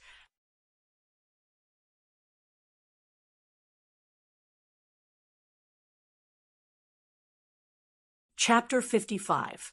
Look, Daddy still has a way. Who would dare to say anything now? Even if the damned girl told her classmates, who would dare to say it to her face? Who could bear the responsibility of a heart attack? The provocation in Yi Ying's eyes was too obvious, so obvious that Yi Qian could see it. The corners of her mouth curled up slightly, and a cold light flashed in her dark eyes. She walked up to Yi Ying. Yi Ying's heart tightened when she met her cold gaze. Suddenly, she saw her raise her hand, and her whole body tensed up. She dodged and shouted, "What are you trying to do? Why are you so nervous? Relax." When the students thought that Yi Qian was going to do something, she raised her hand and patted Yi Ying's shoulder gently. She said in a clear voice, "Take care of your body. Don't get angry so easily." Phew. So she didn't want to hit Yi Ying. Yi Ying, who knew that she was being played, forced herself to hold it in. She replied with a fake smile, "Thank you for your concern. I'll take good care of myself." Yi Qian pursed her lips and smiled. Her eyes were already curved. How can someone as young as you compete with her? So what if you have parents? You're digging your own grave. Under everyone's gaze, Yi Qian leaned over and whispered into Yi Ying's ear, whose whole body was tense, "Let's take it slow. Don't be so nervous. You're only halfway through your 3rd year of middle school." Her voice was so soft that it was almost inaudible, but it made Yi Ying feel as if she was being stared at by a beast. The hand that was still on her shoulder felt like it weighed 1,000 pounds, making it difficult for her to breathe. Looking at Yi Ying, who was trembling in fear, the smile on Yi Jian's face deepened, and her eyes shone even brighter. She calmly retracted her hand and looked up at the students with a smile. "Class is about to start. You're dismissed." She was so easily frightened. Hopefully she didn't get a heart attack. The students didn't know that the two sisters were secretly fighting. Seeing that they were still chatting and laughing, they didn't think much of it and returned to their seats when the bell rang. After Mr. Ku came in, his eyes swept over Yi Ying's face. He walked to the podium and said with a serious expression, "Students, due to health reasons, Yi Ying from our class." Now that the teacher had said it himself, Yi Ying's heart disease was confirmed. The next day, even the students from the next class knew about it. However, Gao Yang was the only one in the class who cared about her. The rest of her pursuers had silently asked their classmates from Class 2 to care about her. Handsome and tall, he walked into Class 2's classroom with an indifferent expression. Miraculously, the noisy class fell silent for 3 seconds.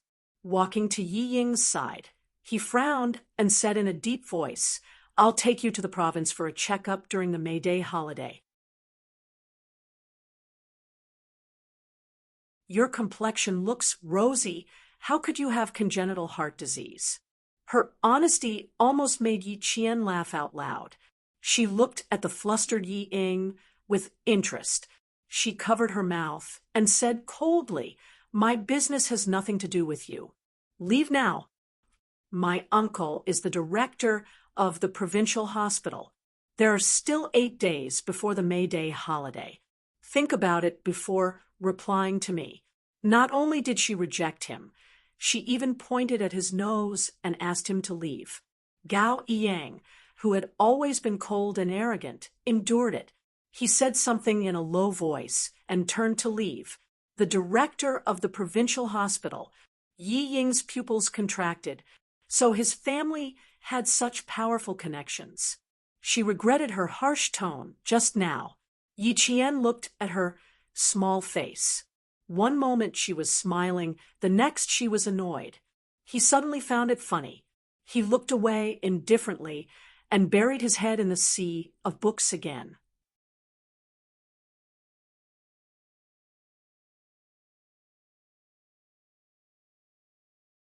Chapter 56. It was still slightly chilly at night before the May Day holiday season, especially when it was raining, which made it even colder. Yi Jian had been standing in the rain for half an hour. Among them, there was a wolf dog that was chained to a leash. It was growling less than 10 centimeters away from her, and its growls made her heart tremble. A sniper's ambush can sometimes last a few hours, and sometimes it can last a few days. You never know when you'll encounter danger. Accept fear, get used to it, and overcome it. This is a necessary psychological quality for a good sniper. In the heavy rain, Principal Chen's steely voice cut through the rain. He had spent his entire life training Yi Qian, be on standby, and ambush 24 hours a day. You'll face wind and rain, lightning, blizzard, and scorching sun. Learn to ignore the effects of nature and the environment on you. That way, you won't waste a single bullet. The rain was getting heavier, but his words were like a heavy drum in the rain that struck Yi Qian's heart. If you want to see the rainbow after the storm, you must first be able to withstand the baptism of the storm. Yi Qian stood motionless. The wolfhound treated her as an intruder and growled madly. The chains rattled as if it would break free and pounce on her in the next second. It wasn't that she wasn't afraid, but that she was afraid and had no way to retreat. If she swayed even a little, she would be pricked by the steel needles at her feet and bleed.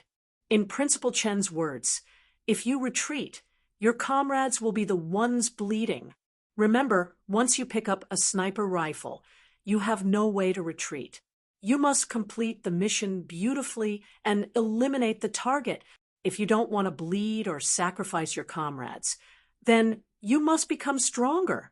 After an hour of standing in the rain, Yi Qian felt as if her legs didn't belong to her anymore. Principal Chen walked over with a towel and slowly squatted down. He looked kindly at Yi Qian, who had fallen into the rain because of her weak legs. He said slowly, word by word, "Girl, you chose your own path. Walk it with blood and tears in your eyes.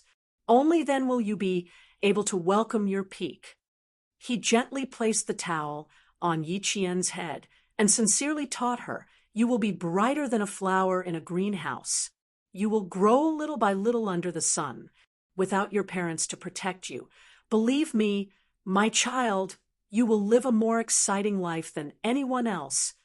Principal Chen had already heard about what happened during the day. He had been silent for a long time before he added tonight's training. He was telling Yi Qian that she was different. You relied on your own two hands to get what you want. That is your true ability, and no one can replace it. Yi Jian, who had caught her breath, raised her head. Her eyes were as bright as a mirror after being washed by the rain. They were so clear that they could reflect the beauty and ugliness of everything. Raising his hand, Zhang Xian wiped the rainwater off his face. Under the gaze of the elder, he smiled and said, "I will persevere on, not for anyone else but for myself. Don't worry. I, Yi Jian, will never give up halfway on the path I've chosen, nor will I let difficulties surpass me." With a sharp sword in hand, she would cut through the difficulties, cut through the thorns, and walk on a broad path. Headmaster Chen laughed out loud and said, "Good," 3 times in a row. He stood up and said, "Good child, you are fearless and magnanimous. Yi Ying is no match for you."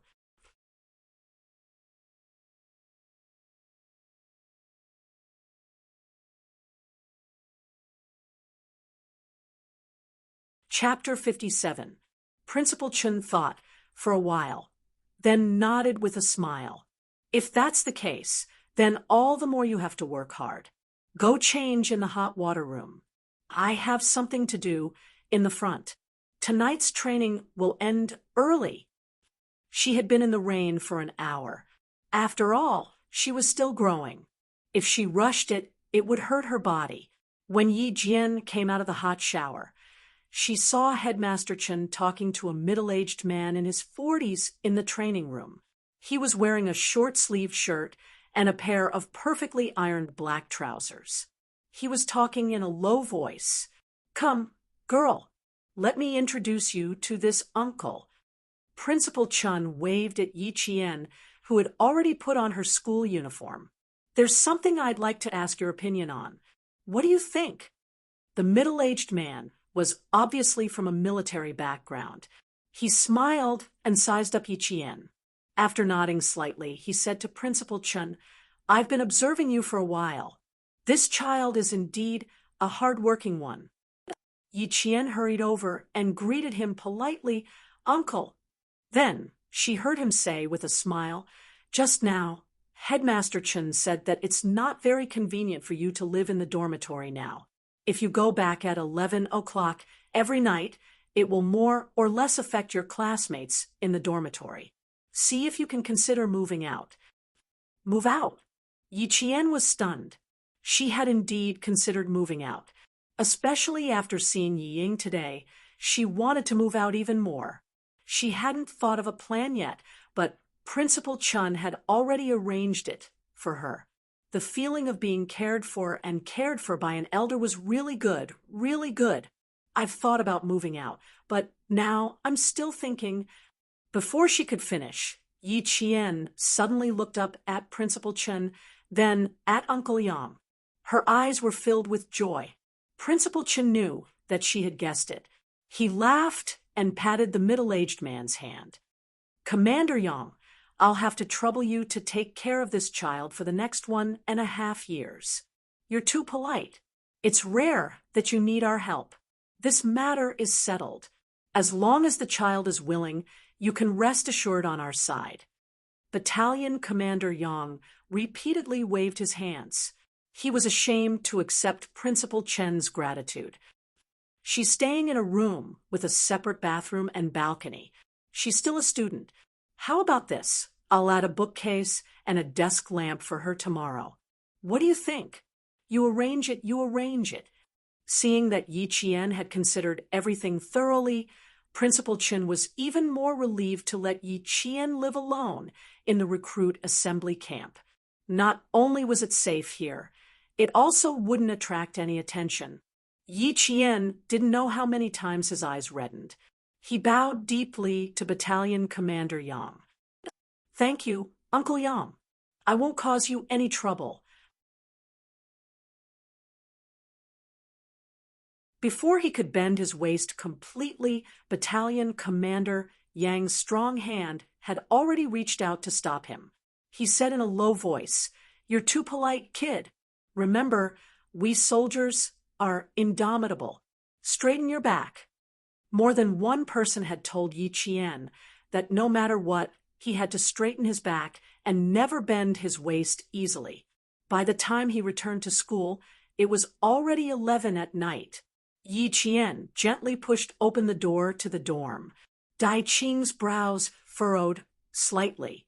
In order to make it easier for the dorm management teacher to check on the dorm rooms, all dorm rooms were not allowed to be locked from the inside. But tonight, it was locked from the inside.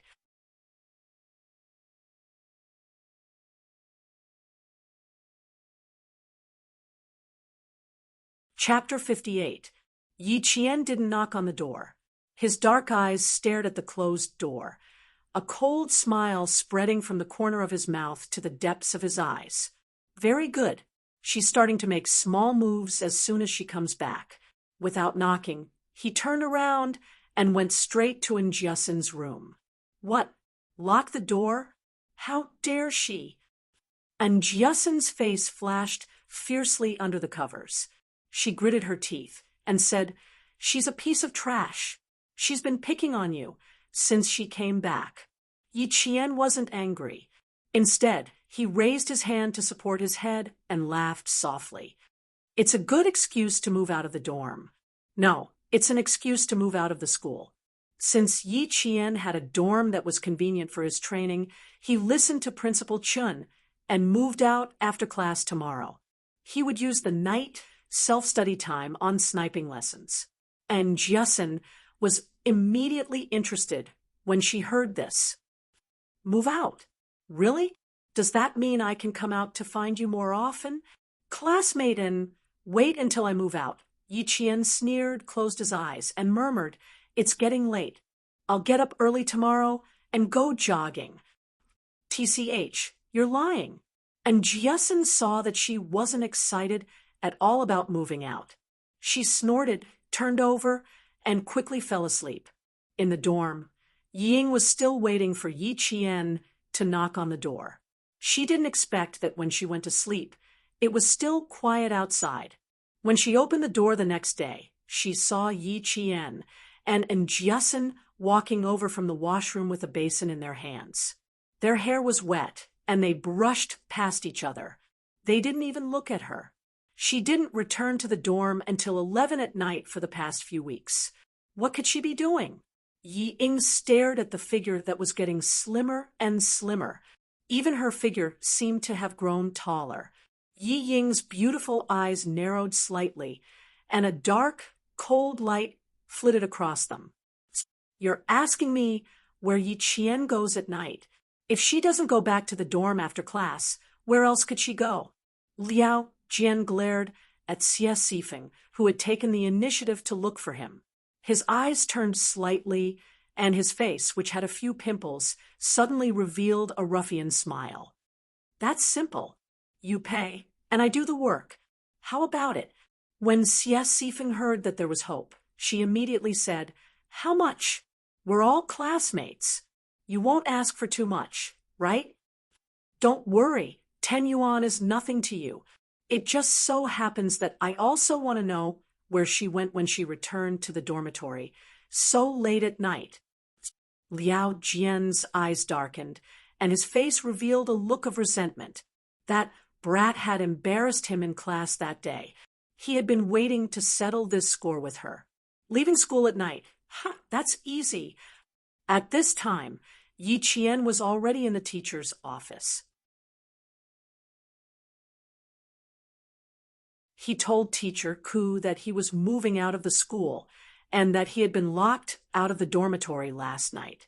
Teacher Ku, who had wanted to say more, immediately shut her mouth. She snorted coldly and glanced at Yi Qian provocatively. Fine, you can sign this letter of commitment yourself. If anything happens, it has nothing to do with the school or the teachers. Moving out. If an undisciplined girl were to come into contact with some bad people outside, it would be too easy for her to learn bad things. Yi Qian glanced at it and signed his name without hesitation. He maintained a polite smile and said calmly, Teacher Ku, don't worry. I'll take good care of myself. I won't cause any trouble for the school or the teachers.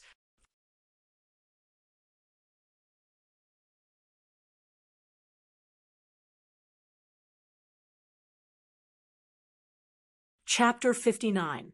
Her etiquette was impeccable, and her grades were improving day by day. This gave Teacher Ku, who wanted to teach her a lesson from time to time, no chance at all. In the afternoon, Yi Jian really packed up her luggage and quilt. She left the school alone, with a very big woven bag in her hand. She didn't even look back. And Jiasin was holding her textbooks for her and followed behind her like a fool. She still couldn't believe it until she walked out of the school gate. She said blankly, You're really out? You really moved out? She always thought it was a joke. Of course it's true. Didn't I tell you last night? Yi Qian moved her luggage to a common three-wheeled passenger car in town and said to Jiasin, who was still in a daze, Hurry up and get in. It won't be good if your name is recorded. And Jiasin hurriedly put the bag containing her textbooks on the car and rubbed her face before replying, You did a good job. Just now, Yi Ying's face was so twisted. How could it not be twisted? If she wasn't in the dorm, Yi Ying wouldn't have an excuse to talk bad about her in front of her classmates. I don't care about her right now, and I don't want to deal with her. I just want to study hard and get into the provincial high school. It's a waste of my time to argue with her. Since she couldn't directly kill her and kick her out of school and leave her with nothing, why waste her energy? After Yi Qian finished speaking, she nimbly jumped onto the car and waved at Jiasin. Then she took her luggage and moved into a brand new place. People came and went after school, so Yi Qian's departure didn't attract much attention. Only Liao Jian, who had a lollipop in his mouth, looked at the leaving tricycle with a cold smile. He walked to the motorcycle that picked him up and patted the back of the young man with the green tattoo on the back of his hand. Brother, let me introduce you to a hot chick. She's my classmate. How hot can your classmate be? There are two chicks from your province in the restaurant. Their chests bounced up and down as they walked. Brother will take you to Lele. Brother Fei was a famous hooligan in town and had a good relationship with Liao Jian's father. He often took Liao Jian to have fun. As soon as the motorcycle started, it left behind a trail of black smoke and disappeared into the school gate. Yi Qian, who was no longer restricted by accommodation, began to improve by leaps and bounds. That kind of improvement surprised even Principal Chun. Yi Qian became even more infatuated with sniping the moment he touched a gun for the first time. It was the infatuated bullet that flew unstoppably and hit its target. He was infatuated with the joy of defeating himself again and again. During the entire May Day holiday, Yi Qian followed Principal Chen and Uncle Jen to practice again and again in the deep mountains and forests. He gritted his teeth and endured the hardships again and again.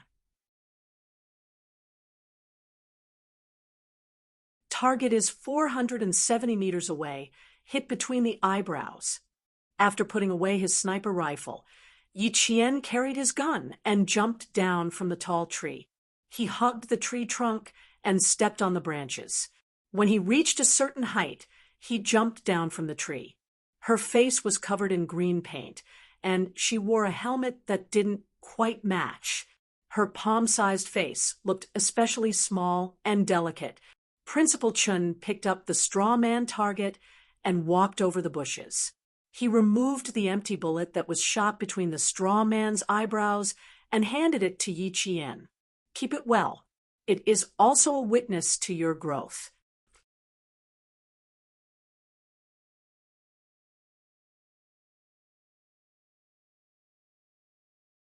Chapter 60.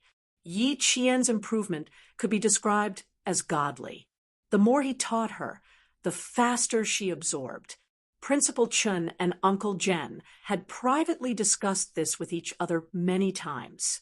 At the same time, they had more confidence in Yi Qian. Principal Chun opened up the foldable table and signaled for her to sit down. Under the scorching afternoon sun, he began to teach her sniping theory. There were too many things a sniper needed to learn, from learning how to move stealthily to setting up a firing position, from accurately reading a map to taking aerial photos of a battlefield. Even the ability to enter and exit a position while hiding were all things Yi Qian needed to learn. A year and a half in junior high was enough for Yi Qian to absorb all this knowledge that would benefit her for the rest of her life. Only shoot once. Remember, there must not be a second shot. Don't give the enemy a chance to find out where the bullet came from. You only need to shoot once and disappear after hitting the target. Then you'll win on the battlefield. The first shot is a matter of life and death. You need to observe the direction of the wind, the weather, and the visibility. If you shoot from a long distance, the wind speed and the bullet's gravity will change the bullet's trajectory. If you miss the first shot, the target will be alarmed and discover your presence at the same time. The second shot is very likely to be from the enemy's side. Accurately calculate the shooting range, wind speed, and bullet's trajectory. Then complete it based on your feelings. As Yi Qian listened to Principal Chen's teachings, her slender hand gently stroked the sniper rifle she borrowed from the army. Her oily face was solemn and cold. She had already begun to show the coldness that a sniper should have. At night, Uncle Jen would take her to the army's armory to identify the guns, ammunition, and quickly assemble them. At the same time, she had to practice mixed martial arts with the soldiers in the army. In mixed martial arts, Yi Qian couldn't beat them due to her young age and lack of strength. For things like identifying guns and quickly assembling a gun from a pile of scattered parts, she needed about the same amount of time as the elite soldiers.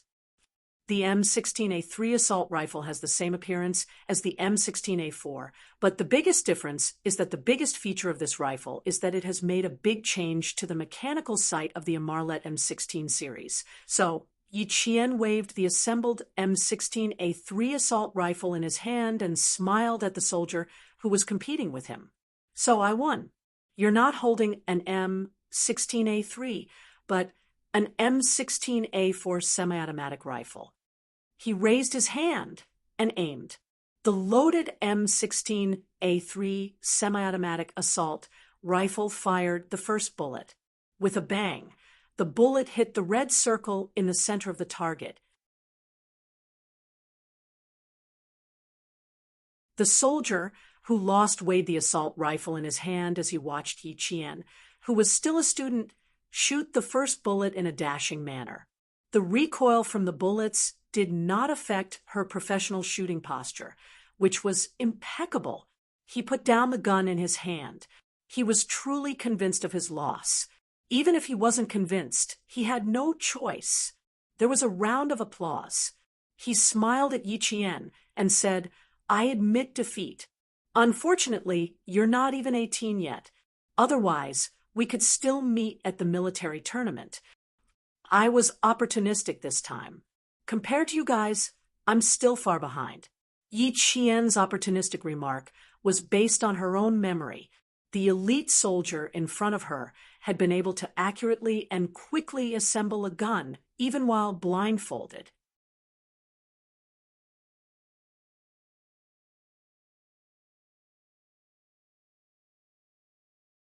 Chapter 61. At night, Yi Qian would run with the soldiers, assemble, and train their posture. At 5:30 in the morning, she would do morning exercises and mixed martial arts. Here, Yi Qian was like a real soldier, blending in with the troops. Yi Jian was like a role model when she came up to inspect the military posture and military etiquette. She made the veterans feel that they should work harder to succeed. She stood like a pine tree, sat like a bell, and walked like the wind. From her body, one could tell what the most standard military posture was and what the most qualified posture was. You're just short of a military uniform. After the morning training, the young soldier smiled at Yi Qian, who was the same age as his sister. He pointed at her uniform and said, "This uniform doesn't suit you." Yi Qian, who spoke and acted like a soldier wearing a uniform, was indeed a little strange. Wearing a uniform that gave off the vibe of a military uniform, wasn't that strange? Yi Qian was still sweating. She wiped her sweat with her sleeve and said with a bright smile, "I promise to wear a military uniform when I'm 18. Her goal was to get into the military's Tsinghua University, the University of Science and Technology of China. It'll take another 4 years. After 4 years, we'll all be discharged." After the soldiers laughed, they felt a little sad. The troops were made of iron, but the soldiers were like water. After 4 years, the recruits here would have changed 4 rounds. Yi Qian looked at them, her dark eyes shining like diamonds under the sunlight. She gently shook her head and said slowly, "No, in my heart, you're like the sun that never sets. You'll never be discharged. 10 years from now, in my memory, you'll still be wearing a military uniform. You'll still be indomitable men." Under the sunlight, her face was beautiful, and her voice was clear and melodious. Her voice and her smile were like the gurgling spring water in a mountain stream, flowing into the hearts of good men. "We're all looking forward to seeing you in a military uniform in 4 years. Come, come, come, let's give you a high five." The leader was a squad leader. They were all scouts who had trained in mixed martial arts. Their tanned faces were serious when they were on duty, but when they were resting, they were like the brothers next door taking care of Yi Qian. In the sound of applause, Yi Jian ended her May Day holiday in the army. After the summer vacation, she would come back again and spend another unforgettable military life with this group of adorable and respectable soldiers. By the time they returned to town, it was already close to 5 in the afternoon. Principal Chen smiled as he took out a $50 bill and said to Yi Qian, "Go, girl, buy a caddy of pork belly and come back. Let's have a drink together tonight." His heart was filled with joy. He was even happier than if he had found a treasure. Yi Qian took the money and said happily, "Braised pork, braised grass carp, they are all your and Grandpa's favorite dishes. You have a good memory. Hurry up and go." Uncle Jen also laughed out loud. He rarely came to town, but he was really happy today, so he agreed to come to town. The market in town was not big. By 4 or 5 in the afternoon, there were only a few stalls. When Yi Qian was picking vegetables, she heard the stall owners talking about the mayor election. One of them said that Deputy Mayor Ye's family could even kick their own niece out of the house, so he was definitely not a good official. Yi Qian's lips curled up when she heard that. If this matter affected his career, Yi Ying and her mother would not have an easy time.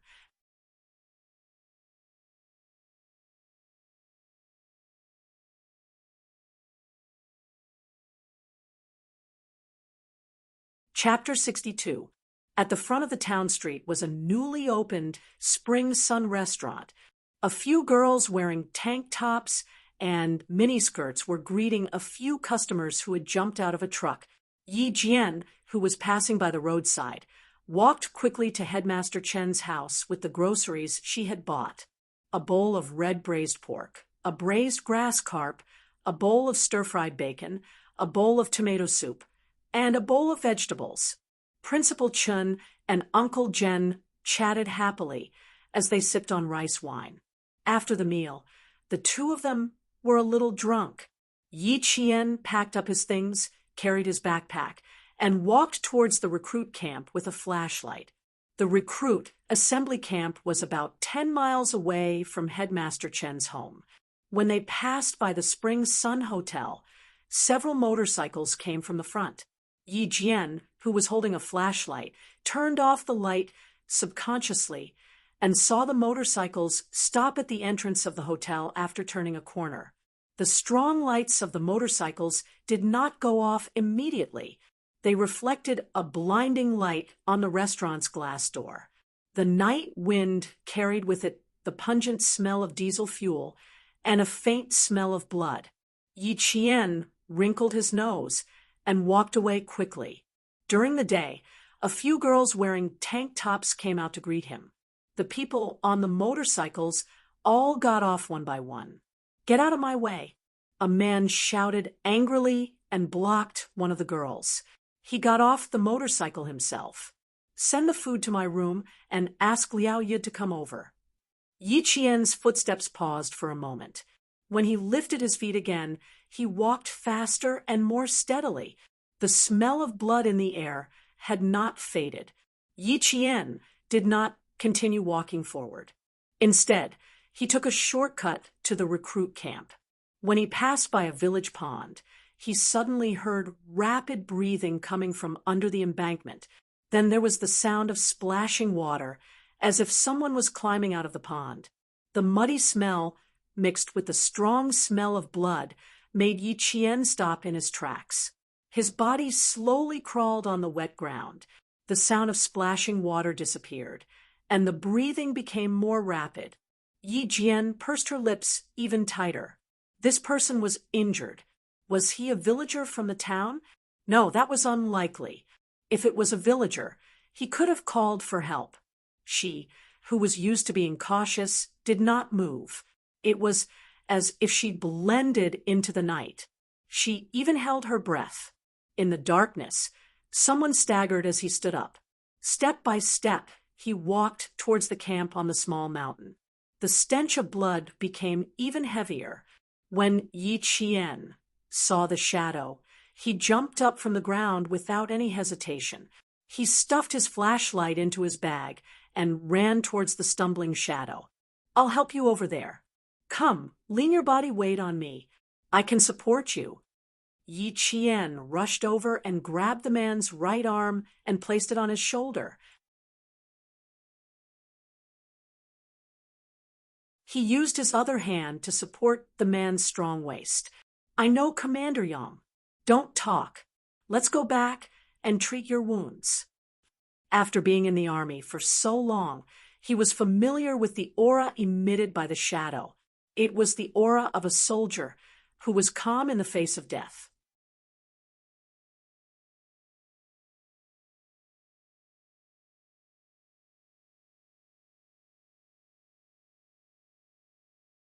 Chapter 63. When he heard that the young lady knew Commander Yang, the man quietly put away his gun. When he spoke, his voice was already so weak that it was almost inaudible. "Young lady, quickly run over and tell Commander Yang that the target has been alerted. We'll be there soon. Don't talk. Save some energy for when we see Commander Yang." Yi Jian's face was cold and gloomy. The 1.8-meter-tall soldier was leaning on her with all his weight. Her footsteps were also steady. Commander Yang was on the phone. When he heard the cold voice coming from the phone, his expression was unprecedentedly serious. "Okay, I'll immediately send troops to search. Report as soon as there's any news. The target is the #1 overseas event in the southern province. Please be careful. A deep male voice came from the other end of the phone. It was filled with boundless killing intent. "In 10 minutes, I'll arrive at Fujian town." Yi Qian appeared at the camp's sentry post. When the two soldiers on duty saw her, their expressions changed. One called Commander Yang to inform him, while the other ran into the camp with the injured man on his back. Inside, Commander Yang just happened to run out with the military doctor. He immediately placed the injured man on a stretcher. It's a gunshot wound on his left shoulder. He lost too much blood and fainted. The wound may be infected. It needs immediate anti-inflammatory treatment. When Yi Qian saw Commander Yang, she immediately told him all the details she knew. "There's a problem with the Spring Sun restaurant. 5 foreign men came to the restaurant. One of the foreign men spoke with a Hongkou accent. He's injured. Hongkou accent. Isn't this?" Commander Yang looked deeply at Yi Qian and said in a low voice, "Young lady, you might have to work hard tonight. Go back to the dormitory first. The military doctor will come and treat this soldier's wound." Yi Qian slightly narrowed her eyes and said in a low voice, "Uncle Yang, you only have one military doctor here. I'm afraid one isn't enough. I know a little about how to treat gunshot wounds. Let me go with you." When this young lady spoke, her expression and words always gave people an inexplicable sense of confidence. Commander Yang nodded without hesitation. "Okay, you can help." Yi Qian had been in the medical school for more than a year, and his professional knowledge was even better than the medical students. How could he really just be an assistant? But it was true that he could only be an assistant. The 14-year-old Yi Qian had never been exposed to gunshot wounds before. He had only learned some theoretical knowledge in the army: anti-inflammation, intravenous drip, wound cleaning, removing the bullet, and cleaning the wound again. As long as the military doctor needed anything, she would immediately hand it over. She would even use a disinfectant cloth to wipe the sweat of the military doctor who was removing the bullet. When Xia Jinyuan came in, he saw a slender figure standing by the operating table like a sentinel. When she heard his footsteps, she turned around with a scalpel in her hand and looked at him coldly. "It's me, Xia Jinyuan," he said in a low voice and took off his combat helmet, revealing his handsome face. He was wearing an army combat uniform. He did not have the elegance he had when he was in the military uniform. Instead, he walked in with the cold air of the dark night, filling the infirmary with the murderous aura of a powerful army. Yi Qian let out a sigh of relief. So it was him. The military doctor was doing a thorough debridement of the devitalized tissue in the contusion area of the wounded soldier's shoulder. Without looking up, he said to Yi Qian, "Left camera, prepare the one-time pulse debridement and rinse device." Yi Qian, who only met his gaze, immediately passed the left camera to the military doctor. At the same time, he prepared the one-time pulse debridement and rinse device. After the bullet was removed, he would immediately rinse the wound to prevent anaerobic infection.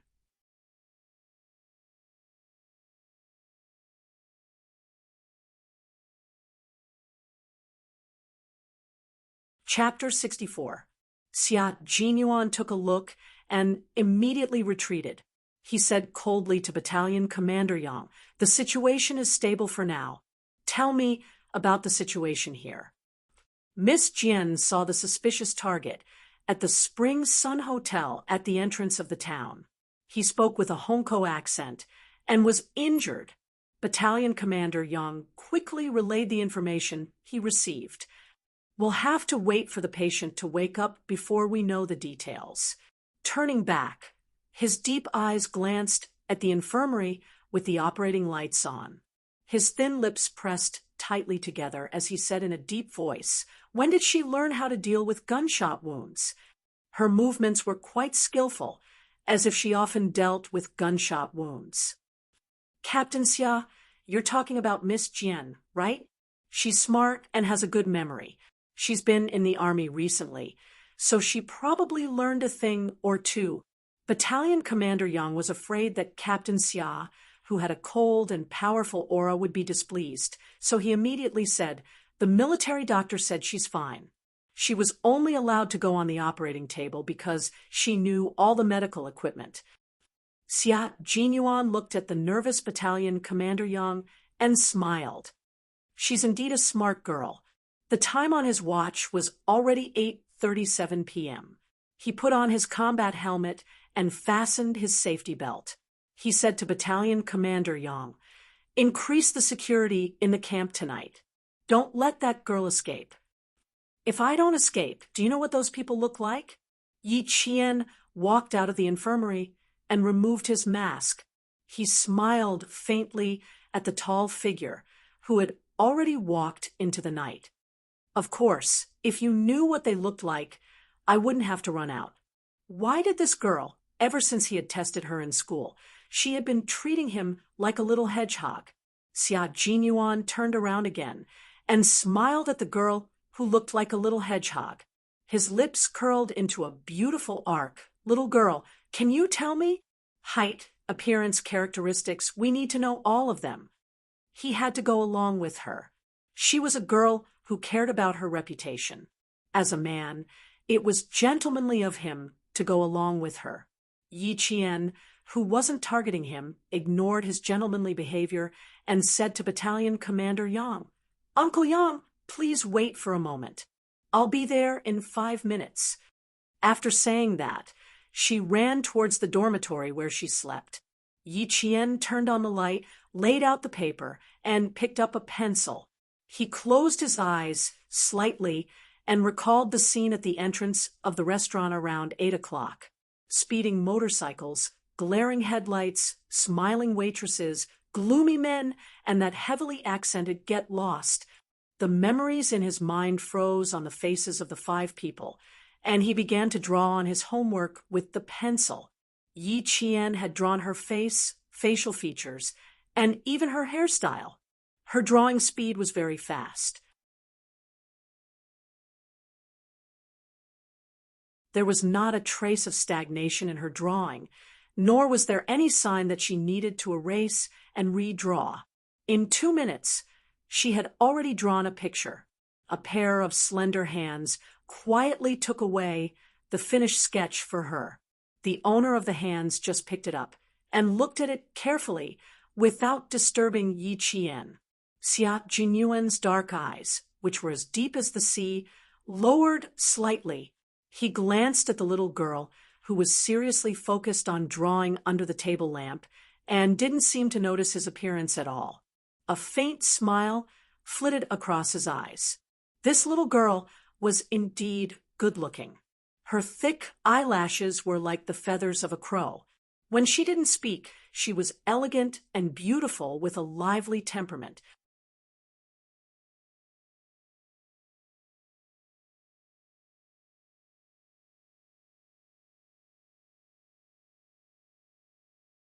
Chapter 65. Yi Qian's drawing skills also surprised him. He only took a second glance at the knight, yet he was able to memorize the other party's face and draw it clearly. This was truly amazing. This portrait is of a man with a Hongkou accent. He has an injury, probably around his waist. When he got off the motorcycle, he consciously covered his right waist. Yi Qian handed the sketch to Yi Qian. "There are 3 more. Give me a moment." Yi Qian, who had entered a state of concentration, had a cold look in his eyes. When he drew with the pencil, a cold light flashed across his eyes. I checked the wounded man's pistol. It was a QSC 92 semi-automatic pistol with a total of 15 bullets. Only 1 shot was fired.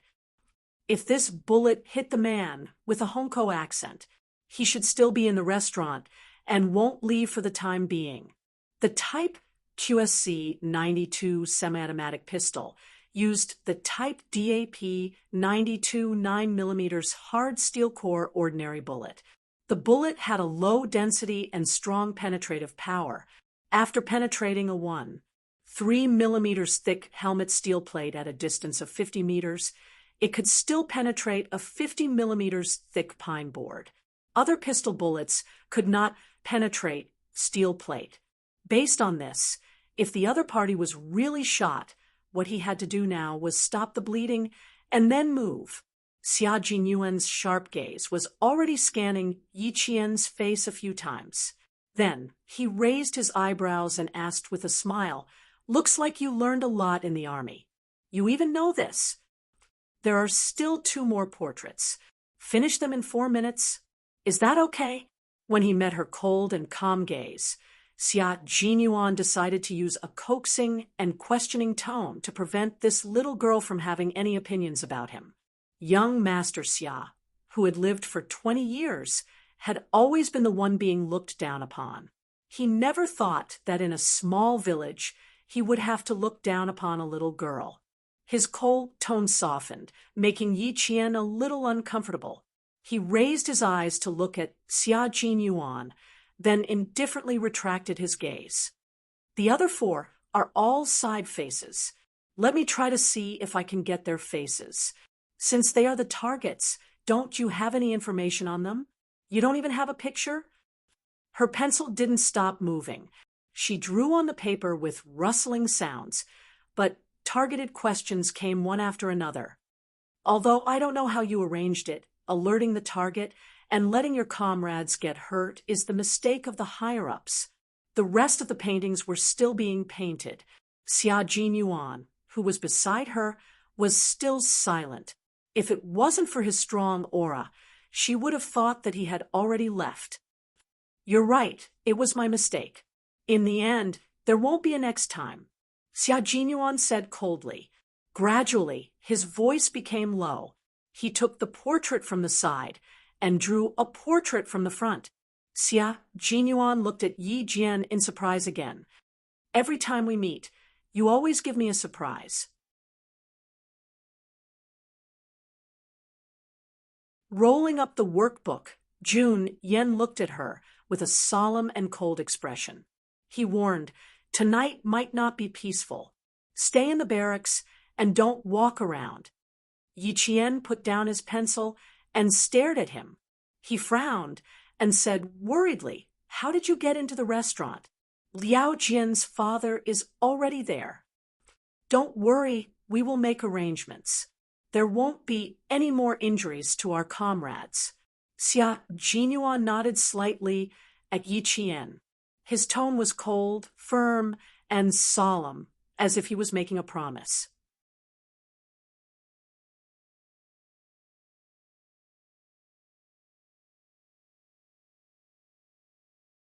Chapter 66. His back was long and slender like bamboo, tall and straight like a pine tree. His steps were both incomparably elegant and as sharp as a sword. This was Xia Jinyuan, an elegant yet dangerous soldier. She pursed her lips slightly, stood up, and chased after him. "Captain Xia, I promised to go to my classmate's house tonight." Yi Qian, who had chased after him, turned around and disappeared around the corner of the stairs. She raised her voice and said, "I'm going out now. My classmate must be waiting for me at home." The footsteps downstairs did not stop, so Yi Qian had no choice but to chase after him again. She had to go out tonight, and Jessen's mother was a doctor. If the target's gunshot wound needed to be stopped or treated, he would definitely look for Jessen's mother and Auntie Zhou. If he ordered the soldiers in the barracks not to let her go out, she would definitely not be able to go out. The problem was it too late to find Auntie Zhou now? It had been 16 minutes since she found the target. Yi Qian, who could cross 3 or 4 steps in one step, quickly rushed from the 3rd floor to the 1st floor. She was fast, but not as fast as Xia Jinyuan. She could only hear his footsteps disappear on the 1st floor. Xia Jinyuan did not turn a deaf ear to her, but because he heard her, he needed to arrange for someone to escort her there. In order to save time, he did not stop to respond. arrange for a sentry to escort Yi Jian to her classmates. Before he could finish his sentence, he heard the sound of footsteps behind him. Dong dong. It sounded like raindrops. How fast was this guy? Wasn't he afraid of tripping himself? Xia Jinyuan, whose face had turned cold, did not finish his order. He turned around and took a step forward. Standing at the bottom of the stairs, he looked up and saw a slender figure coming straight towards him like a swallow returning to the forest. Yi Qian, who had hurried down the stairs, did not expect him to suddenly appear. She reacted quickly and took a step back. Her right hand was firmly holding onto the stairs. Based on her calculations, she could have stopped and not bumped into him. However, according to what Xia Jinyuan saw, she would definitely fall down like a swallow returning to the forest. At the same time, she opened her arms and subconsciously walked up the stairs. Very steadily, she held Yi Qian tightly in her arms like a mountain. When the sentinel walked over, he saw another scene. The woman chased after him reluctantly. The man, who was also unwilling to part with her, felt the same way. He turned around and hugged the woman. It was a completely romantic scene. Soon, Xia Jinyuan realized how abrupt his actions were. He calmly retracted his hand and smiled at Yi Qian, who seemed to be frightened. Be careful next time. What you did just now could easily make people worry that you might get into an accident. The little girl was really thin. Her waist was so thin that he could wrap his arm around her waist. Yi Qian looked coldly at the man, who calmly took a step back. He let out a long sigh and stopped himself from grinding his teeth. Looking at him, he said coldly, "I've already steadied myself. You made a mistake." In front of this girl, Xia Jinyuan felt that he was not very good with words. His thin lips curved into a helpless smile. When he turned around and looked at the sentinel again, his handsome face was cold, as if he had never smiled before. The sentinel's expression was a little strange. Xia Jinyuan glanced at him coldly and said in a deep voice, "What nonsense are you thinking? Escort her to her classmate's house. Be careful."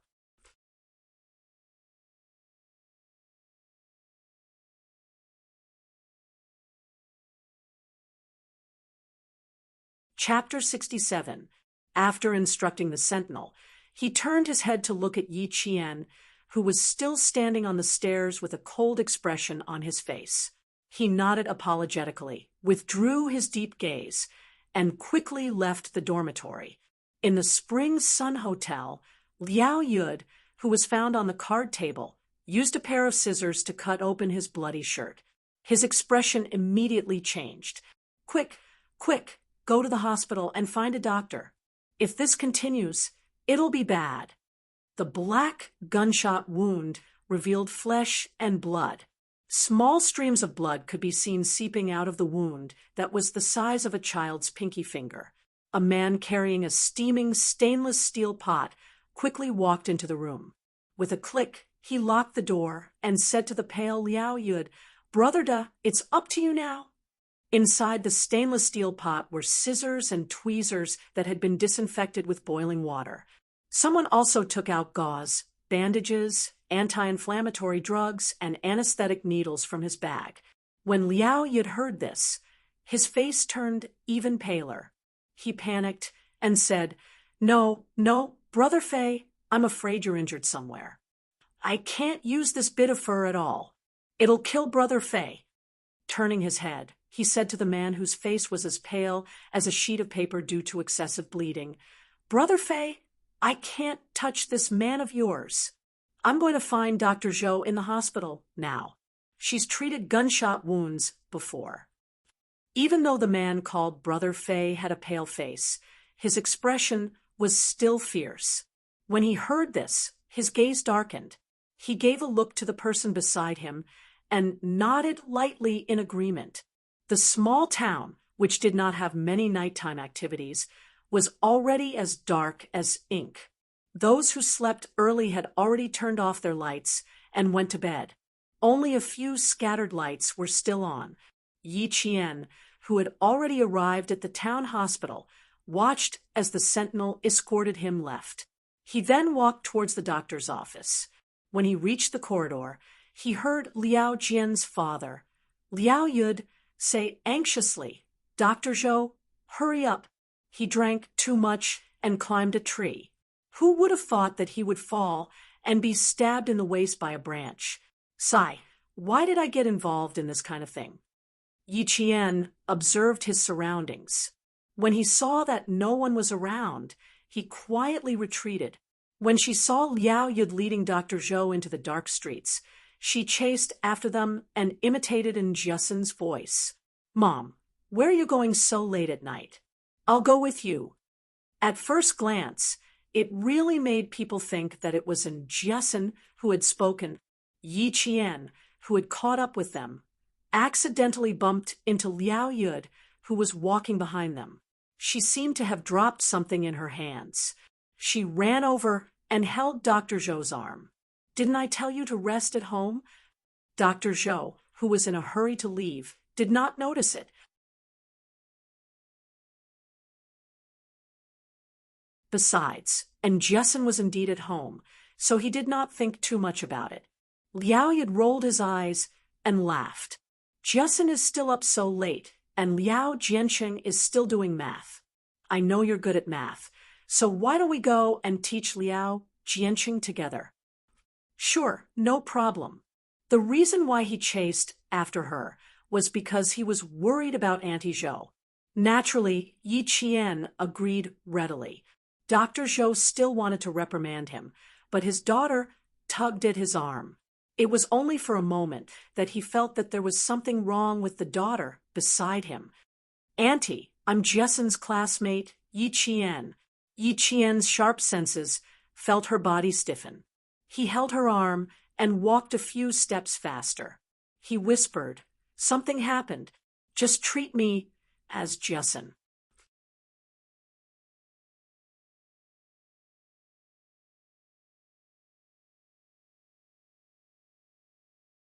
Chapter 68. Dr. Zhou still did not understand what was going on, but he started to feel uneasy. Liao Yud, who was behind him, stopped in his tracks. He reached into his pockets with both hands, as if he was looking for something. After touching his pockets, his expression changed. He whispered something to the man who followed him, then turned around and returned to the town hospital. "Let's go, Auntie." The corners of Yi Jian's lips curled up into a faint smile. Her dark eyes looked straight ahead. She was calm without a trace of fear. "Just treat me as Justin. Treat me as if I want to accompany you for a walk." Spring Sun Hotel was not far from the town hospital. After making a big turn, they could see Spring Sun Hotel at the entrance of the town from afar. It turned out that the lights in the hotel had suddenly gone out. Yi Qian could clearly feel the footsteps of the man who had been walking behind him quicken, but he quickly steadied himself. Spring Sun Hotel was not the only one without power. The entire town was without power. Spring Sun Hotel was a small two-story building. The back of the building was a field, and the front of the building was a road. The left and right sides of the building were empty. If they wanted to sneak in, they would have to turn off the lights to catch them. They had to turn off all the lights in the town to avoid suspicion. "Hurry up." The strange man urged them in a hushed voice. The blackout in the town made the man slightly uneasy. Dr. Zhou did not say anything. He held Yi Qian's hand tightly and almost ran with the medical kit on his back. She wanted to find an opportunity to let Yi Qian run away alone. However, she heard Yi Qian humming a song. He was relaxed, as if he was taking a stroll on a summer night. He hummed until they were almost at Spring Sun Hotel. Then, the faint sound of night birds could be heard. That was Xia Jinyuan's belated response. He was telling Yi Qian that the surrounding area had been deployed. If Battalion Commander Yang had not told him that the person who sent the special communication method was Yi Qian, his response would have been even later. The faint smile on Yi Jian's face instantly disappeared. She reached out and grabbed Dr. Zhou's right shoulder. After grabbing the strap of the medical kit, she turned around and flashed past. She picked up the medical kit in her hand and threw it at the strange man's head. Everything happened so quickly that Dr. Zhou almost screamed. Before she could react, Yi Qian had already pulled her to squat in the dark. Once again, Yi Qian hummed a tune. This was the secret signal used by the troops to signal for the alarm to be lifted.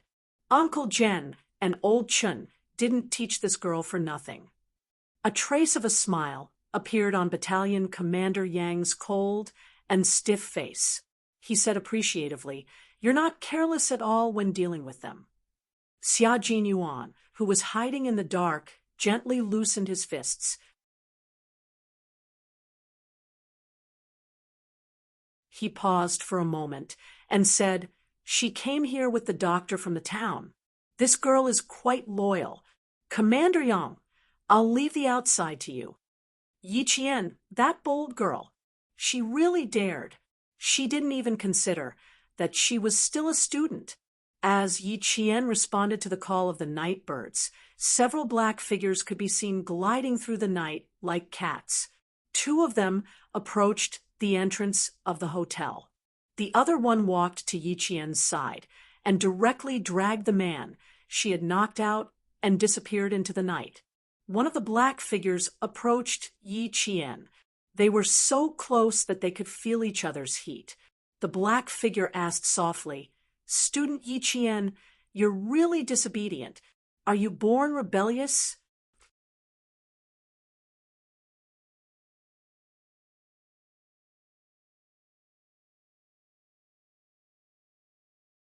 Chapter 69.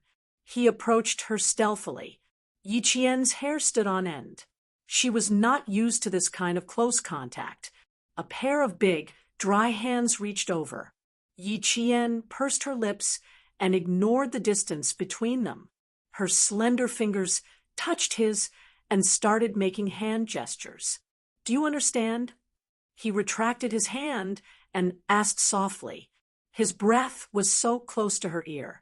His breath was light, and she could smell the faint scent of mint. Yi Qian, who was not used to it, held her breath slightly. She tilted her head to avoid the man's breath that she thought was invasive. She pulled Dr. Zhou, who was squatting with her, up and said softly, "Auntie, I'll go knock on the door. I'll have to trouble you later." "Okay, be careful." Dr. Zhou could only vaguely feel that there were more people around him. He could not see clearly in the dark, but he felt much more at ease. Yi Qian raised his hand and knocked on the door of the rolling casket. "Who asked my mother to come here for treatment? Where is she? Why is the door locked? There's no one here. Let's go." After he said that, he raised his voice and said, "Mom, let's go. Uncle, you drank too much and is teasing us." Footsteps came from the silent lobby. First, the glass door was opened. When the rolling casket door was pulled up, a man's figure appeared. "What's going on? Is there a patient or not?" Dr. Zhou, who smelled of alcohol, asked. "How are we going to see if there's a power outage? Where are the candles and flashlights?" When she spoke, Yi Qian had already walked into the hotel. "It's dark. Let's wait for Uncle Yud to buy some candles before we take a look." It seemed that she could not see clearly because it was too dark. She tripped over something and fell towards the man, who was standing like a door guardian. The man, who was not prepared for what would happen to a young lady, was pushed out of the door by Yi Qian. As he cursed, the soldiers who were hidden on both sides quietly entered through the main door, while Yi Qian apologized. Behind the house, another two soldiers leaped onto the second floor, as if they were leaping onto the roof. Xia Jinyuan did not go in immediately. He hid in the dark and fixed his eyes on Yi Qian. He listened to her apology and heard her footsteps as she entered the restaurant. The moment the man turned around to bring Dr. Zhou in, Xia Jinyuan charged out like a cheetah. He raised his hand high and struck the back of the man's neck. "Auntie, don't panic." Yi Qian gently comforted Dr. Zhou, whose fingertips were cold. He held her hand and spoke calmly into the darkness. "Why didn't you light up a light?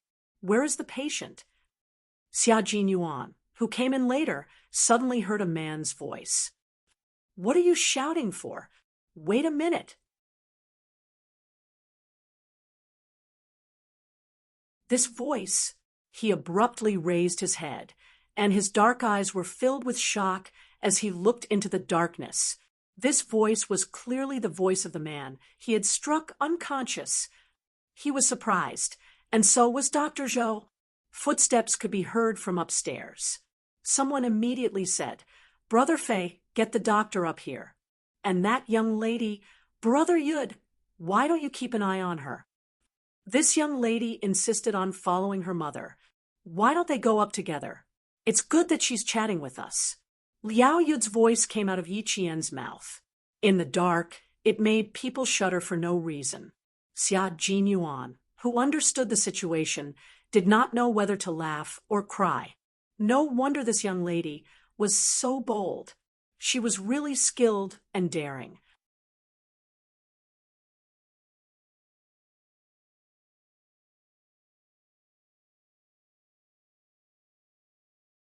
Chapter 70.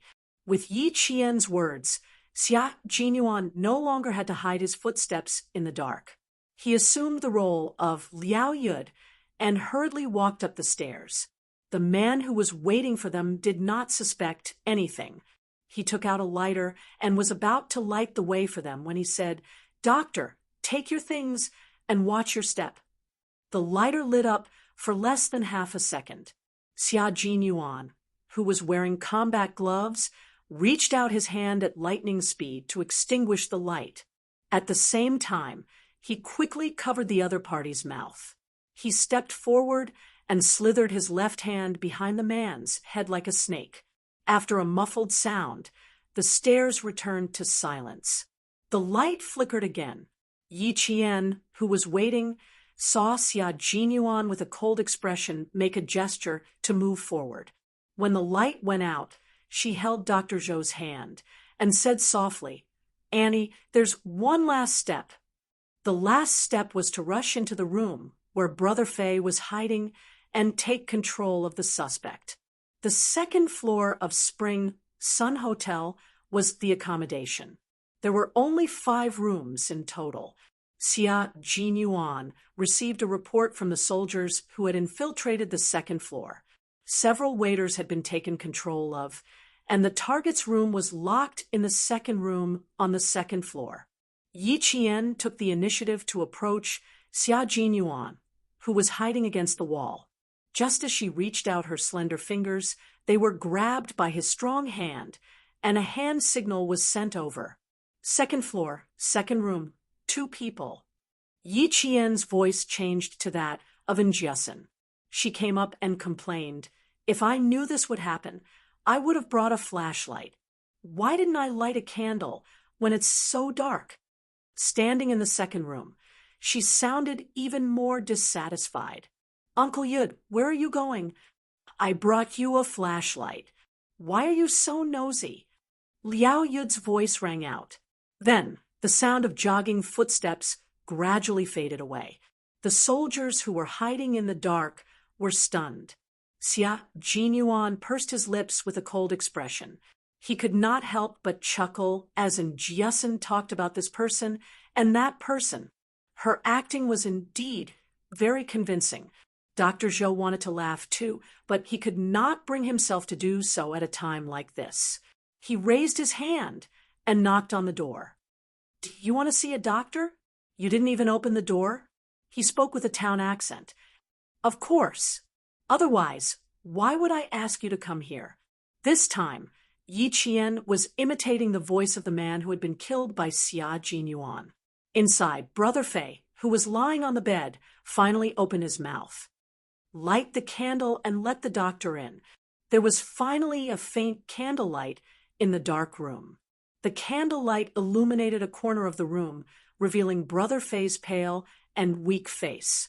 He said to the man who was protecting him 24 hours a day, "Go and keep an eye on the doctor's daughter."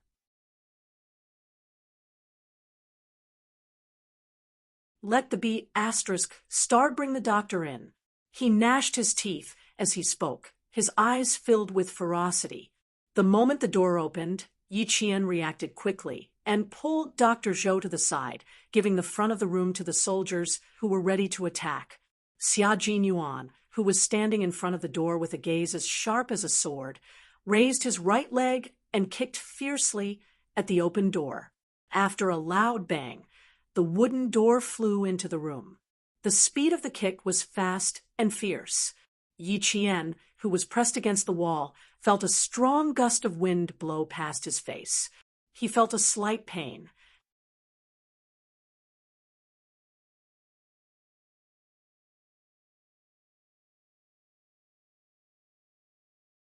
Chapter 71. Dr. Zhou leaned against the wall with his back drenched in cold sweat as he shouted, "Don't move." He slowly sat down on the cold floor. Wind blew out from the room, without a door.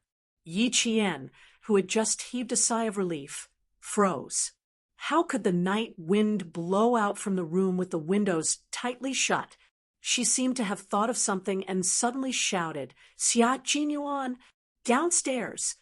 She dashed out of the room like an arrow. She was so fast that Xia Jinyuan did not even have a chance to speak. He pressed down on his headset and listened to the report from his comrades behind the house. As he chased after Yi Qian, he ordered in a deep voice, "Take control of the target and escort her away overnight. Battalion Commander Yang, notify the Power Supply Bureau to restore the electricity." Less than 10 seconds after he gave the order, the lights flickered briefly, and the electricity supply in Fujian town was restored. Xia Jinyuan, who had chased her all the way to the restaurant lobby, slowly stopped under the bright lights. He quietly looked at the slender figure standing at the entrance of the restaurant. After a while, he slowly walked over and said with a smile, "Weren't you very powerful just now? Why do I feel like you're disappointed?" "Sigh, a little girl will always be a little girl. She may be good, but she's still a child." Her little face was just like the weather in June. It could change at any moment. He chased her to the first floor. Yi Qian could already tell whose footsteps it was. After a moment of silence, she sighed softly and looked up at him with her bright black eyes. "I see the difference between us. The difference between us. How old am I? How old are you?"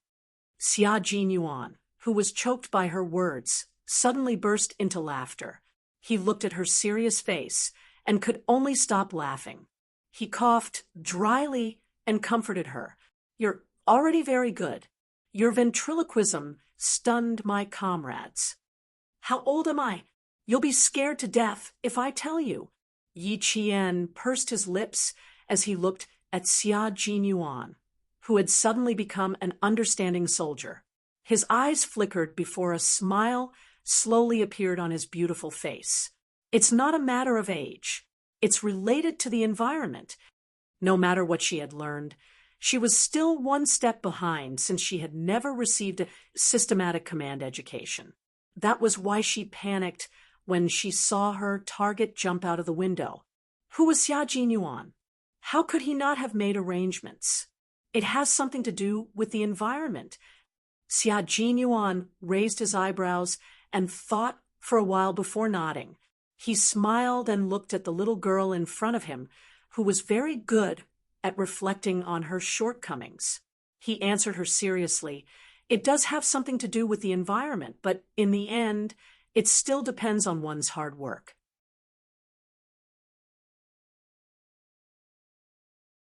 Now that you have a first-grade sergeant major and a world-class sniper to nurture you, your environment is already better than many people in this world.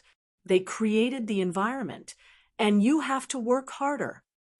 As he spoke, his voice suddenly became very serious. They have put a lot of effort into you, so you have to cherish it.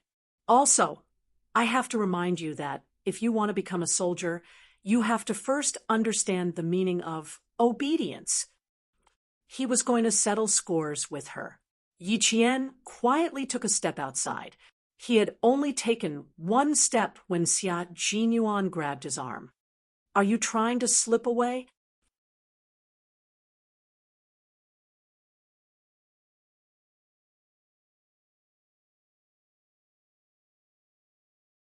Chapter 72.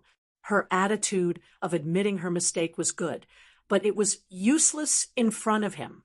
You ran down in such a hurry because you were worried that the target would escape. I can understand your intentions.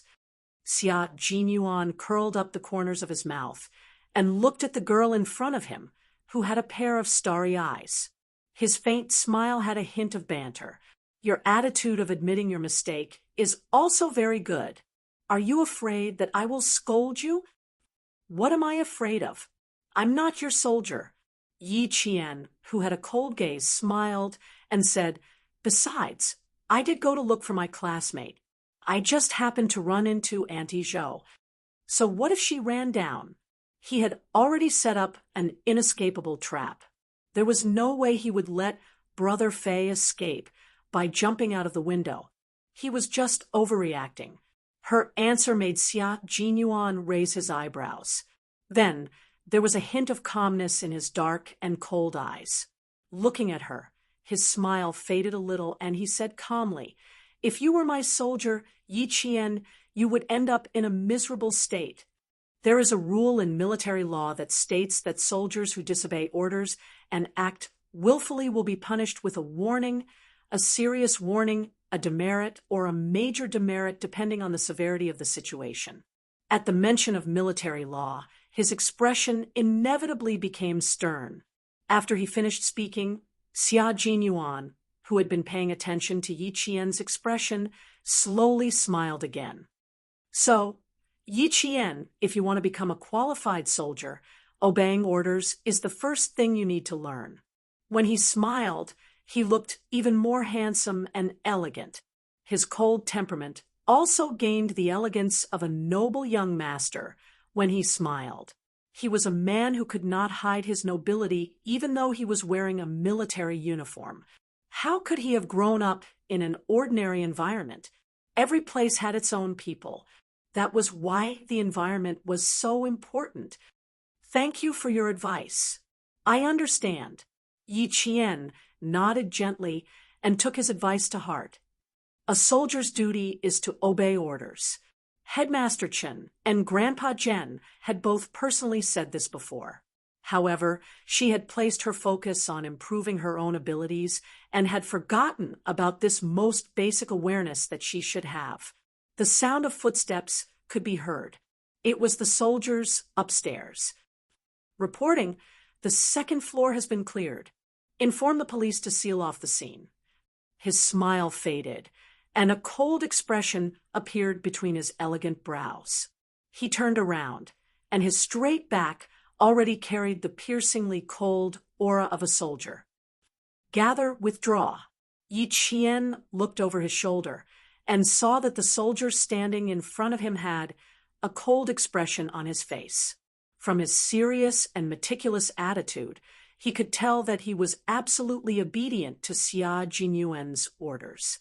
Yi Qian pursed his lips slightly. A soldier's duty was to obey orders. Perhaps she understood.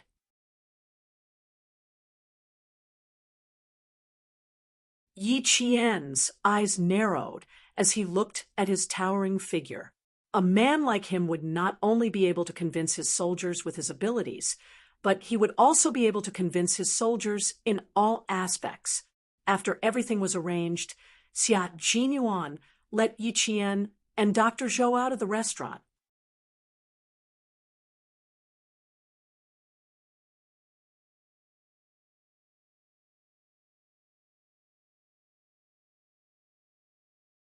Chapter 73. Dr. Zhou was slightly older than the rest. She hurriedly said, "Don't worry, we will keep this matter to ourselves and will not spread it. You are a doctor and have the noble professional ethics of a doctor. We naturally believe in Dr. Zhou." Xia Jinyuan said gracefully. In front of the people, his attitude was not as cold as steel, but as gentle as a breeze. "I won't see you too off. Once again, I'm very sorry."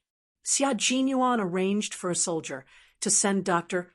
Zhou away first. After she walked further away, he suddenly raised his hand and flicked Yi Qian's forehead lightly. "I didn't have time to praise you just now. You did well, little girl. You really flicked me." Yi Qian was caught off guard and was flicked directly. She held her aching forehead, and there was a slight ripple in her indifferent eyes. "This is nothing. One moment you praise me, the next moment you punish me." Xia Jinyuan was already laughing. He was a man who was very good at restraining himself. Even if he was happy, his laughter was low and shallow, and it was refreshing in the night. "You are only 14, not 40. Relax. Don't show too much indifference in your eyes. 14 years old is the rainy season." I'm guessing that Captain Xia's 14 years old is not the rainy season either. There is no indifference in his eyes, but at least he looks unattainable. Facing the unpredictable major, Yi Jian decided to give him a taste of his own medicine. Would a 20-year-old major live a 14-year-old life like a blooming and rainy season? Was it possible? Thinking about his 14 years old, Xia Jinyuan tactfully kept his mouth shut. The girl in front of him was really smart. It was better for him to say less, in case she made him feel angina. He waved at the soldier, who was waiting for his orders. Come. Send this student back to the recruit assembly camp." He was only 14 years old.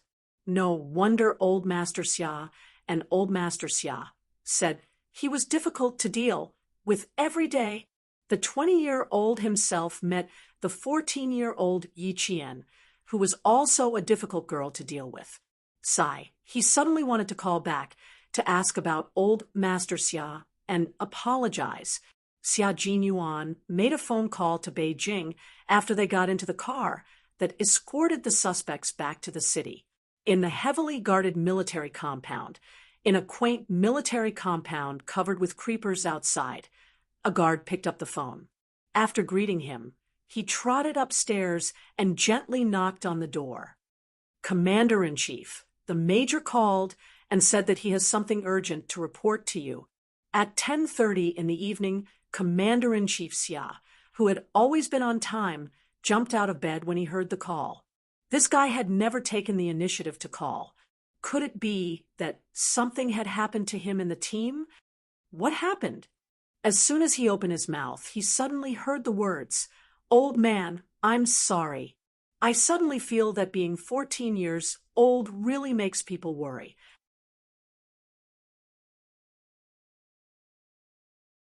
Commander-in-Chief Xia had the urge to smash the phone. It turned out that he had been worried for nothing. "Brat, just you wait. Old man, send my regards to Old Master Xia. Also, good night." Xia Jinyuan smiled and hung up the phone. Commander-in-Chief Xia was in good health and full of energy. Brat can't sleep in the middle of the night. It seemed that he had to make a call and increase his workload. He was always so frivolous.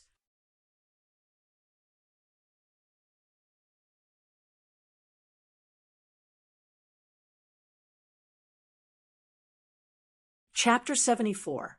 Xia Jinyuan had always been difficult to deal with. When he was young, he would ask all sorts of questions, and when he grew up, he would still ask all sorts of questions. It was fine if he asked, but he would always ask questions that were difficult to answer. In the eyes of everyone, in the family Xia, Xia Jinyuan was the little demon king of family Xia. However, this little demon king was admitted to the military academy in one go and had performed meritorious deeds several times. He became a major at the age of 20, becoming the youngest major in the family. With such a promising son, Commander-in-Chief Xia could be said to have swept away his previous dispiritedness. When Xia Jinyuan was 14 years old, he had always been proud and elated. This was why, even if he was startled by Xia Jinyuan's inexplicable phone call, he would not be angry. Contact Political Commissar Zhang of the Nanguang military region. Commander-in-Chief Xia turned around, went into his room, put on his military jacket, and then went to the study. The troops deep in the mountains of Fujian town belonged to the Nanguang military region. The night grew darker, and in the latter half of the night, fog began to appear. Standing in front of the window, Yi Jian, who didn't know how long it had been, suddenly felt that her body was wet. Only then did she wake up from her contemplation. When she looked up, she realized that there was a faint line of gray on the distant horizon. It was already 5 o'clock in the morning. Yi Qian, who had not slept the entire night, did not feel sleepy at all. She quickly washed her face and rinsed her mouth with the sound of the military horn at the recruit assembly camp. 2 minutes later, Yi Qian, who had packed up her textbooks, appeared in the canteen on time. Here, Yi Qian only needed to help the cooking squad wash the vegetables and clean up the place. A week's worth of breakfast and dinner would be ready. Yi Qian, who had been here for half a month, was nimble, diligent, and able to endure hardships. All the soldiers in the recruit assembly camp knew her. "Morning. Morning. You're up so early? Come on, the pickled vegetable buns just came out of the pot. There are also eggs and steamed buns. Whatever you want to eat, go get it yourself." The leader of the cooking squad was from the northeast. When he saw Yi Qian come in, he happily told her to eat more. The soldiers in the class all agreed that Yi Qian had lost a lot of weight and was much shorter. If he ate more noodles, he would grow taller and fatter. Yi Qian didn't know if it was because he had been eating well for the past half a month, but he really did feel that he had grown a lot taller. After greeting them with a smile, he ate his breakfast and cleaned up the kitchen. She tidied up the kitchen, tidied up the room, and left for school at 6:30. She liked to jog to school. While exercising, she could also strengthen her body.